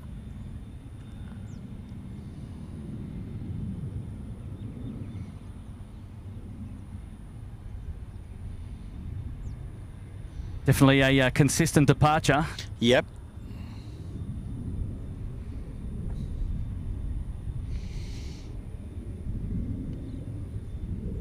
Unlike all the other aircraft, though, he won't turn right. He'll actually fly out towards the northeast and then get a series of left-hand turns. When they can, because we have aircraft coming in from Brisbane on that side of the airport, when air traffic control can turn them left is really dependent upon if there's anyone coming in from down south from the Brisbane sort of side of the country. We were saying before that if you're coming in from Melbourne or Sydney, you actually make your approach into Cairns on the western side out over the tablelands. So before ATC can turn the aircraft left, there's two things. One is traffic and the other one is terrain. So they've got, normally won't give you a left-hand turn until you're through at least 4,500 feet, and then they'll start you back. Just behind us is a mountain that's about 5,000 feet high, so it's one to avoid. Yes. Yes.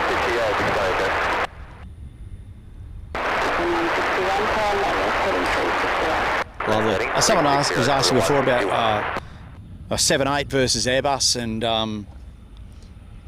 you know, what is best, the stick or the pole? You know, it's the inevitable question, I think, that everyone... See you guys. It's the inevitable question, I think, that everybody gets, which is, you know, which is better, which is best. And basically, I think it really just ends up coming down to the best is whatever you happen to be on at the time. Like, I mean, you're splitting the 1%ers on your own personal, what you think you personally prefer, which is kind of like why if someone buys a Ford or a Holden or, you know, or a Ferrari, is because it really comes down to your personal preference and the things that you like. There are certainly some things on both of the types that I really enjoyed on both. So yeah, they both build great aeroplanes. And I'm lucky enough to fly what I think is like currently the best aeroplane in the world at the moment. So and fly from probably one of the, for at least from an airline perspective, probably one of the best jobs in the country. So we're one of the locals turn up. How are you, mate? Yeah. I can see. How are you, mate? Good.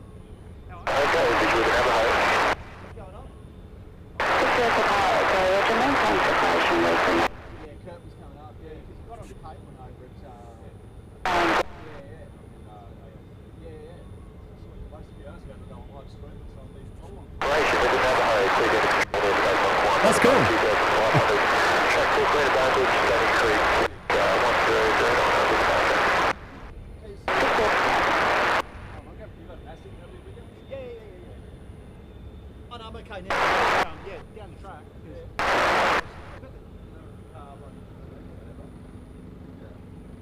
Darren just having a nice little chat there with our airfield safety team. He's just popped out to say g'day.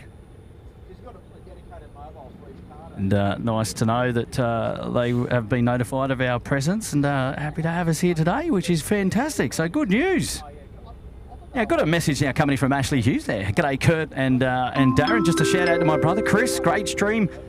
Plenty of good info included. Well, this is the beauty about having our guest speakers on the show. They certainly provide a different dynamic and another sort of level of expertise. And in that of Darren, I mean, he's a captain on board the Boeing 787. So not shy of a bit of knowledge on the industry, and the fact that he's local and he can talk about the airport, the operations and the procedures sort of here really adds to the value of this location as a show for us at SydSquad.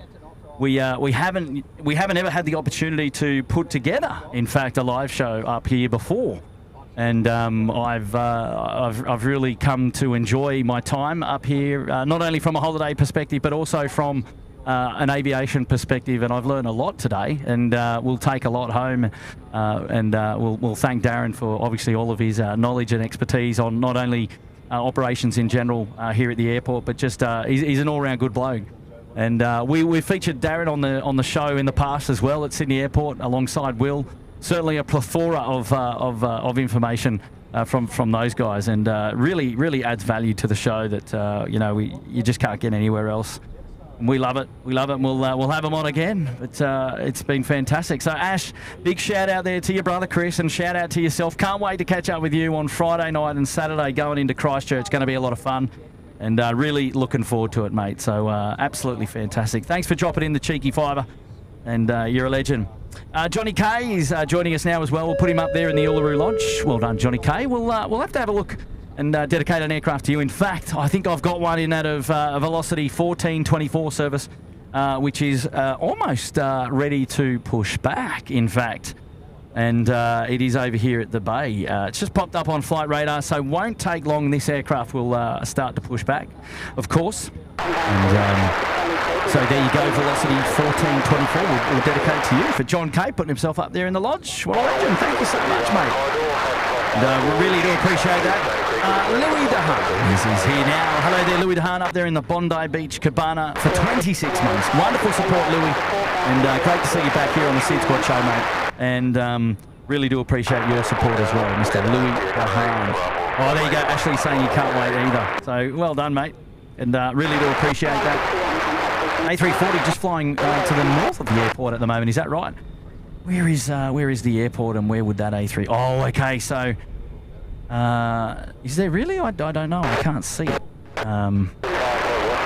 Is that A340 going to fly over just north of the airport? So where is it coming from? I can't see an A340 in the airspace here at the moment. Oh, it's already flown over. Oh, okay.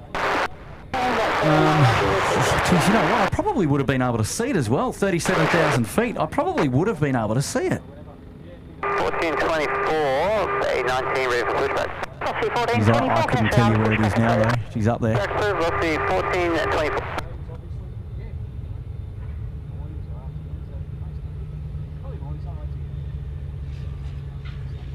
Geez, if I'd have just known just a little bit earlier, there might have been a chance. Oh, I've got him. Hang on, he's up there somewhere. Hang on, I've got him with my... He's south of that cloud. So there he is. Check that out. I found him. Just look at that in the digital crud. Thanks for having us. Cheers, mate. Oh no, and I've just lost it as I've given the thumbs up to our airfield safety team. How about that? That was hilarious. Oh, they had good words to say, Darren. That was awesome. Excellent work. Rekindling friendships there as well, which is fantastic. You know, Frank used to work at, he's one of the baggage handlers. There you go. Used to do the turnarounds on, the Jetstar fleet, and then, they were all terminated, courtesy of Alan Joyce. And I was saying to him, it's really cool that he's one of the few guys who actually got something super positive to come out of it, and like being able to work and be a safety officer at the airport. Yeah, absolutely. Which is I reckon if I wasn't flying or couldn't fly, it'd be the single thing that I'd want to do, because you're always around the airport, you're around the aeroplanes. So yeah, it's just a unique way to be able to earn a quid. I was just tracking for about half a second there. A service from Bangkok to Namibia. It was an A340 300, just overflew at 37,000 feet. A340? Yeah, A340 300. You frequently see German registered aircraft. German. USC. A340, yeah? Yeah, A340. Well, quite rare. Very. But I've got photos of the Luftwaffe. I gave our mate by the fence a thumbs up, and I lost it on screen, and it was so far gone that it disappeared, and I didn't have a reference point to go back and find it. We do get overflying here by aircraft going Singapore, like to Fiji. Yeah, lots of overflies, I would imagine. Yeah, fair enough. 330s. Yeah, fair enough. You got overnight time. You get a lot of aircraft in the morning. A lot of aeroplanes in the morning, because you got the Asian wave all heading down to Sydney and Brisbane.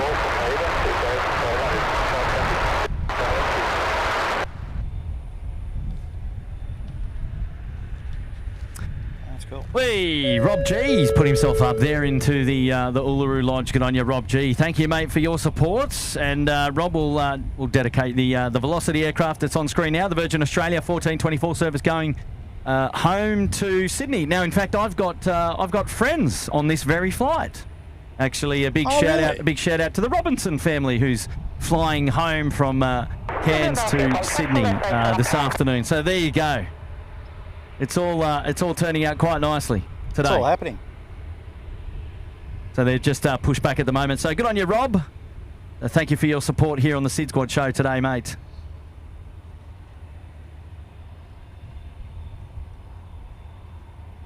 Well, that's good. Organised to get some photographs. That's a lovely message. Sorry, there. Sorry, mate. Go I was ahead. just reading Gary's message there. It's very kind of you. Thank you so much. Oh, and Nathan was saying they got the clamshell reverses too. On the, I think we're talking about the 340 there. Oh, interesting. I'm saying it's like a corporate 340 of some shape or form. Yeah, German registered, but not from this region. Because the only other three. Is the high flies? I've got photographs of the high fly been through here, and so has the German Luftwaffe. Yeah, look, okay, the 340s. Yeah. When they had that, so it was It sounds like a cake. The conference that was on up at Port Moresby, when we had the Pence coming through here in his 757, going backwards and forwards every day. So a German charter flight. There you go. Oh, David Byrne. Hey, Kurt, sorry I missed all the Darren info. What plane does Darren captain? A 787. 787. I always talk about the 787s always having like a long and lean sort of rotation. They're like a gentleman's aircraft on takeoff. They're not like your old A330s or your 717s that just rip snort up to space. It's a very graceful takeoff that you 787 pilots seem to have acquired, Darren. Yes. Speak into the microphone. Come on, tell the viewers. It's taken me years to acquire that. Taken you years to perfect it. It's to only get that like technique it's down. only 2 fingers on the joystick just to get the nose No, off. it's a 780. It's a 787. That's an Airbus with the 2 fingers on the side stick. Okay, sorry. No, the old 787 and the Triple L fly. They fly more like you're steering a road train. You feel the weight. You feel the weight. Yeah, you do. Absolutely, yeah. You for feel sure. the weight. They are a much heavier aeroplane to fly than the side stick. Airbus. Wow. Yeah, good to know. So they're all fully fly-by-wire, so same principles involved. Like, where you have computers, you move the controls, and then the computers tell the hydraulics to go somewhere and move a surface on the aeroplane. But they are, there's a lot of other stuff going on in the background to make them super stable. But no, they are, to fly, they're very different experience. You definitely feel like you're flying 240,000 kilograms worth of... but you want that, though. You need that feeling. Yeah. One thing where it's particularly good is like operating into places like Narita Airport in Tokyo, which has some of the worst wind shear and worst turbulence and worst wind conditions that of any airport in the world. The most... when people watch Jerry and Big Jet TV and you see 2 go-arounds, the Narita crew tend to laugh at that because the most I've seen is 9 landings and 9 aircraft in a row go round. Wow. That's a lot. That's like, and it caused utter chaos that particular day, but it's so having all that weight and the momentum, and even though the aircraft is heavy, it's exceptionally responsive. So, it's a great aeroplane to fly in really challenging conditions. So, it's a nice machine. But I also flew the A330, and it also it can handle Narita quite well as well. Again, so it's a similar sort of scenario. The extra weight makes the aeroplane so much more stable in very, very poor conditions. Well, good intel there on the 787 from the man himself. For right now, we've got velocity 1424, cleared for takeoff on runway 15. They're not sparing the horses either. And looks like these guys are going to be straight out the door. So here we go.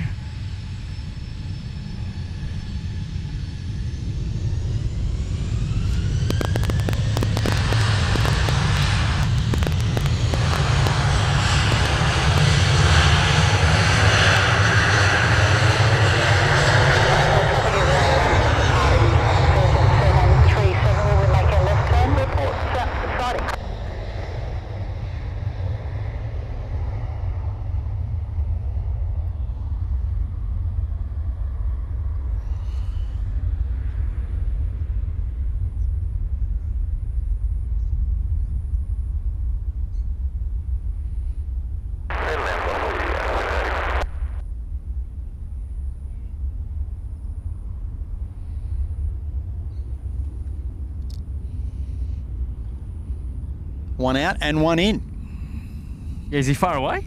About 500, pretty close. 400 feet. There we go. The Robinsons are back home to Sydney. Safe travels. Yep, safe travels. And you weren't wrong. One out, one in. He's right upon us.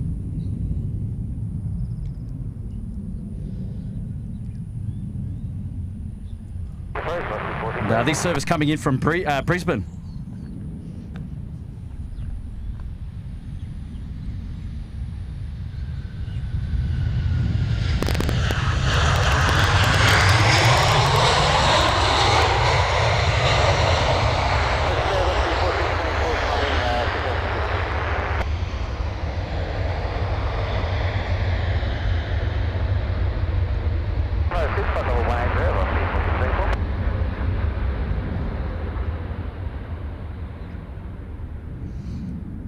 Very nice.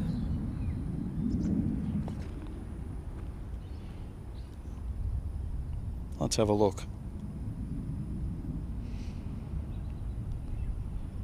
Won't be too much longer, and we're going to feature the Singapore Airlines 350 Niner. We'll have to take a look around the grounds and see where that aircraft is actually positioned. Skytran, here it comes. Yep, still here at 57. Still ETA of 5x57. Hey, correcto. Actually, I think he's going to be here closer than that. He's at 20,000 feet now. 20,000 feet descending he's now. He's going to be here in under 15 minutes. 15 minutes, happy days. Winner. Yeah, winner. And it could very well be chicken for dinner tonight. Yes.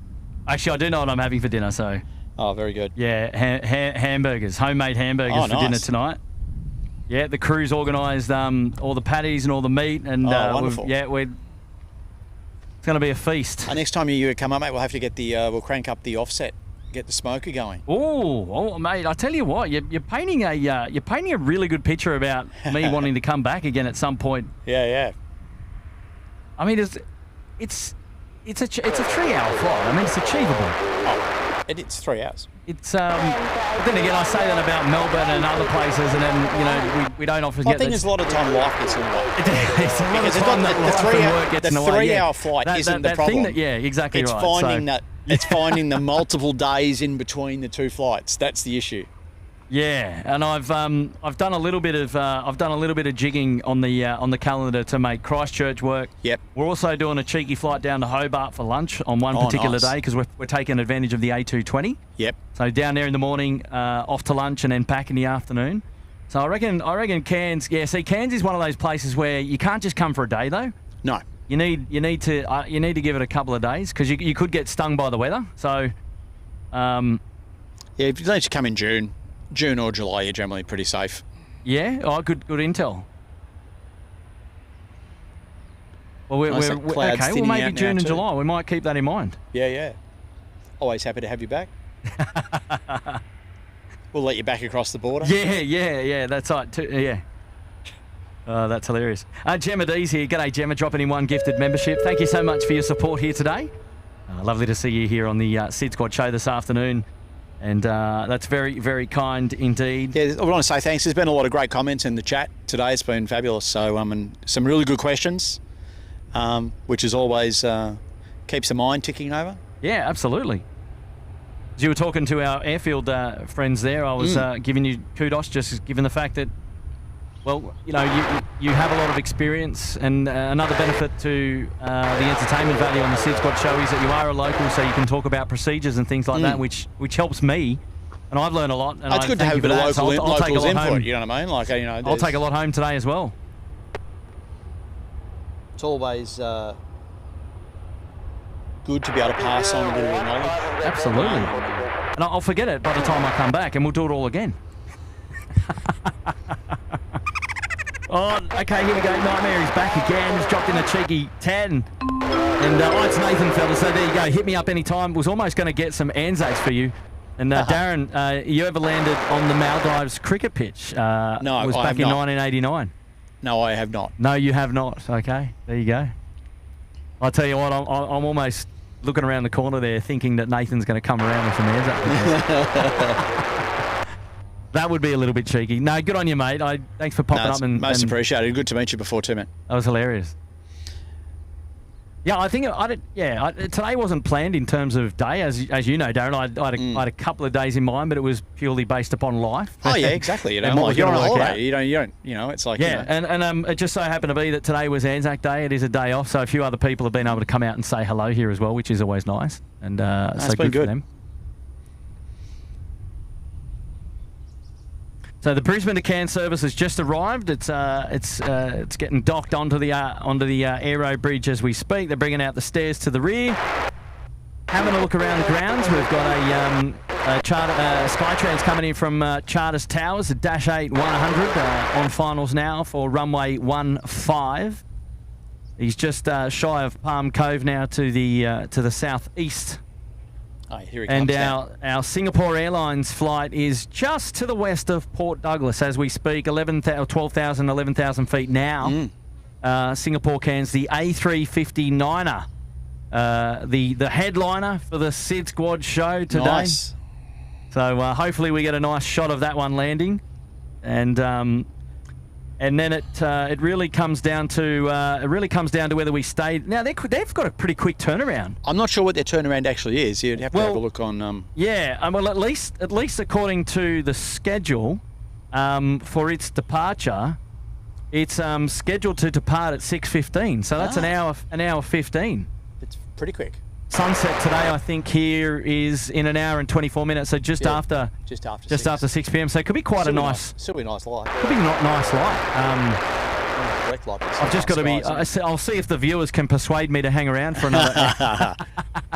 Like you have to twist your arm. Yeah, like they'll have to twist my arm. There's certainly no curfew show planned for tonight. Because there's no curfew. There's no curfew. I tell you what, the 787s come in early, don't they? They're 4:30 or something that in the morning because. 26 gets in early, but the 15 or 16 now. Oh, actually, I'm not. It's going to Sydney tonight, I think. So, I believe. So it wouldn't even be coming in the morning. So it'd be all set up for nothing, really. But it lands at about 6. 10:02, which is literally just before I was sunrise. trying to work out when the best time was to come out and feature a show at Cairns, and it was like, getting up at 6, that's a struggle. Getting up 6 though, that's a struggle. Get out here. But then I was trying to tie it in with how do you feature the Singapore as well. It's a long day in one show. True. So the afternoon departure there with the 787 seemed to make most sense, which is pretty cool. And it's been a steady flow. I mean, you can sort of almost think of this like it's like Gold Coast, maybe a little bit busier than Gold Coast, I would say. But like Matt features Gold Coast from a similar angle as well, like with the terminal over there, and he's in that sort of northwest sector. That's quite true, actually. The only thing I would say is that, this Cairns has a lot more regional activity that Gold Coast doesn't carry. Correct. Well, you're serving a lot more. There's a lot more support so you required get these smaller up here. aircraft, and which you don't. Here comes our Skytrans. Yeah, the Dash 8 now just on finals, just over the fence now and almost over the keys, dropping it in for runway 15.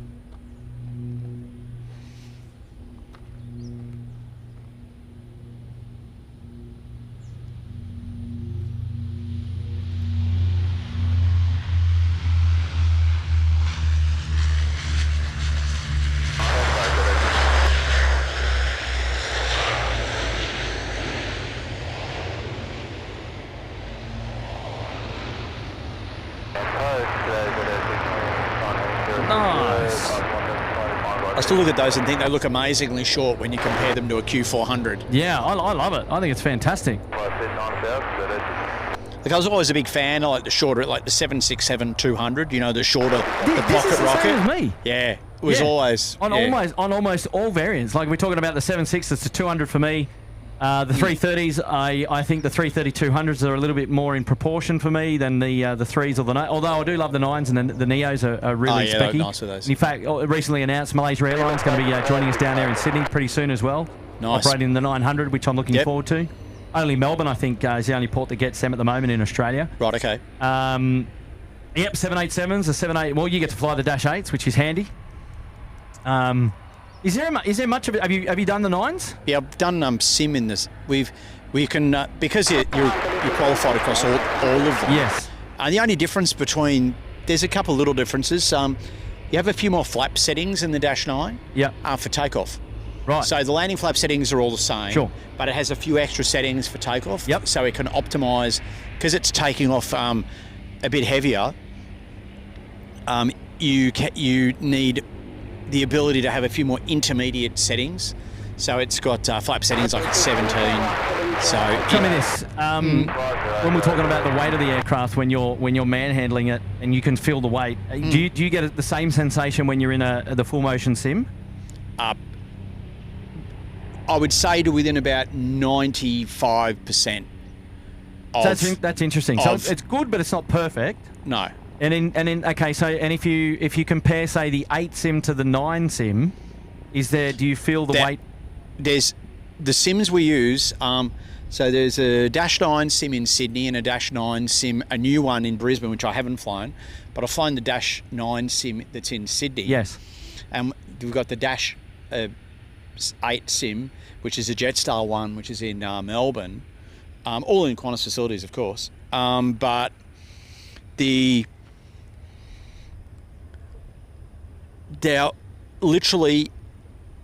really close. It's very difficult to. You'd have to really struggle to be able to pick a difference between, I reckon, the two in terms of like their fidelity, handling. No, it's very similar. It's very similar. Yeah. And to be honest, because the sim actually moves, so it's a gigantic it's full box motion on sim, on. What is it, like 6 degrees of? Full 6 degrees of motion. Yeah, unreal. I want one in my backyard. What's really amazing though is if you during COVID, we were going down in Melbourne and we were using the sim without turning the motion on to save costs. Okay, yeah, sure. But because you have such incredible field of view, almost exactly the same as the aircraft, your eyes have so much power over your sensation of movement that you could fly the thing without the motion on and you still felt like you're flying. Yeah, wow. Because you're in this enclosed box. The motion box, just adds to it. Yeah, and it's when you have, unlike if you're sitting in like a home sim looking at it through a 30-inch monitor. Sure. All of your peripheral vision is not moving. Yep. Where in the sim, because you have full wrap around, all of your vision is indicating that you're moving. So it just overpowers. Your senses, overpowers. Yeah. That is awesome. That's so cool. If anyone does get the opportunity to, I would say, if anyone gets the opportunity to go for a run in a full motion, full fidelity simulator, that you definitely should do it, because it's as close as you'll ever get to the real aeroplane. And it can be a really a very cool experience. We had a viewer just ask us if we can ID all the instruments on the ground in front of our viewing location over there. Good question. I think they were just all the generic Met.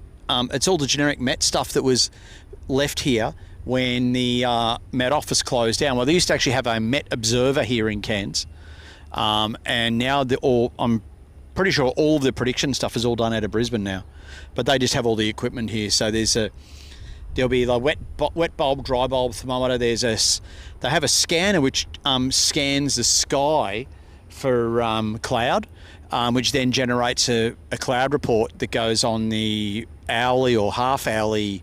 It's called a METAR, which is a meteorological aerodrome report.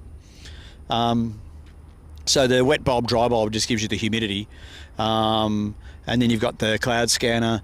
You'll find at places like Sydney and Melbourne, on side of the runway at 3 locations, they have what are known as the RVR, so RVR transmissometers, and they are basically like visibility determining equipment. So those transmissometers, what they do is they can, by the amount of interference between the light source and the receptor, they can work out what the visibility is in that part of the runway. And that gets then split up into 3 sections that get reported when the visibility gets bad and we start getting in doing what are called low visibility procedures. I see your raccoon on the distant horizon. Yes. Yeah, he's just coming in under the cloud, isn't he? Yes, not far away now at all. The raccoon. The custard duck. Yes. Well, it's not really a nifty 50 grand, it's a nifty 59. No, it's just a nifty 50. He's out there, but he's inbound now to Cairns Airport. So first time ever featured on a SydSquad live show, the nifty 50, the A350 900 series of that of Singapore Airlines, about to touch down here at Cairns Airport. Nice. Nicely done.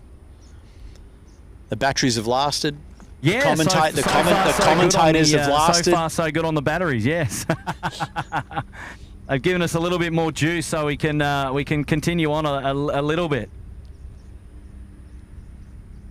which has been handy. Always handy to have a bit of extra juice. So, ladies and gentlemen, if you haven't yet hit the like button on today's live show, please perhaps consider smashing it while you're here. A little bit of homework. The only little bit of homework for you to do. Yours is out? Yeah. Fair enough. Do you need a... No, it's all right. I got like 6%, so it's okay. Yeah, the only little bit of homework that we ask of you, of course, is to hit that like button if you've enjoyed today's coverage and you've enjoyed what you've seen. A great indication of how you might have enjoyed the show, of course. And if you're new here and you're not there in the chat, and perhaps you might consider subscribing to the channel. It's all free to do. It's the freest ways to support us here at SydSquad, and the only absolutely. kind of advertising that we'll ever do on the SydSquad show. But you've been hanging out with Kurt. I'm the host of the show here with special guest Darren as well. And we're bringing you the plane spotting coverage all afternoon here. I think it's just over 4 hours, and going well. We might be able to stick around just for a final hour of power. In that, if we see, we might just try and get the Singapore Airlines departing again. It's slated for a quick turnaround, departing at 6:15. So just over an hour's left of today's live show, and then that's it. The Cairns edition for SydSquad is done. But nice opportunity to come up and plane spot up here today and share an afternoon with my mate Darren and all of the SydSquad fan bam. So here we go. It's the 350. Yeah. Singapore Airlines. I think you really noticed runway 15. Here we go. How much higher the nose attitude is on the 350 compared Lands to like the a kangaroo. 787. The 330s are even higher. It's like a big condor coming in with its feet extended. It's a shame the sun has just disappeared. Oh, still looks good.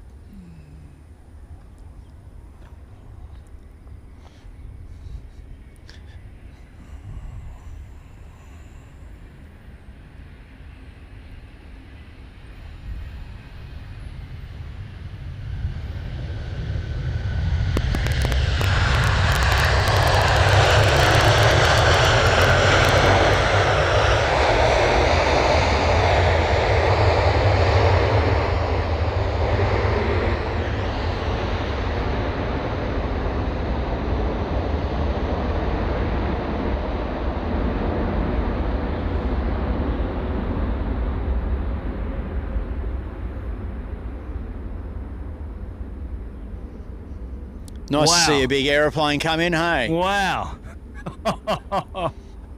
It's been a while since I've stood that close to the touchdown of a big bird like the 350.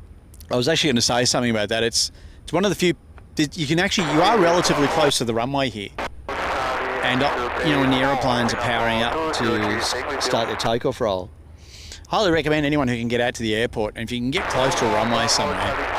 There's something that you get when you're actually standing beside the runway that you don't get when you're watching at home on the television. Oh, it's that. It was exhilarating. It's that fourth dimension. I talk about it all the time about the hot dog stand and the canal spot that we've got just on the northern runway there of the threshold for 16. Yeah. You've got approaches there from the north, straight over the top. Right over the top. Mate, it is exhilarating. Oh, One it's word. awesome. Absolutely exhilarating. If ever you had the opportunity to do it, as Darren said, get on out and give it a crack. Do yourself a favour. Yeah, do yourself a favour.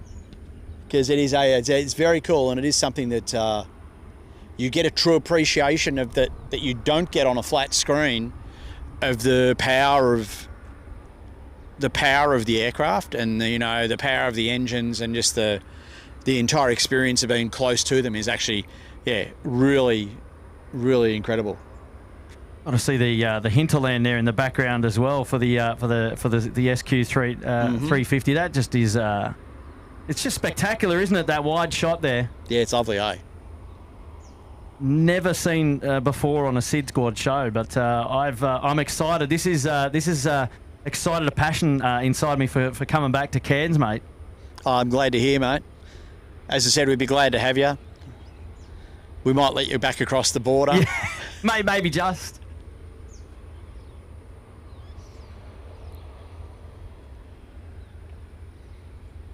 And because you are relatively close to the aeroplanes, you know, like Absolutely. and like Yeah, we've got clear space. It's only probably about 300, 400 metres, maybe. 250, 300 metres. To the runway from our viewing location, which is great. And I mean, we're afforded a view the entire length of their only runway here, which is absolutely fantastic. The only thing is, you just need a little bit of elevation to clear the fence line to get if you're doing some video work, and you're away. Need to go and buy a cherry picker. Cherry picker. Or one of those scissor lifts. See if we get that one past our friends at Cairns. What a shot, though, the That's A350, lovely. the custard duck. There's your screensaver shot. Yeah, the thumbnail for today's show. Up Perhaps, against a tower. yeah, maybe one of the shots down there with the SQ350 and the hinterland in the background. What a beautiful aircraft, amazing lines, one of my favourites, and great to see it here at Cairns Airport.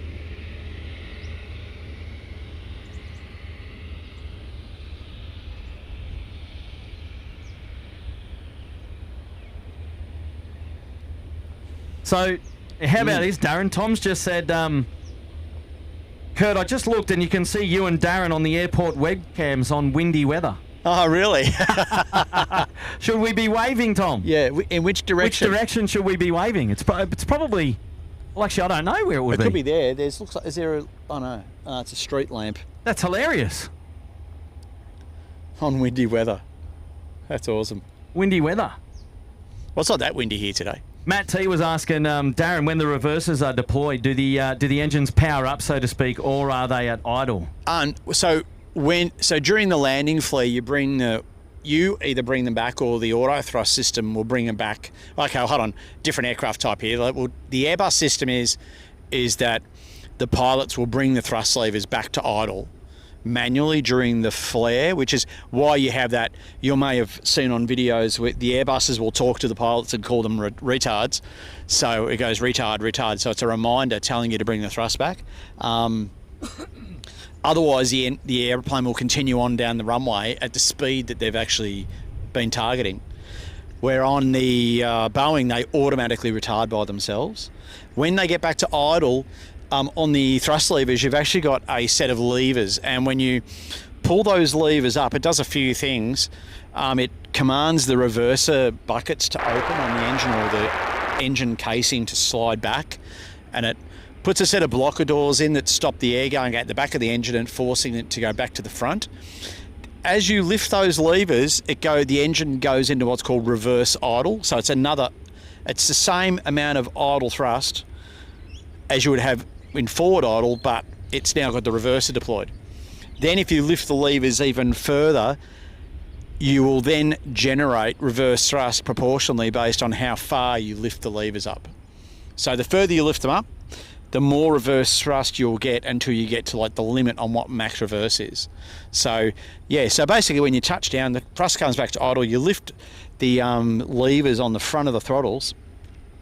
That commands the engine to reconfigure itself, and then you can then lift the levers, because when you initially move them up, what actually happens is the levers will be locked until the engine is actually configured for reverse. Then you can lift them further, and you'll then get to the amount of thrust that you want based on just how far you lift the reverse levers up. So yeah, so it's sort of it's kind of like forward thrust, but it's in reverse. So, and you've got to go through a couple of gates to get it there. It's kind of like trying to explain to someone how to use a mobile phone. If you put them in the sim, you could show them how to use it in 1 second. But when you try to explain it, it's like a convoluted... Especially for somebody who's run out of battery. Almost, I've got like 6% left. Could be right. Right. Here we go. Anto is here. Woohoo, Kurt and SydSquad. Great stream from Cairns. Different traffic. Absolutely. Very. And quite a variety of aircraft in here today. A little bit special for Cairns as well, in that of the the Max 8 there from the RAF BBJ, as well as the pleasant the surprise. Fokker 70. Pleasant surprise. Pleasant surprise. The Singapore 350 is on the schedule, so that's a regular. But nice for us to capture that here at Cairns Airport today, in and out of a little bit of sun as we saw it come up we'll land from the north and then taxi back. Probably the only disadvantage of Cairns is because you do actually have these mountains out to the west. Early shadows? Yep. Early. So and not super bad though. It's not super bad. It's more cloud today. Bit of cloud at the moment. Yeah, a bit of cloud today, but you'd still generally have the sun until about 5:45. 5:45. So we'll plough on just a little bit and see if we get the turnaround there from the Singapore Airlines, and that'll be it. If once Singapore goes out, if they push back on time, then we'll call it a day. A320 coming in over the river. We'll call it a day after that, and wow, what a show it's been today here at Cairns Airport. Seems to have everything seems to have gone all okay for us, which we're happy about. A couple of sound echo issues. We had Darren on the air show speaker earlier today. I think hearing my voice twice would be twice as good as hearing it once. That's right.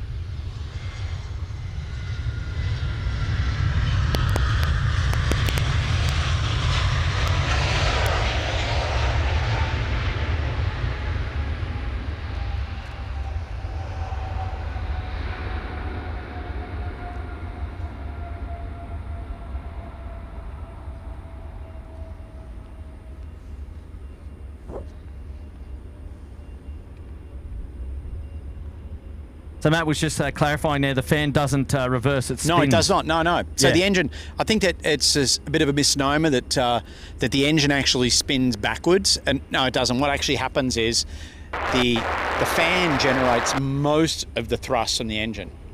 So it gets propelled out the back of the engine, which makes the aircraft go forward. What they do is they put some big metal blocker doors in the way of that, so it can't go out the back of the engine. It gets redirected forwards.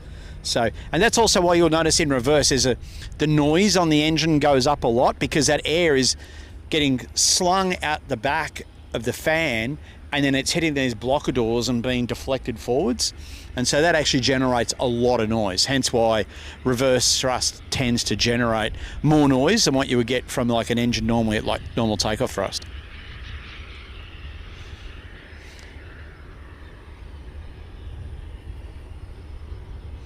They're quite complex systems, thrust reversers, because it's not the sort of thing that you actually want to have deploy in flight. There was a Laudair 767 accident probably 25 years ago. Wow. Over Thailand that had a thrust reverser deploy in flight, and which they ended up losing the aeroplane. Yikes.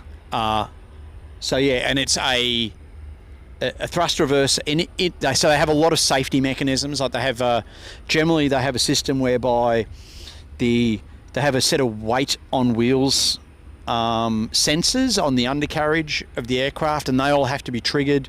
And then so all these safety systems are all there and designed so that you can't actually, even if you wanted to deploy the thrust reverser in flight, it wouldn't deploy because the aeroplane would know that it's airborne, not on the ground. However, there have been times when the actual slides, the casings have moved, and generally they're locked, but if they come out of maintenance, they can sometimes move. But that won't actually trigger the whole reverse system in place. So it's just the cowl moving around.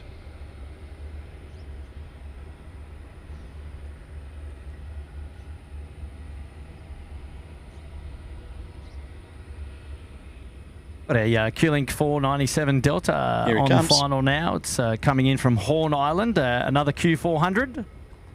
About to join us here on runway 15 from the north. Beautiful. You often see a lot of airlines too, depending on where you travel, like the effect of how strong the reverse thrust is really is aircraft to aircraft dependent. Like for instance, like the A320 family, the reverse thrust is really not that effective. Where on bigger aeroplanes like the 350, the 78, the 777, the reverse thrust is extremely effective at helping to slow the aeroplane down. The big fans, they are very good at creating a large amount of drag with the reverse thrust. where the smaller engines, like you have on the Airbus and the 737, generally not as effective as reducing your speed when you're like rolling out down the runway.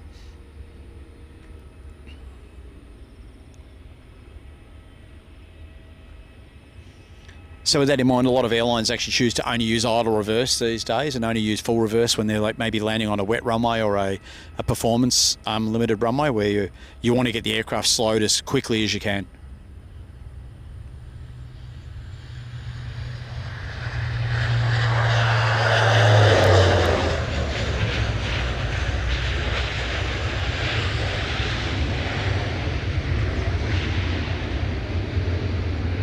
And that's a really good example of using propeller reverse, which you, actually during the flare you would hear that large change in engine note, which is the propeller actually changing direction. Not actually, it's still spinning in the same direction, but it's actually the angle that the blade is generated. I should say, the angle that the blade is presenting itself to the airflow. So that's what that sound is, and it's a super effective way of slowing an aeroplane down.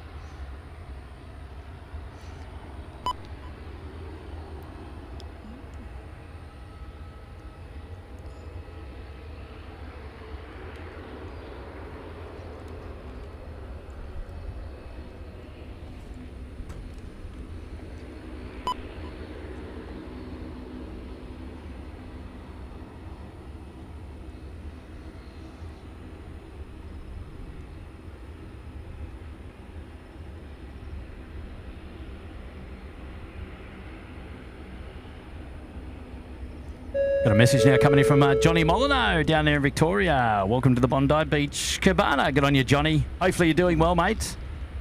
Thanks for tuning into the SydSquad show today, the Cairns edition. Nice to have your company, mate. Got Doug Hewson up there as well, dropping in a message. 11 months in the lodge. Been a lot longer, but appreciate the months where others have gifted. And SydSquad, great wherever they are. Oh, good on you, Doug.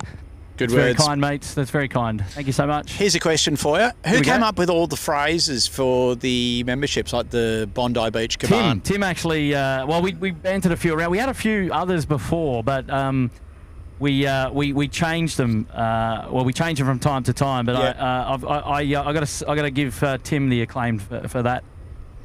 The Uluru Lodge, the Bondi Beach Cabana, no, really and the Sydney Harbour Suite. Yeah. No, very cool.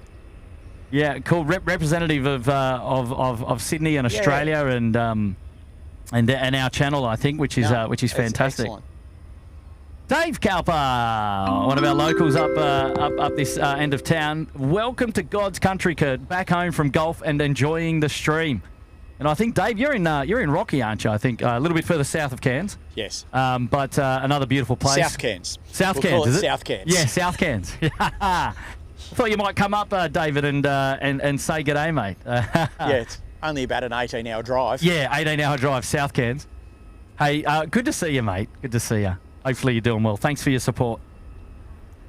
Florian Showerman is here as well. Nice to see you in Cairns, Kurt. Hi to my mum who's up there. Oh, so there you go. Shout out to Florian Showerman and to Florian's mum up here in Cairns, or up this way, which is fantastic. Love that. And we got James Wiley. Hello there, James. I'm loving the Plane Geek commentary. Great stream. My SydSquad hat arrived this week. Oh, well done, mate. Congrats, James, and thanks so much for supporting SydSquad and Little Wings as well, the charity partner of choice for SydSquad. And you've done a wonderful thing there by dropping in some coin to grab some merch as well.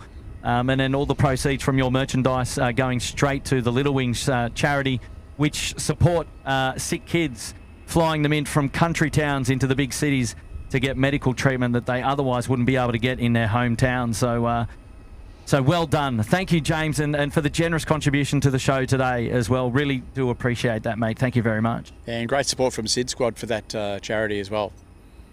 Mark Wagner is in the house. Hello, Mark. Great stream today. Thank you, Kurt and Darren. Have not moved from the TV. Loved it. Well done, Mark. And can't wait to catch up with you again really, really soon. And I appreciate the bat phone works. My good mate, Mark in Sydney. That's awesome. Well done. Thank you, mate. I hope you're well. And please pass on our regards to Rocky. Love it. Oh, Tim's replied. He said he wanted our memberships to be different and not classed. So we went with iconic Aussie locations. So there you go. That's excellent. And it was a very deliberate move on our part, and a move It's also that we're unique. very proud of. It's unique though too. I think I quite like that. It's, you know. Yeah, absolutely.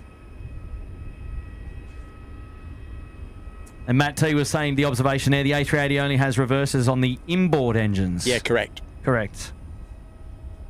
Yeah, Alex Alejandro saying, has Darren taken a breath in the last 2 hours? Awesome info and great to learn, but if he doesn't rest soon, he'll pass out. I'll have to come up for air. I know. No, he's doing well. I think he's a shoo-in for this sort of stuff. Like I said, it was invitation only. I didn't drag him by a chain to get out here. yeah, right. And obviously we're in great hands up here, and didn't want him to miss the opportunity to come hang out. And he's between rotations, so it works out well. Works out real well.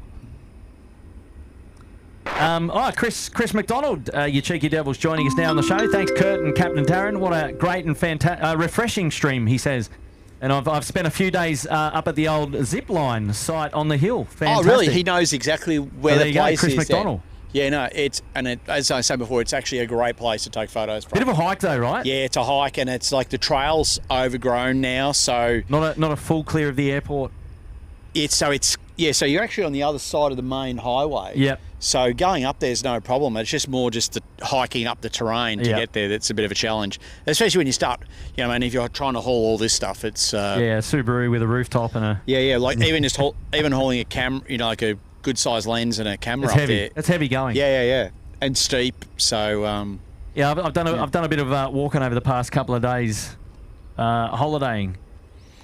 But happy to say today's just been mostly standing still on the roof of the SUV, which has given these awesome elevator views here at Cairns Airport. But looking forward to retiring into the pool a little bit later on, that's for sure. And the pina colada, no doubt. Yes, yeah, or whatever of that descript. I'll describe that. We had some friends out from Japan 8 or 9 years ago. Yes. A guy by the name of Akira Itagashi, who's a Canon ambassador these days. Okay, yep. But he's also the editor of Airline magazine, which is the biggest circulation aviation magazine in the world. It's out of Japan. He's a great photographer, very good picture editor, and Carla and I are at Narita Airport, and he's invited us to go out and take photos for the day. I was up on holidays, and Carla had flown in from Cairns, and she had a couple of days there. And so we go out with him in his car. We're driving around a couple of these points around Narita Airport, and there's 2 main runways there. There's similar to Sydney. So you've got a shorter minor runway and then quite a long main runway. And he takes us over and he goes, I will take you to a jungle point though. And we're going, a jungle point? He goes, hey, a jungle point. There's a famous Japanese farmer location. So we go, awesome. So we're hiking down this trail, it's like 150 metres walking through a couple of farmers' paddocks, right? And we looked at him and like that scene out of Crocodile Dundee, we said, mate, this is not a jungle point when you come to Cairns. So about 18 months later, he comes to Cairns with his girlfriend, and he brings all his camera gear because he's coming down doing a story on Jetstar, what the Jetstar service is like, on the back then it was on the A330. And so he said, we'll take you to our point. And I said, this is Jungle Point, right? So we went and parked the car, and you park the car over the back here at the base of the mountain, and then we're flogging up this trail for 15 minutes, zigzagging through, and there's a goanna runs across the walking path on the way up the hill, and their eyes are like this. And we got to the top, and I said, this is Jungle Point, right? He would have found that quite hilarious. And he got a good story, actually, because he also did Airline magazine published a lot of stuff in Japan. Like if you ever visit Japan, you can get our spotters guides. So there's and they're actual books. And there's one book that's like the Master Spotter Guide book, and it has every single civilian airport in Japan. It has all of the photography locations. It has what lens lengths you'll need at the different points, what access you'll need, like whether you need a step ladder, a full ladder, or a skyscraper like you've got today. Yeah, so they have like, and they were doing an article on Cairns from a photography viewpoint for Japanese people who come down here to take airplane photos. But so we had to take him up to Jungle Point and show him what a true Jungle Point was, as opposed to just hiking through a couple of farmers' And paddocks. did he stay out there for a while? He would have been. Was he exhausted? We spent the whole day up there. We'd gone to the. we said, when we go here, because you can't go and get a drink at half time, so we had to stock up on Gatorades and biscuits and whatever else you want to have to eat sort of during the day when you're up there for like 6 hours. That's hilarious. It's awesome. He actually does very good, very, very good photographer. Does a lot of ambassadorial work for Canon, doing demos, because aviation photography is, people in Australia or United States would have no concept of how huge aviation photography is. Like when you walk into like somewhere like Yodobashi or Bic Camera, which are the biggest camera shops in the world, other than, I would say, there's a huge camera shop in New York. These are the biggest camera stores in the world. And you walk in, and TV shops, and you walk in, and the video you see on the 80-inch QLED screen television is 4K stuff of airliners. Wow. In slow-mo. And, They love it. You go to the camera section, there's aviation photography books, but it's all, generally, it's all paper and all still, as opposed to electronic medium, which is why you don't see. And then you've got guys like Luke Ozawa, who's ANA's official photographer, and all he does is fly around the whole world taking aeroplane photos and putting books out that are #1 selling books in Japan. Yeah, wow. And like I said, when you go to Haneda or to Narita Airport or Kansai on a public holiday up there's 2,000 people on the observation deck, because the observation decks are huge. That's insane. Yeah, it's incredible. Imagine 2,000 people down here. The observation deck, it's probably hard to see, but at Itami Airport, which is the secondary airport in Osaka, but it's their primary domestic airport, there is a park that costs the airport $10 million to build. So to build a park beside a runway, the runway itself is only the weather instruments we were looking at earlier on. Yep. You're only 150 metres from the runway. The park is the length of this road down to where the curve is. So it's about a 500 metre long park right in the middle of the runway that overlooks the entire place. And it has multi-tiered, fully lit with fountains. It has an area at the top of the park where they have TVs with all the arrival and departure times. Wow. It's truly utterly catered. phenomenal and fully lit, so you can go there day or night. Yeah, absolutely. The Japanese take their aeroplane spotting very seriously. Very seriously. Yeah, absolutely. Okay. 4K Aircraft Live was saying Yodobashi, 8K, Darren. Yeah. They're awesome, those big TVs. Well, you'll have to take a photo of me up here on the perch so we can share it with the SydSquad crew via socials one day. And talking about my skyscraper, but here we are.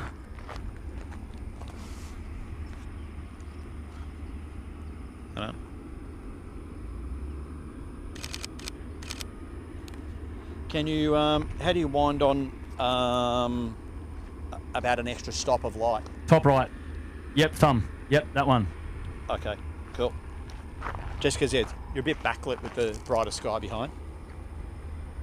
That's better.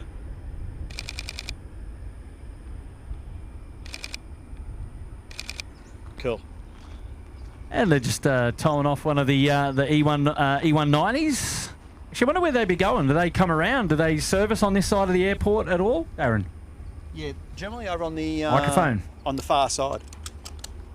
Oh, sorry, yeah, generally on the far side. So they might actually be going down to do an engine run because there is an engine run bay down at the south end.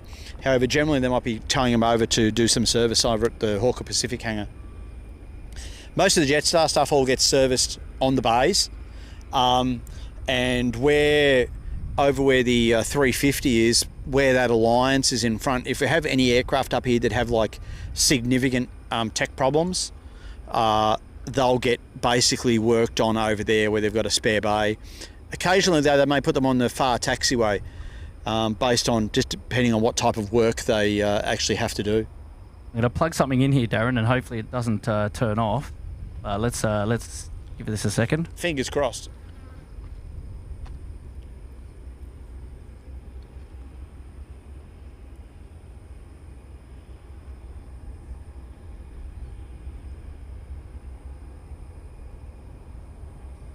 Yep. Beautiful. Beautiful. Back on. We're back in business. Now, a bit of a lull as we count down the final hour until the Singapore Airlines closes up, turns around, and gets out of here, and then that will signify the end of the show here today. So it should be about just after 6 o'clock, I think it is. Yep.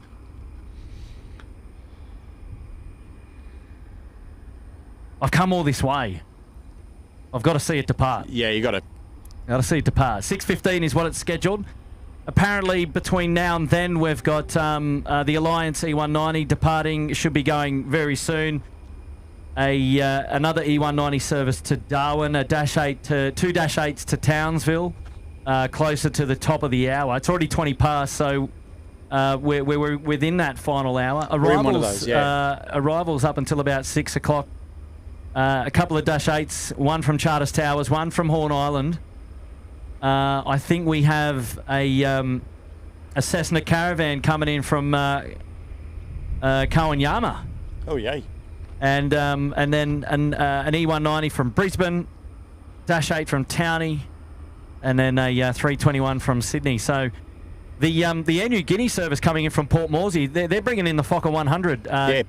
Due in at 6:25 p.m. So they're frequent too. They come in, and I think they generally overnight here, that one, and because they leave early in the morning to head back up to Moresby. Well, I mean, we'll see how that coincides with the Singapore Airlines departure. If that's around the same time in about an hour's time.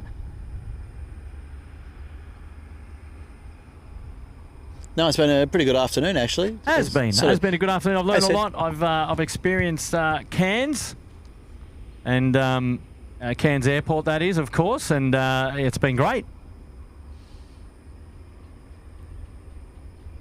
It's a relatively busy airport for, considering its location, sort of where it is.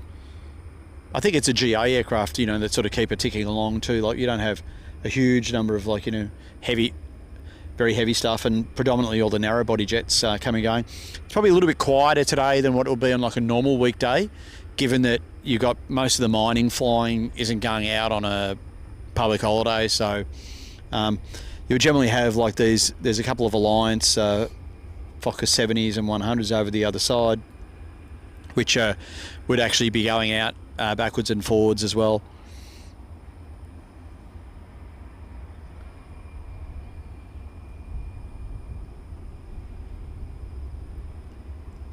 The Qantas 1856 service coming in from Brisbane. It's an E190 now, finals runway 15. I should be here in just a moment's time.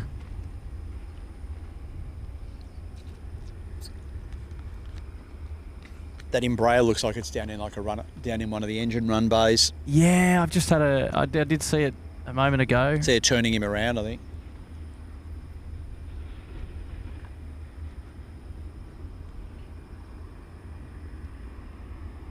Sign up there in the window there as well. Oz Tim joining us on the show this afternoon. G'day, Tim. Over there, 15 months in the penthouse. Beautiful. Is SydSquad becoming a quartet? Great work, Darren. I'm making up for two people. That sounds pretty good. Darren lives up here, and he's been gracious with his time to come and hang out with us today and talk all things planes at Cairns Airport, which has been brilliant. So very happy about that. Add a bit of local knowledge to the mate, it's been fantastic. The Sterling camera work, etc. Good on you, Tim, mate. Thank you for your support as well. Dracaris is joining us now on the show. G'day, mate. Saying hi, Curtin team. G'day from Manhattan. Next stop, Haneda. We'll be tuning in from there as well. Oh, nice. Enjoy your time in Tokyo. It's a great place. Yeah, love Tokyo. It's been a while since I've been. I want to go back to Japan to ski. Are you much of a skier, Darren, or not at all? I used to ski. Used to, okay. Then I cool. got into snowboarding, and then I moved to Cairns. You moved to Cairns. You know, not much skiing done at Cairns unless you want to be on the water. Jump on, you know. We've always, because Australian Airlines used to run the 767 out of here up to Sapporo, and it's always sort of, we've always scratched our heads why, you know, our 78s have not gone back to Sapporo, considering the number of Australians now who we carry. You know, and we're coming out of the Japanese ski season now, but we've always carried, you know, coming up to Christmas and then January, always carried a huge number of people who go and skiing. And a direct flight to Sapporo out of Cairns, which, like I said, Australian used to do it. Yeah.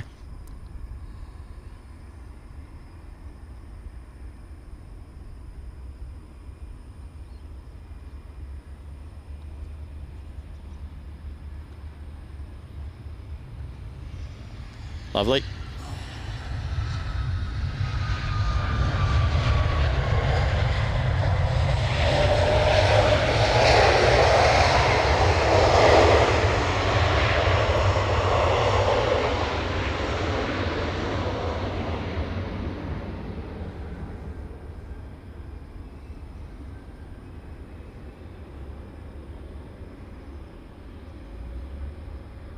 Beautiful side there. The Thank you, no requirements. Airlines E190 operating as Qantas 1856.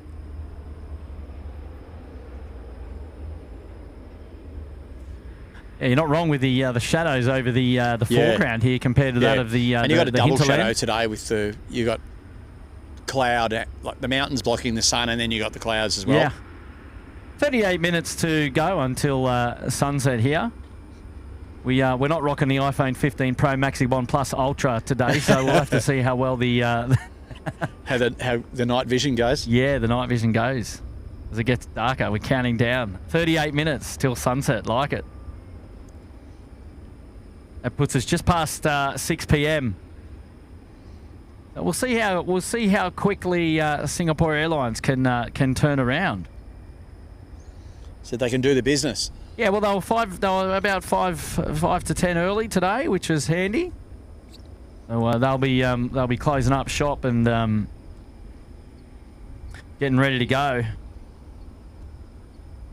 Andrea Trappers is here today, and whoops, wrong one there. And hi, Kurt. This is just what I needed after spending today moving house. Oh yeah, I'm recuperating with the cats and enjoying the show from Cairns. Thank you. Good on you, Andrea. Moving house, man, that's a task. That's a task. Yeah. Doesn't matter where you are. So I'm glad that you can get some downtime now and just finish your evening or the start of your evening watching the SydSquad show here today.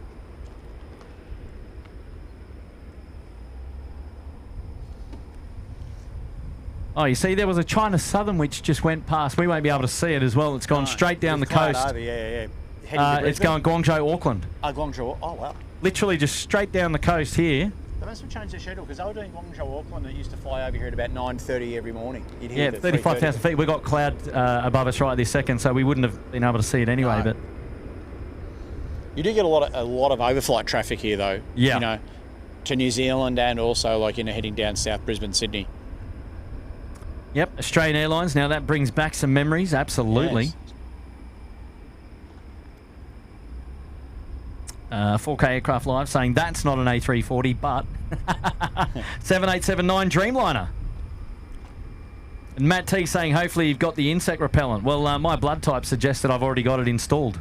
So they don't. I've had a lot of luck with not having any issues with the insects up here, which is great.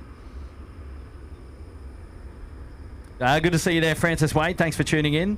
Gary Evans thanking Darren for the legend. Love all the info. Thank you so much. Cheers, mate. Ashley's been enjoying the show as well. And Andrea tuning in at Sussex Inlet. Hello there.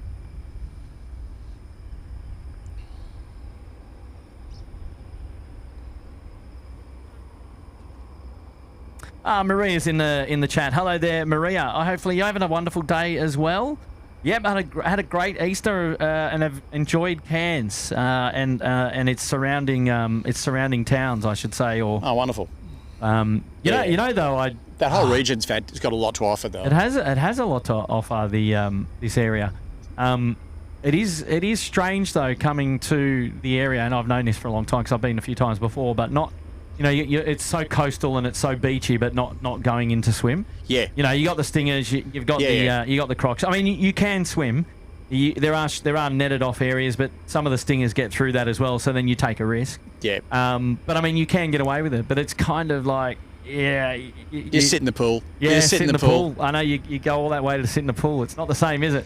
Especially. Yeah, it's an interesting place because when you first think of Cairns, you think, oh yeah, the beaches and all that sort of stuff. It's got great beaches, but like I said, you just don't go swimming.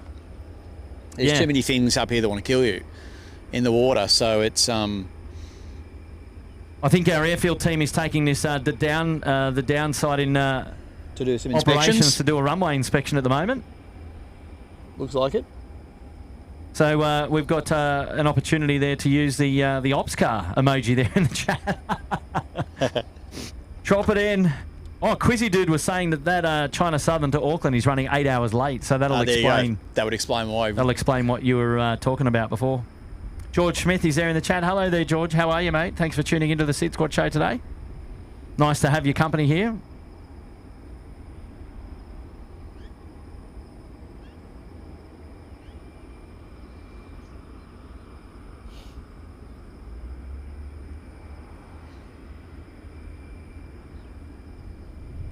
And PP was saying, Darren, which airport do you pilot from? From here. Yeah, so, well, it's one of those ones. It's probably piloting is not the right one, probably where you're based. So it's sort of... So, because most of the airlines all have different pilot bases around Australia. Like there's, Brisbane, Sydney, Melbourne, Adelaide, Perth. And that's all just the numbers on those all depend on the aircraft type that they need there and how many pilots they need for each type of aircraft, what type of flying they do, that type of thing. So, for instance, like down in Melbourne, or actually say Sydney, for instance, like, Qantas has an A380 crew base down there. They have a 787 base, a 737 base, but like they don't have like a, say, for instance, a 380 base in Brisbane because they don't really operate the 380 out of Brisbane. So all the pilots is to basically you move bases based on your seniority, so how long you've been with the company, what type of aircraft you're on, and what role you fill on the aircraft, whether you're a captain, first officer, or a second officer. So yeah, it's all variable really.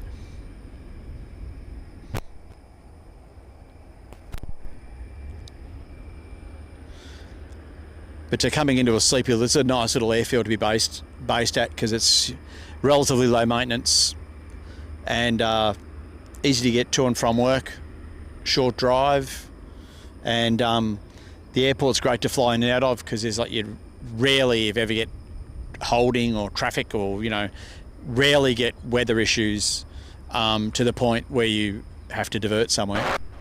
So it's very low maintenance sort of place to be flying out of.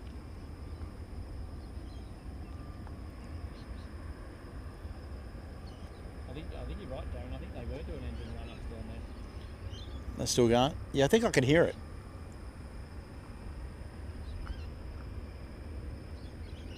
Ali is now joining it. Oh, sorry, mate. I wasn't on. I said I think you're right. I think they're doing engine run-ups down there. We've now got Ali is dropping in and with one gifted membership there. Good on you, Ali. Thanks so much for your support on the SydSquad show today. It's gone to Anthony Kafers, who's been gifted the membership. Well done, Ali. Mate. Steph Bird is dropping in today. What a way to celebrate 13 months and great info from the captain. Absolutely. Well done, Steph Bird. And lovely to have your company on the SydSquad show here today. And thank you so much for joining us. How's our SQ friends going over there?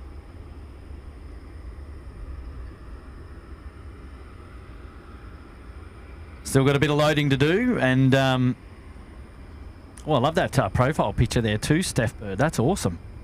Absolutely awesome. Special shout out to Ben Brady. Hey guys, loving the stream. Currently relaxing poolside on holiday in Sri Lanka before flying back to Oz tomorrow. Oh, happy days, mate. Great place to be in the pool. It's where I'm headed after this. Can't wait. Going to enjoy an evening of downtime after the SydSquad show here today. And it's been a great opportunity to come out and enjoy some plane spotting here at Cairns Airport. Something that we've never featured on the SydSquad show before, but a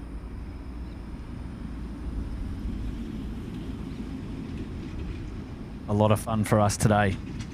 So we are counting down. It's now 5:33 p.m. Probably about another 40 minutes before we wrap it up here today. 45 minutes.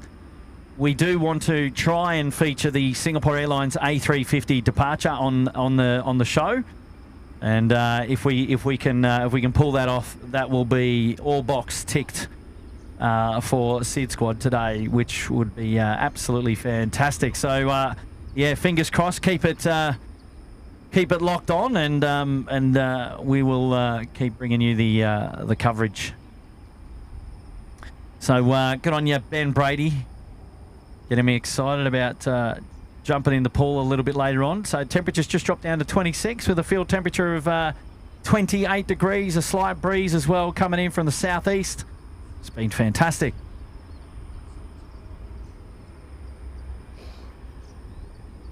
Wee, Susanna, thank you so much. It's a kind message. Appreciate that. Been a lovely day.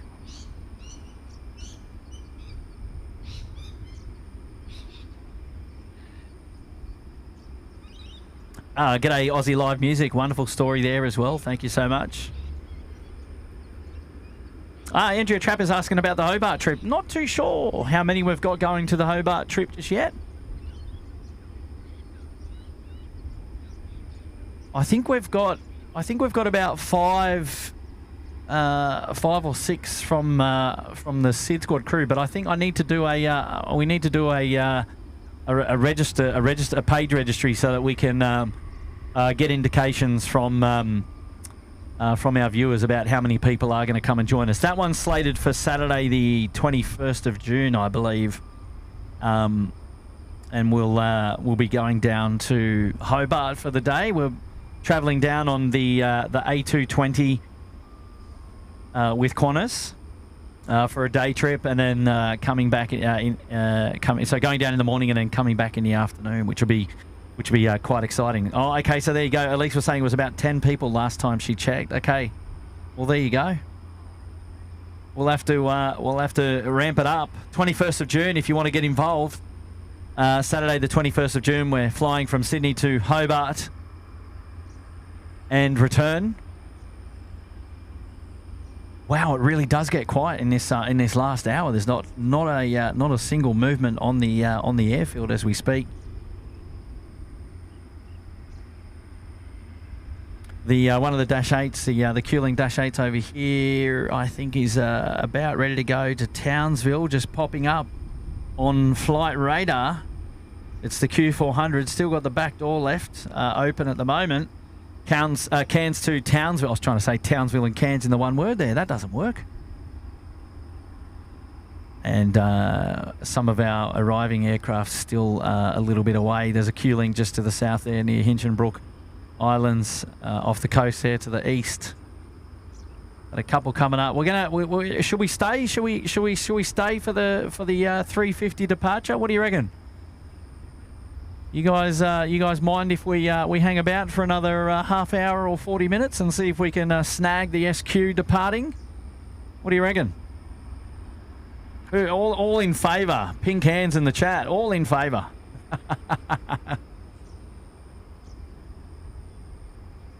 The hour of dower, says FM Percy. Yes, it can be that way from time to time.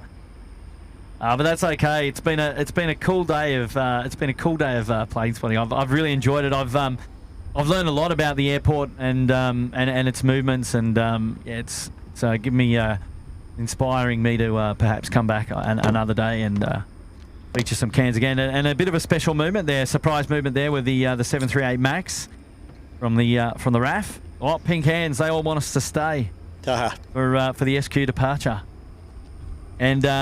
we'll see how the camera goes, because it is starting to get a little bit dark now.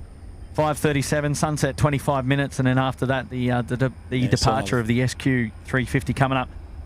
I kind of just want to see it and hear it, and if it goes full length, just rip past us close on the runway. I think it'd be cool. That would be cool. I'd be surprised if they don't go full length. Yeah, fair call. Jack, it may do, assuming the camera quality holds up. We'll give it a crack. We will give it a crack. See how we go. Yeah, not long. No, it's actually quite nice just enjoying the breeze and just looking at the view and not really. You know, it's strange being right at the fence line of an airport and not hearing anything. Couple of APUs there in the distance. I was going to say before, it's actually quite funny how I think the loudest thing you can hear on the airport are the brake fans on the A320s. Yeah. So all the Jetstar Airbuses are fitted with brake fans, and they just scream like a banshee. Don't they? And you can hear them for miles away. Yeah. And when it's such a quiet, it's a quiet environment. Like at Sydney Airport, there's a lot of industry around. There's a lot of industrial. You got a lot of background noise clutter, going, yeah. And it sort of gets distorted and you lose it. But well, they're not going at the moment, but you can when they taxi in and they've done a ripped into the brakes on the landing. It's like you can go, oh yeah. Whee. Yeah, the sound travels out here, and it does. That's for sure. All right, well, pink hands in the chat has indicated that people want to see the 350 to depart. Well, let's pray that it's on time or early, and if so, we'll feature it. But I should say special thanks to everybody tuning into the show today and giving us some love up here in Cairns. It's a bit of a different outlook today for the SydSquad show. We had actually, I should give Matt some kudos as well. He featured Gold Coast during the week, and it was nice to see Matt's back on the show as well, which was great. And I'd known for a little while that I was coming up here to Cairns, and I thought, if I can get a show out, it'd be great. Just got to find the right time, and I'm really glad that a couple of hours this afternoon has worked out well for everything, and here we are. So that's really good. But we'll be back. We'll be back in Sydney later next week at some point. Not too sure when the next live show will be, but obviously we'll be back in Sydney. Not on tour. We'll be back in our home ground. And there may be a sneaky chance that Will Lanting will be joining us on another show very soon as well. And the only other thing is I haven't checked the weather. I haven't checked the weather for Sydney next week, so I couldn't tell you if we're looking to experience good weather or not. But we'll definitely, once we're back on the ground, we'll see what our options are, and then make sure that you're tuned into Facebook. And tuned into the notifications on YouTube as well, because once we go live, or if we announce that we'll go live, those notifications will come through, and we'll sort you out there. So it's how we roll. So Dash 8 to depart, couple of aircraft to come in, not much now, but the business end of the show creeping up on us as we speak, and now 41.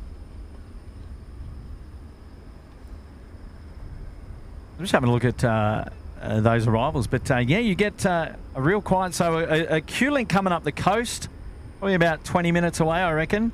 Townsville, Cairns inbound, and another Dash 8 100 coming in from the west, from Kawanyama, the Skytrans as well, probably about 25 minutes away. Quite busy actually today. Those that Skytrans. Yeah, in and out, coming and going. Haven't skipped a beat for most of the day. I was saying earlier, by 11 o'clock tonight, the whole airport will just be full of aeroplanes. Where it's completely chockers. I have noticed actually, it's a constant stream of arrivals. All the way up until about 11:30 at night, and it's a shame. Well, we're not going to go all that way. No, I don't think. No, I did. No, we've come the distance today. By about 6:30, 7 o'clock, you sort of had your last of your major domestic departures going down south, and then it's all just aircraft coming in to terminate. We normally get a Jetstar we normally get a Jetstar 320 coming in from Cairns in Sydney. Yep. Normally the last arrival, sometime around 10:30 p.m. Yeah, So and you always it get will at have had about to have left at 8:30. Yeah, you we have had the, to have left. the departure to Cairns, which is the one coming back here to terminate. Which is okay, yeah. So sort of always crossing paths. Yeah, so that aircraft would had to have left here at about 7:30, I reckon, to get in at 10:30. Yep. So yeah, you're probably right. Anything going to Sydney would have to be off the ground about 7:30 to comply with curfew ops down there in Sydney.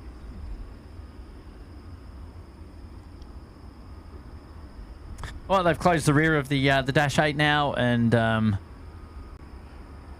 so they're getting ready to. They will get it moving. Yeah, very, very soon, no doubt.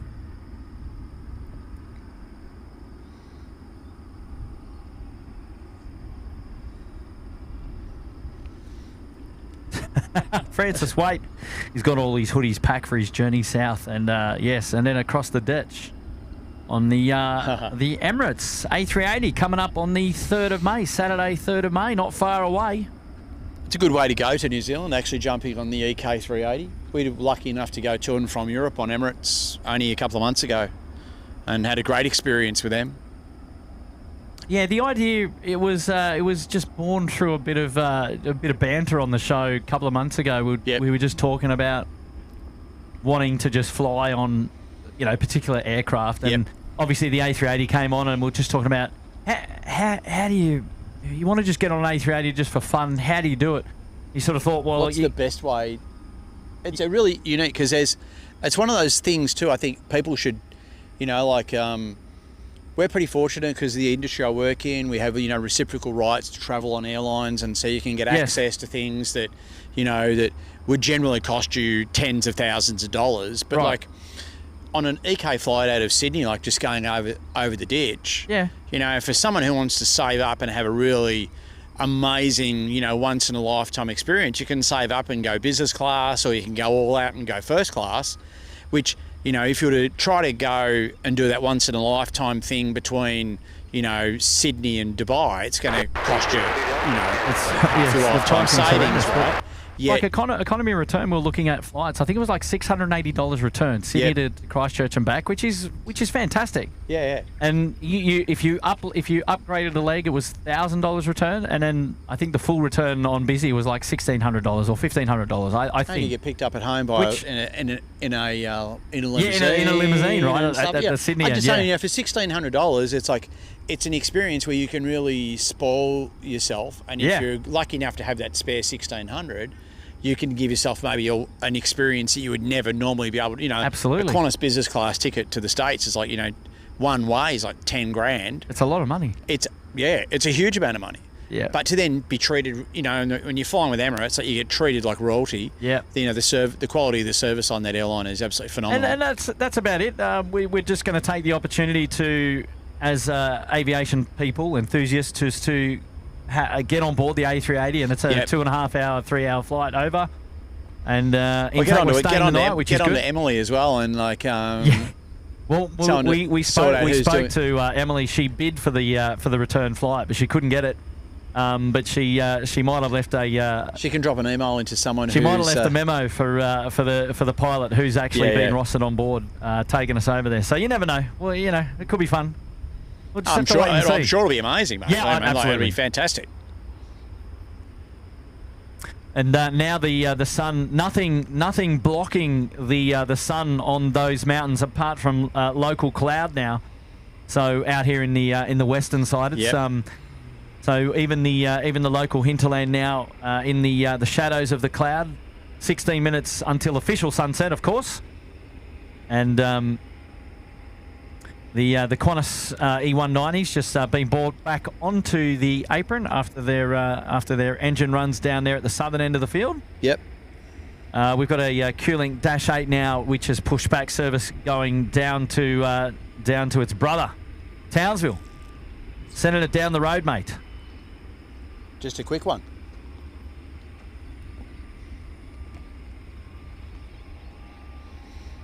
It is kind of like a milk run actually up here. It's the milk run is from here to Townsville on the Dash.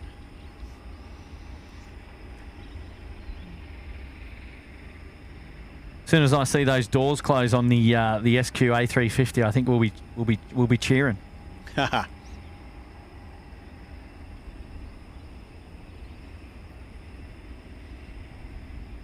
Looks like the loaders are all down near the front cargo hold, I think.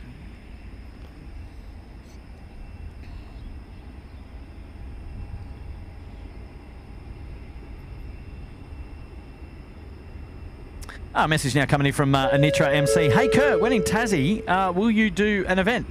Yeah, so the flight down to Hobart, it's a morning flight. We get in, I think, at about 11 a.m. We're going to go into town. We've picked an establishment, an eatery, to have lunch. We will, once we've decided on the location, we'll publicise that. But that's purely the only amount of free time we'll have, because after lunch we'll have to head back to the airport to check in to fly back up to Sydney that same day. So not a massive event planned at all, just purely an opportunity to fly down to Hobart on the 220 And have lunch. Have some lunch, turn around and come back again and call it a day. And I'm really looking forward to that. That's awesome. Yeah, it's going to be a great opportunity to experience the A220. And then I'll be able to talk about it a little bit with a little bit more knowledge on the show. I have flown the 220 before, and that of the Baltic Airways, actually, when they came out to feature with Qantas as their for their rep flights. But I haven't actually experienced the Qantas product yet, so that's what that trip's all about. So it's going to be a lot of fun. So hopefully that answers your question there, Anitra. And we've got the JD Life getting involved now as well. Evening, Kurt, Darren, the mods, and the fan bam. Hope everyone is well. Loving another new location. Awesome effort as always. Oh, good on you, JD. Thank you, mate, for your support. Look at that. As we speak, Darren, the forward freight on the right-hand side there on the starboard side. Oh, yeah, that's always a good sign. Closing up. So I think it won't be long now until the rear will get closed as well, and perhaps they'll consider what's going on. I can still see people coming through the aero bridge there, and so there are packs that are still boarding, as you can see there. Yeah, they are the flash new aero bridges too. They've only been in for Mate, that's awesome that you can see, we can see straight in there, which is fantastic. Yeah. Andrew McLaughlin is now joining us. G'day, Kurt, and working while on holidays? Question mark. Hopefully you're well.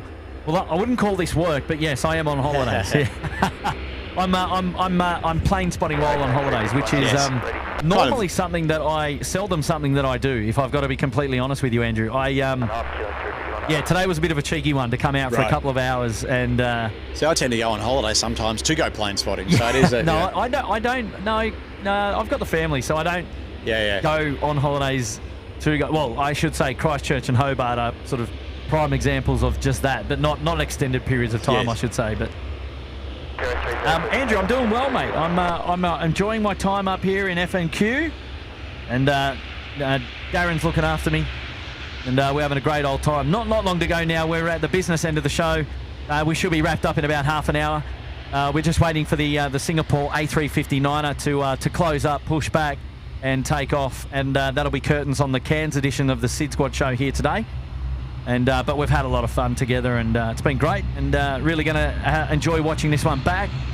And no doubt get me excited for another show another time.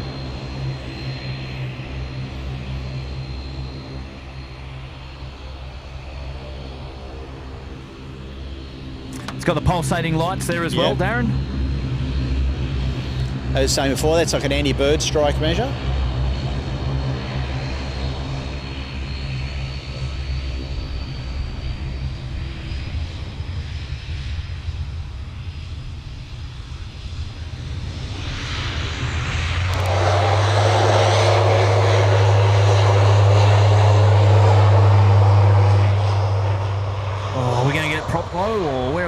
With the prop blow. Come on now.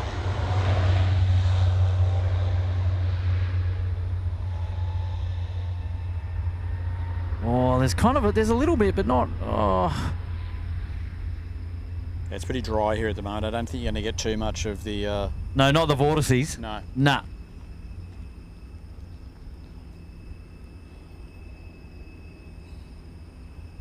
Oh, that left bank just does not get old. No.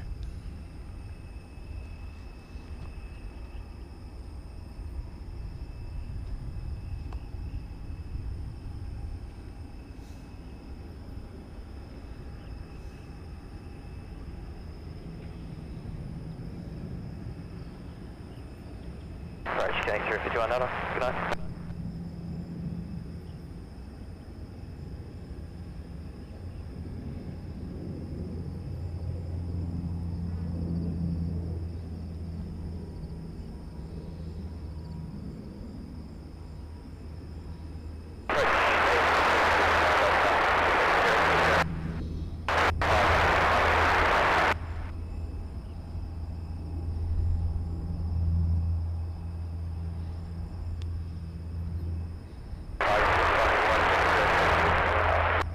Quite a remarkable aeroplane, these, the Q400, because not that many years ago, but a few years ago, when they were bringing them into, when they were in development, there was the Q400 and then the Saab 2000.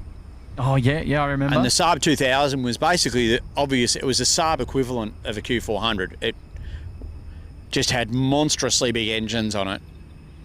And they did some test flying in it out of Melbourne, going down to Launceston.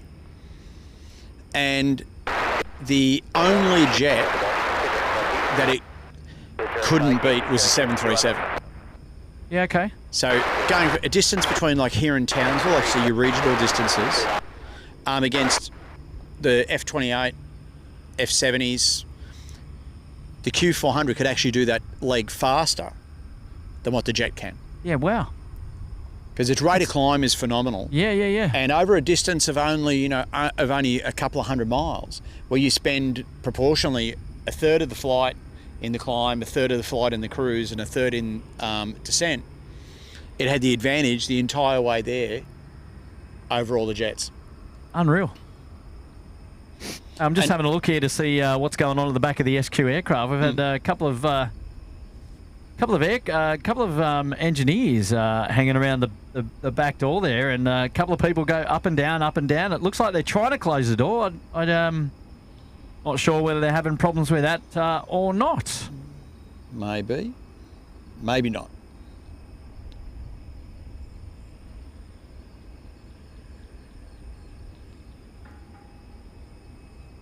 Oh, the plot thickens. The thought plickens. The plot thickens. Oh, what are they doing to me? Haha.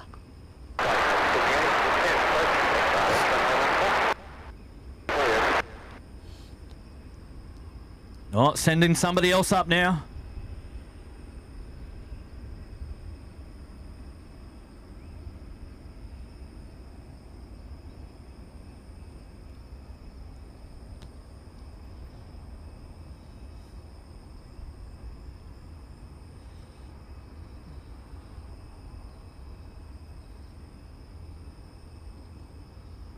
They could also be waiting for the last of the cans to come out with the bags too.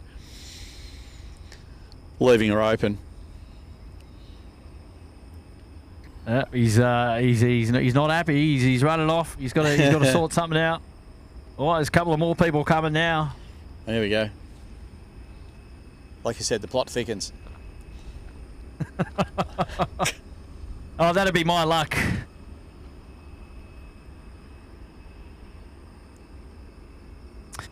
We got a message coming in from Canberra Queen. Thanks for today. It's been just fabulous. Oh, well done, Canberra Queen. Thank you so much for your support. Yeah, awesome work. And drop it in the cheeky 10 there. Magic. Will Tam now up there in the lodge. 10 months. Good on you, Will. Welcome back to the show. How are you? Stephen C. 6 months in the Bondi Beach Cabana. Good on you, Steve. Thank you, mate. And Steve Drones on as well. Drop it in. Find a job you love and you'll never have to work a day in your life. Thanks for the stream on your holiday, mate. Oh, it's a pleasure. And hopefully you're doing well, Steve. Hopefully you're doing well, mate. Appreciate your support here today. Well, everything was running like clockwork here today, wasn't it? It was. Well, past tense was. Well, I mean, they're still ahead of their scheduled departure time, so maybe, stranger things have happened. True. But it is definitely clear that there's something amiss there with the rear of the Singapore Airlines A350. Them trying to close that door. So hopefully a slight misdemeanor, and it'll get sorted out in just a moment's time.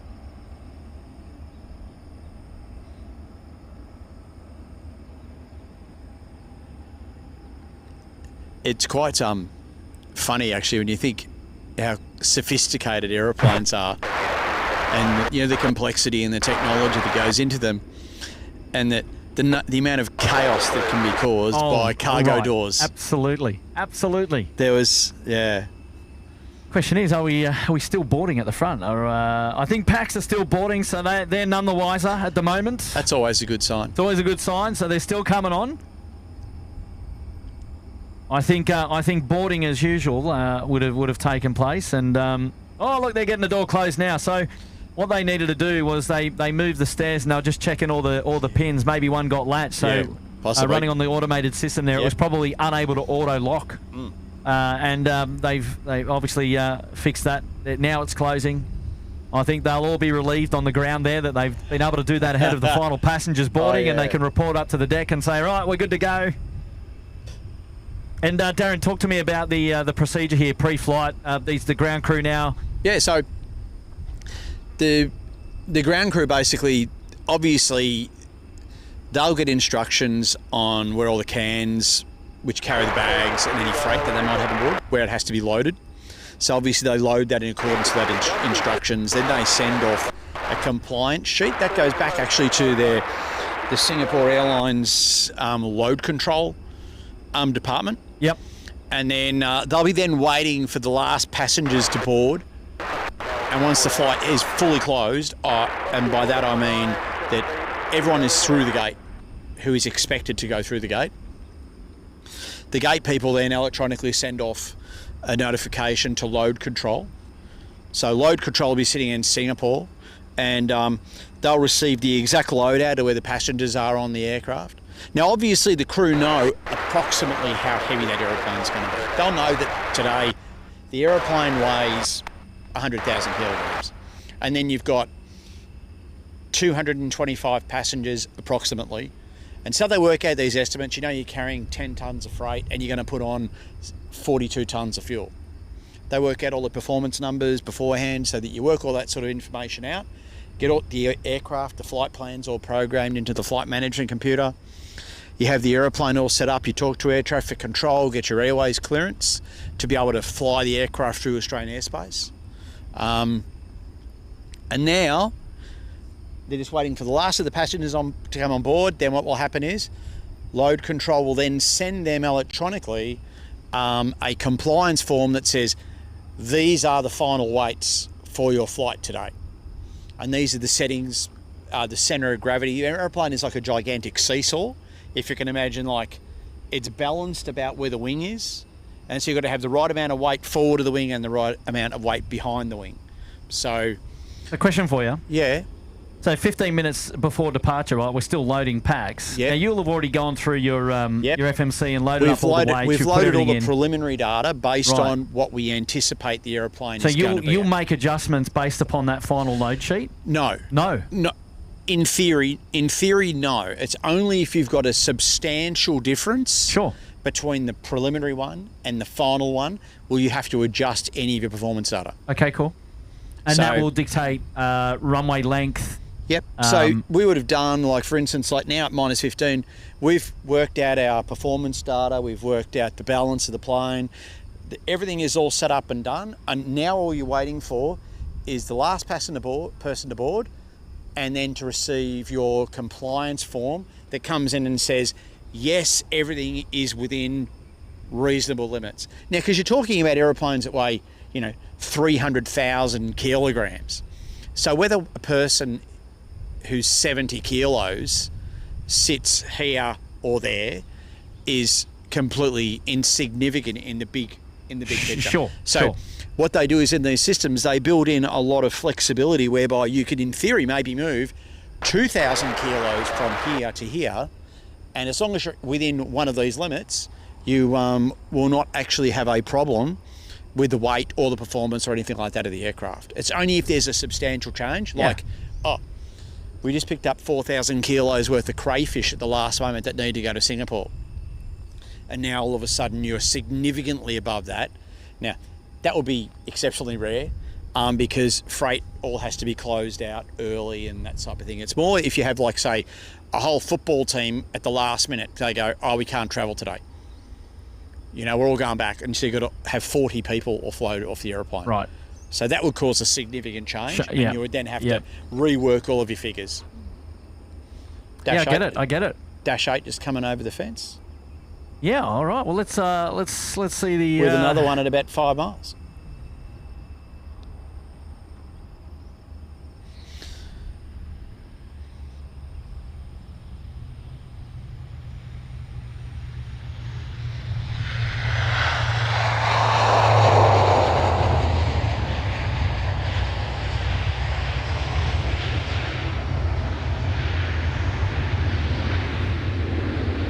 It was about the first movement in about half an hour. Yeah, it was. Someone else coming in now too. Hopefully our raccoon will be on its way shortly.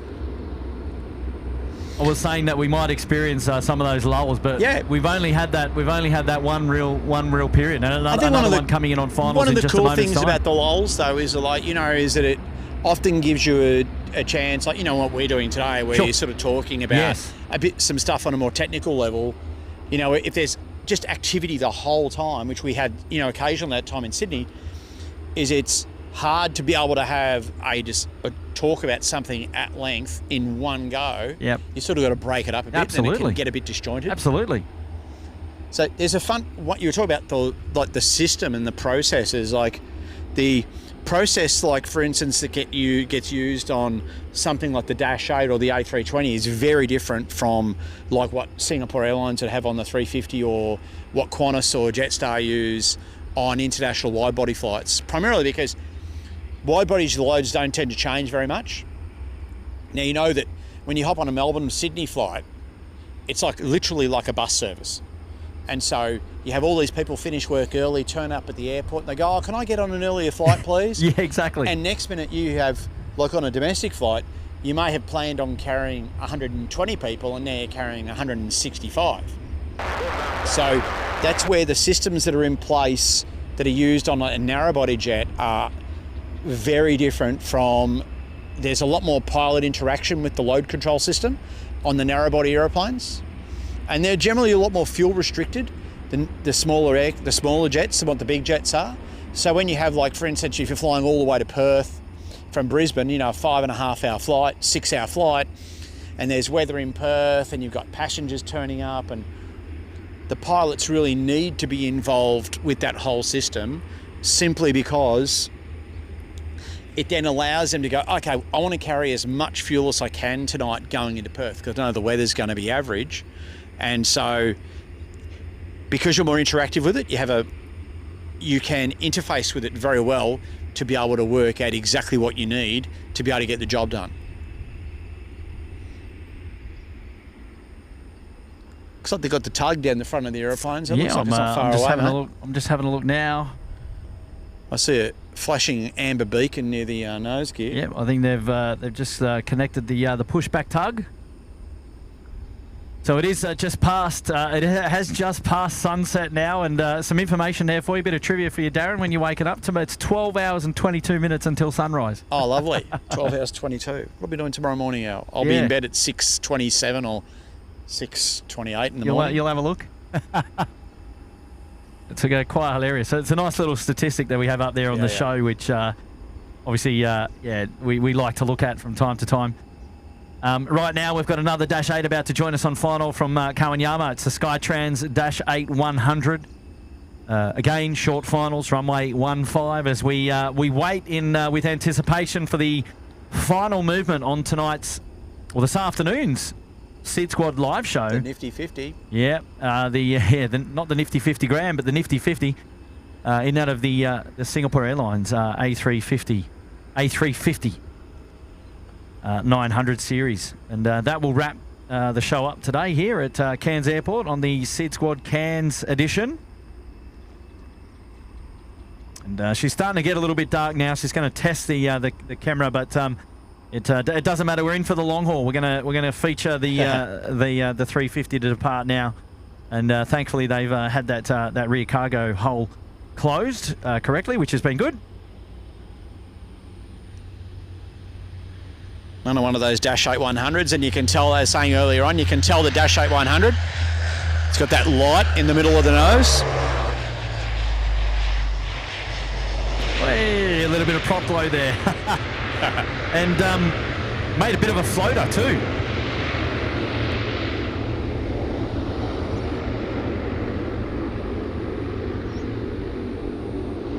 How's the vision still, ladies and gentlemen? Are we having near on 3,000 3,000 loud and clear? So having nearly 3,000 hours on the dash, I can very affectionately say that every single landing on the Dash 8 was like being involved in a railway derailment. The only time you could ever land a Dash 8 smoothly, and I think if Peter Tiller is still floating around in the chat there somewhere, yeah, he'll appreciate it. Was on a wet runway. On a wet slick. Because you've got this quite big, heavy tyres at the end of a big, long undercarriage leg suspended off, a high wing, and so the moment the wheels touched down on any kind of asphalt that wasn't lubricated, the whole aeroplane shook exactly like you'd been on a train coming off the tracks. Yeah, wow. Beacon on.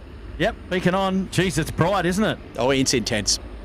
787 and the A350, obviously next-gen aircraft, have all got the new LED packages, nice and bright beacons. Super intense, hey? Like, you can see the beacons. See them for miles. I would roughly say 100 kilometres. Yeah, easily.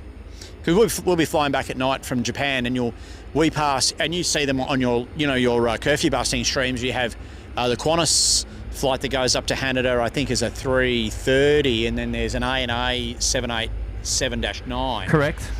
And we pass them. We're generally just south of Guam when we go opposite direction. And so they'll fly past normally within 10 or 15 miles of wherever we are. And you'll see the beacons. You'll see them on the navigation display from the TCAS system, which shows you traffic around about 50 miles. And you'll see the traffic pop up on the nav display, and you look out the window and boom, there they are. There they are. Spotted. And it's interesting because you've got the 350 in front, the 330 in front and the 78 behind. You can see the 78, but you can't see the 330. Yeah, wow, yeah, because the 330s is the 330's small. just got the standard flasher, it's flasher rubbish, beacon. isn't it?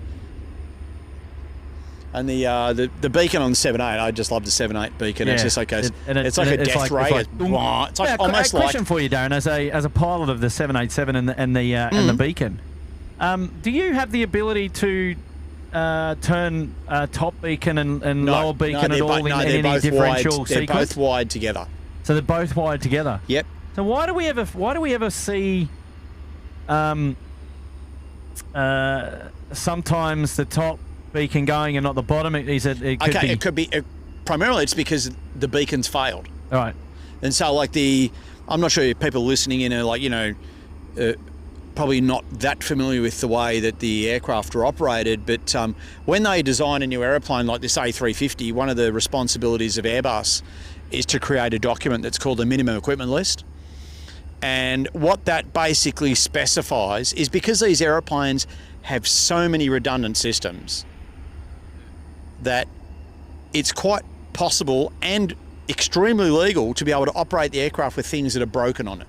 Everything from seat belts to latch mechanisms to generators on engines to like the auxiliary power unit to interior lighting to the in-flight entertainment. Now, when the manufacturer is designing this minimum equipment list, it has to specify time frames that which things have to be repaired in, and they might say that, okay, you can operate with one of the two beacon lights unserviceable, but you can't do it for any more than 3 days. Yep. And then it has to be fixed. Sure. And then also when they design that MEL, the minimum equipment list, yep, they're obviously, because now you're dealing with things that are not working that would be used every day, you have to come up with alternative procedures that the crew have to apply.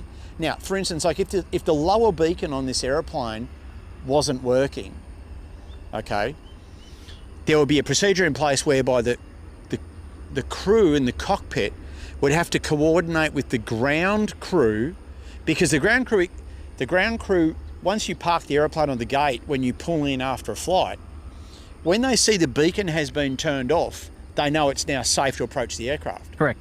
But because the beacon's not working, they go, oh, the beacon.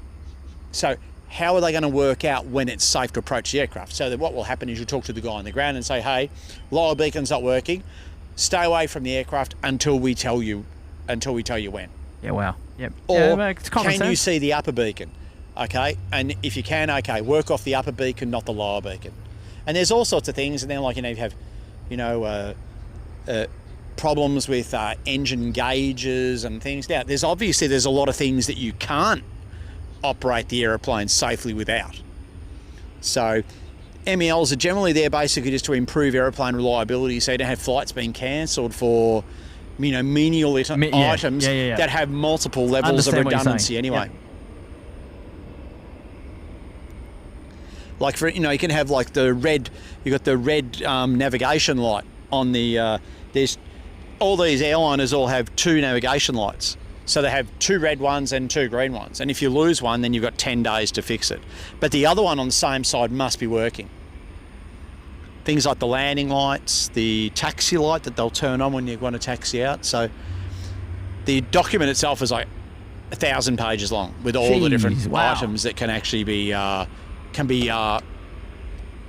unserviceable and still fly.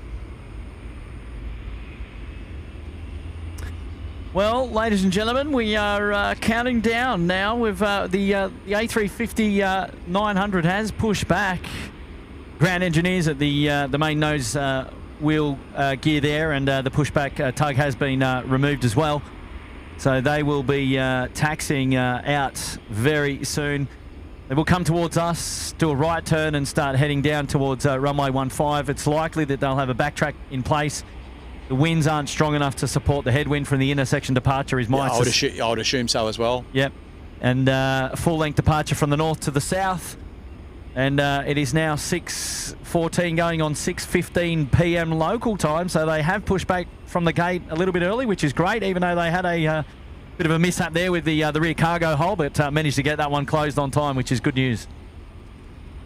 Engineers now walking away.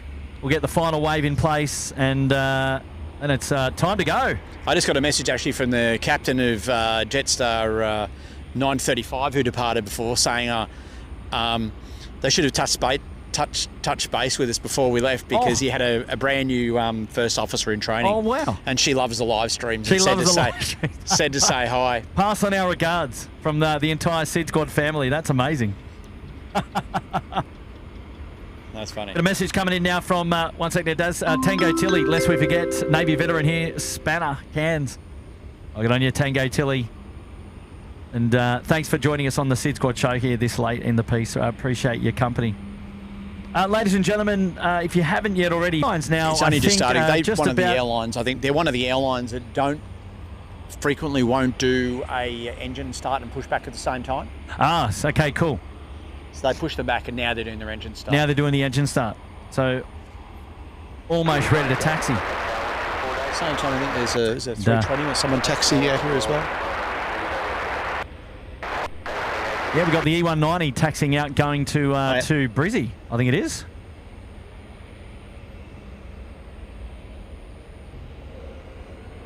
It's probably a good time to be wrapping up the show now, because we're pushing the boundaries of the daytime camera.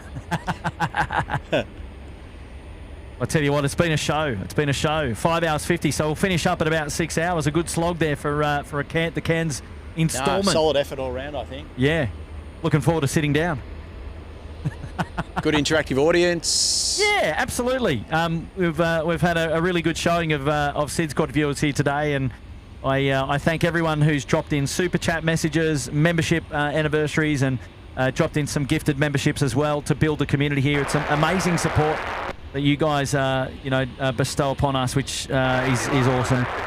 And hopefully we're back. Yeah, a little bit of a drop there. Sorry about that. Yeah, so amazing support as always. And really do appreciate it. And we'll be back in Sydney next week at some point. And we'll be looking forward to bringing you our usual regular Sydney shows as well. And can't wait for that to happen. So make sure you stay close to the channel, of course. Have your notifications set to on. And you won't miss a beat. The after party, as always, is at Facebook. And you're looking for SydSquad.au. And I've got to say, it was probably about a year between drinks, Darren, that you were on the last show with Will. It might have been. Yeah, when was that? Maybe September? Yeah, September. maybe a year and a bit. Maybe a year and a bit. September, October last year. September, maybe? Rightio, Qantas 1851 service to Brisbane now. About ready to depart here, runway 15. Turning left straight onto the runway. It's going to be a turn and burn. So here we go.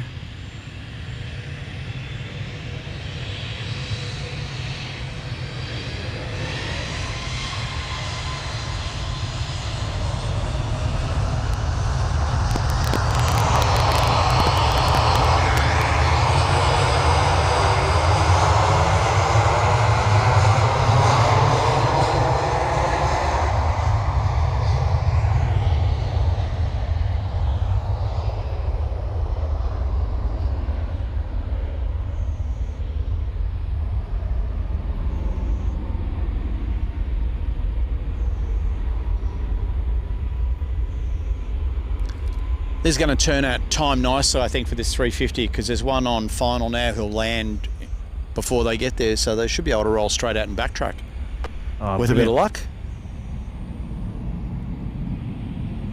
The next time you come, mate, and you're actually sitting down on the Esplanade having a pina colada, it's actually over night time now, this sort of time of night, it's fantastic to be sitting there and you see the aircraft climbing out, rolling into the turn. Really nice view. Yeah, I actually, the golden hour is a really nice time, actually, for doing anything, really. Plane spotting added to that list for sure. Right, well, here she is.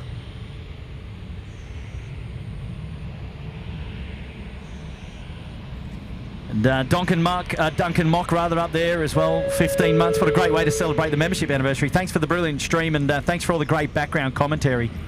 Cheers all. Good on you, Duncan. Thanks, mate, for that. And appreciate your support on the live show. As always, mate, 15 months at the top end. And lovely support as well.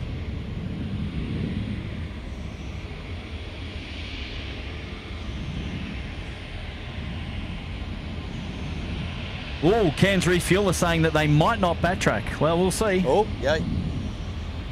We will see in about a minute's time. I think word's got around Cairns Airport that there's been a live stream going on here today. Yeah. It's like the refueler knows, the safety officers all know. Exactly. Oh, wow, she's getting dark now. I think we're almost at our limit, but this is brilliant. This is brilliant. I wanted to feature the at least the arrival of the 359, and we've done that. Someone coming over the fence too. I'm not sure who it is. It's we've pushed all the way to the very end here. Pushing the limits of the technology. Yeah, pushing the limits. Oh, this is the New Guinea. Great it is timing. too. Yeah, perfect. Oh, this is the icing on the cake here.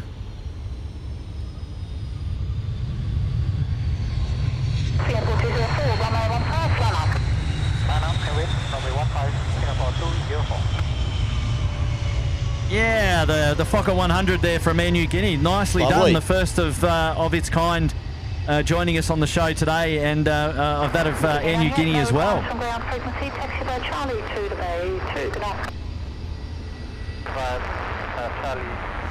Okay, it's been given a lineup clearance. Right, let's see what they get up to here, Darren.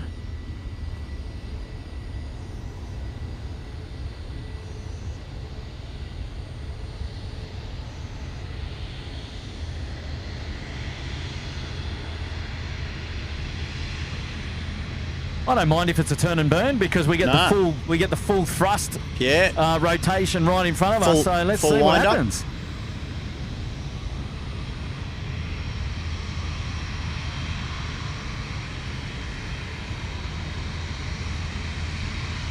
Yep. Wow, it's coming. Here we go. Beautiful. Turn it up, ladies and gentlemen. This is the final departure of the Cairns edition of the SydSquad show. Going out in style. Let's have it. Going out in style. Here we go. The turn and burn. Booyah! 030, triple takeoff, runway 15, Singapore 204.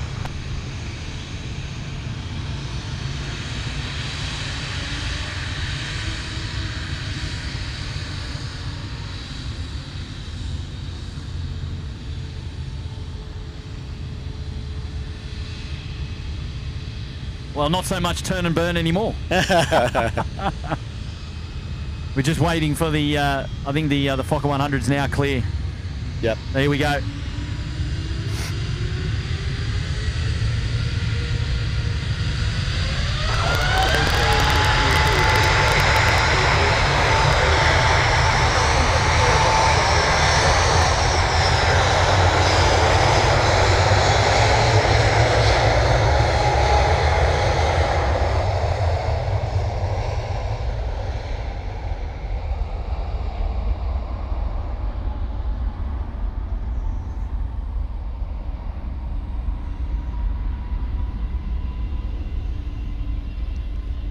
Lovely, right through the lights of the city.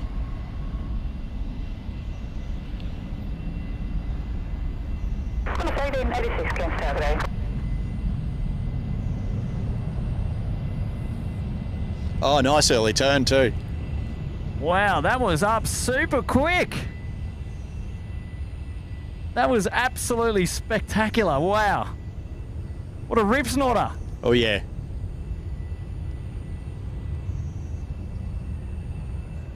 Singapore 204, connect approach, good night. There we go, the Singapore 204 contact approach and good night. 86, wind 150 degrees, 6 knots, clear to land. Wow, that was pretty cool, man. That was awesome. That was very cool, eh? Yep, the camera's really struggling now for a bit of focus. She's so dark out there. It's basically pitch black now. Well, ladies and gentlemen, that is it. That is the Cairns edition of the SydSquad show over and out. We're pretty much wrapping it up here now, and that's it. That's all we've got to say. Darren, huge thank you to you for being here. My pleasure, mate. My pleasure. Always a pleasure to hang out with you. I hope you've had a great day, mate. No, it's been good fun. And thanks for joining me on the SydSquad show. And thank you to all the viewers who were here who got to enjoy Cairns Airport courtesy of SydSquad. Thank you for being here with me today. And Darren, we've had a great time chatting with you, answering your questions. Day, mate. And we can't wait to have your company again on another live show very, very soon. I'll look forward to that. Say again? I said I'll look forward to that. Yeah, mate. Absolutely. Next opportunity we get. And that's it. But I've got to get out of here now. It's time to wrap it up. The show's come to a close. And what a day of plane spotting here at Cairns Airport. Something different for our SydSquad show, but really, really do appreciate everyone tuning in. And there we go, Tim just reaffirming firmest handshakes to Daz for his wonderful job today, and we absolutely do appreciate it, mate. And great work with the channel too, mate. But both of you, you know, everyone say the same thing. You guys are doing a wonderful job. Sharing the love of aviation, aeroplanes, and the community and that sort of thing. So, yeah, keep up the great work. Thank you, mate, and we absolutely will do. Absolutely will do. All right, well, that's it from me, ladies and gentlemen, as we wrap it up. And that will close the Cairns edition of the SydSquad show. We've firmly planted the flag, and we look forward to having your company on another live show very, very soon. And until then, look after yourselves, stay safe, of course, and be nice. My name is Kurt. You've been hanging out with myself and special guest Darren today on the chilled back family-friendly show, and here at SydSquad, and a special edition. And we look forward to having your company again next week. We'll be back again. Enjoy your weekend, ladies and gentlemen, boys and girls, and all the very best. But from us up here in the far north of Queensland, up at Cairns, it's good night. So see us later. Bye-bye.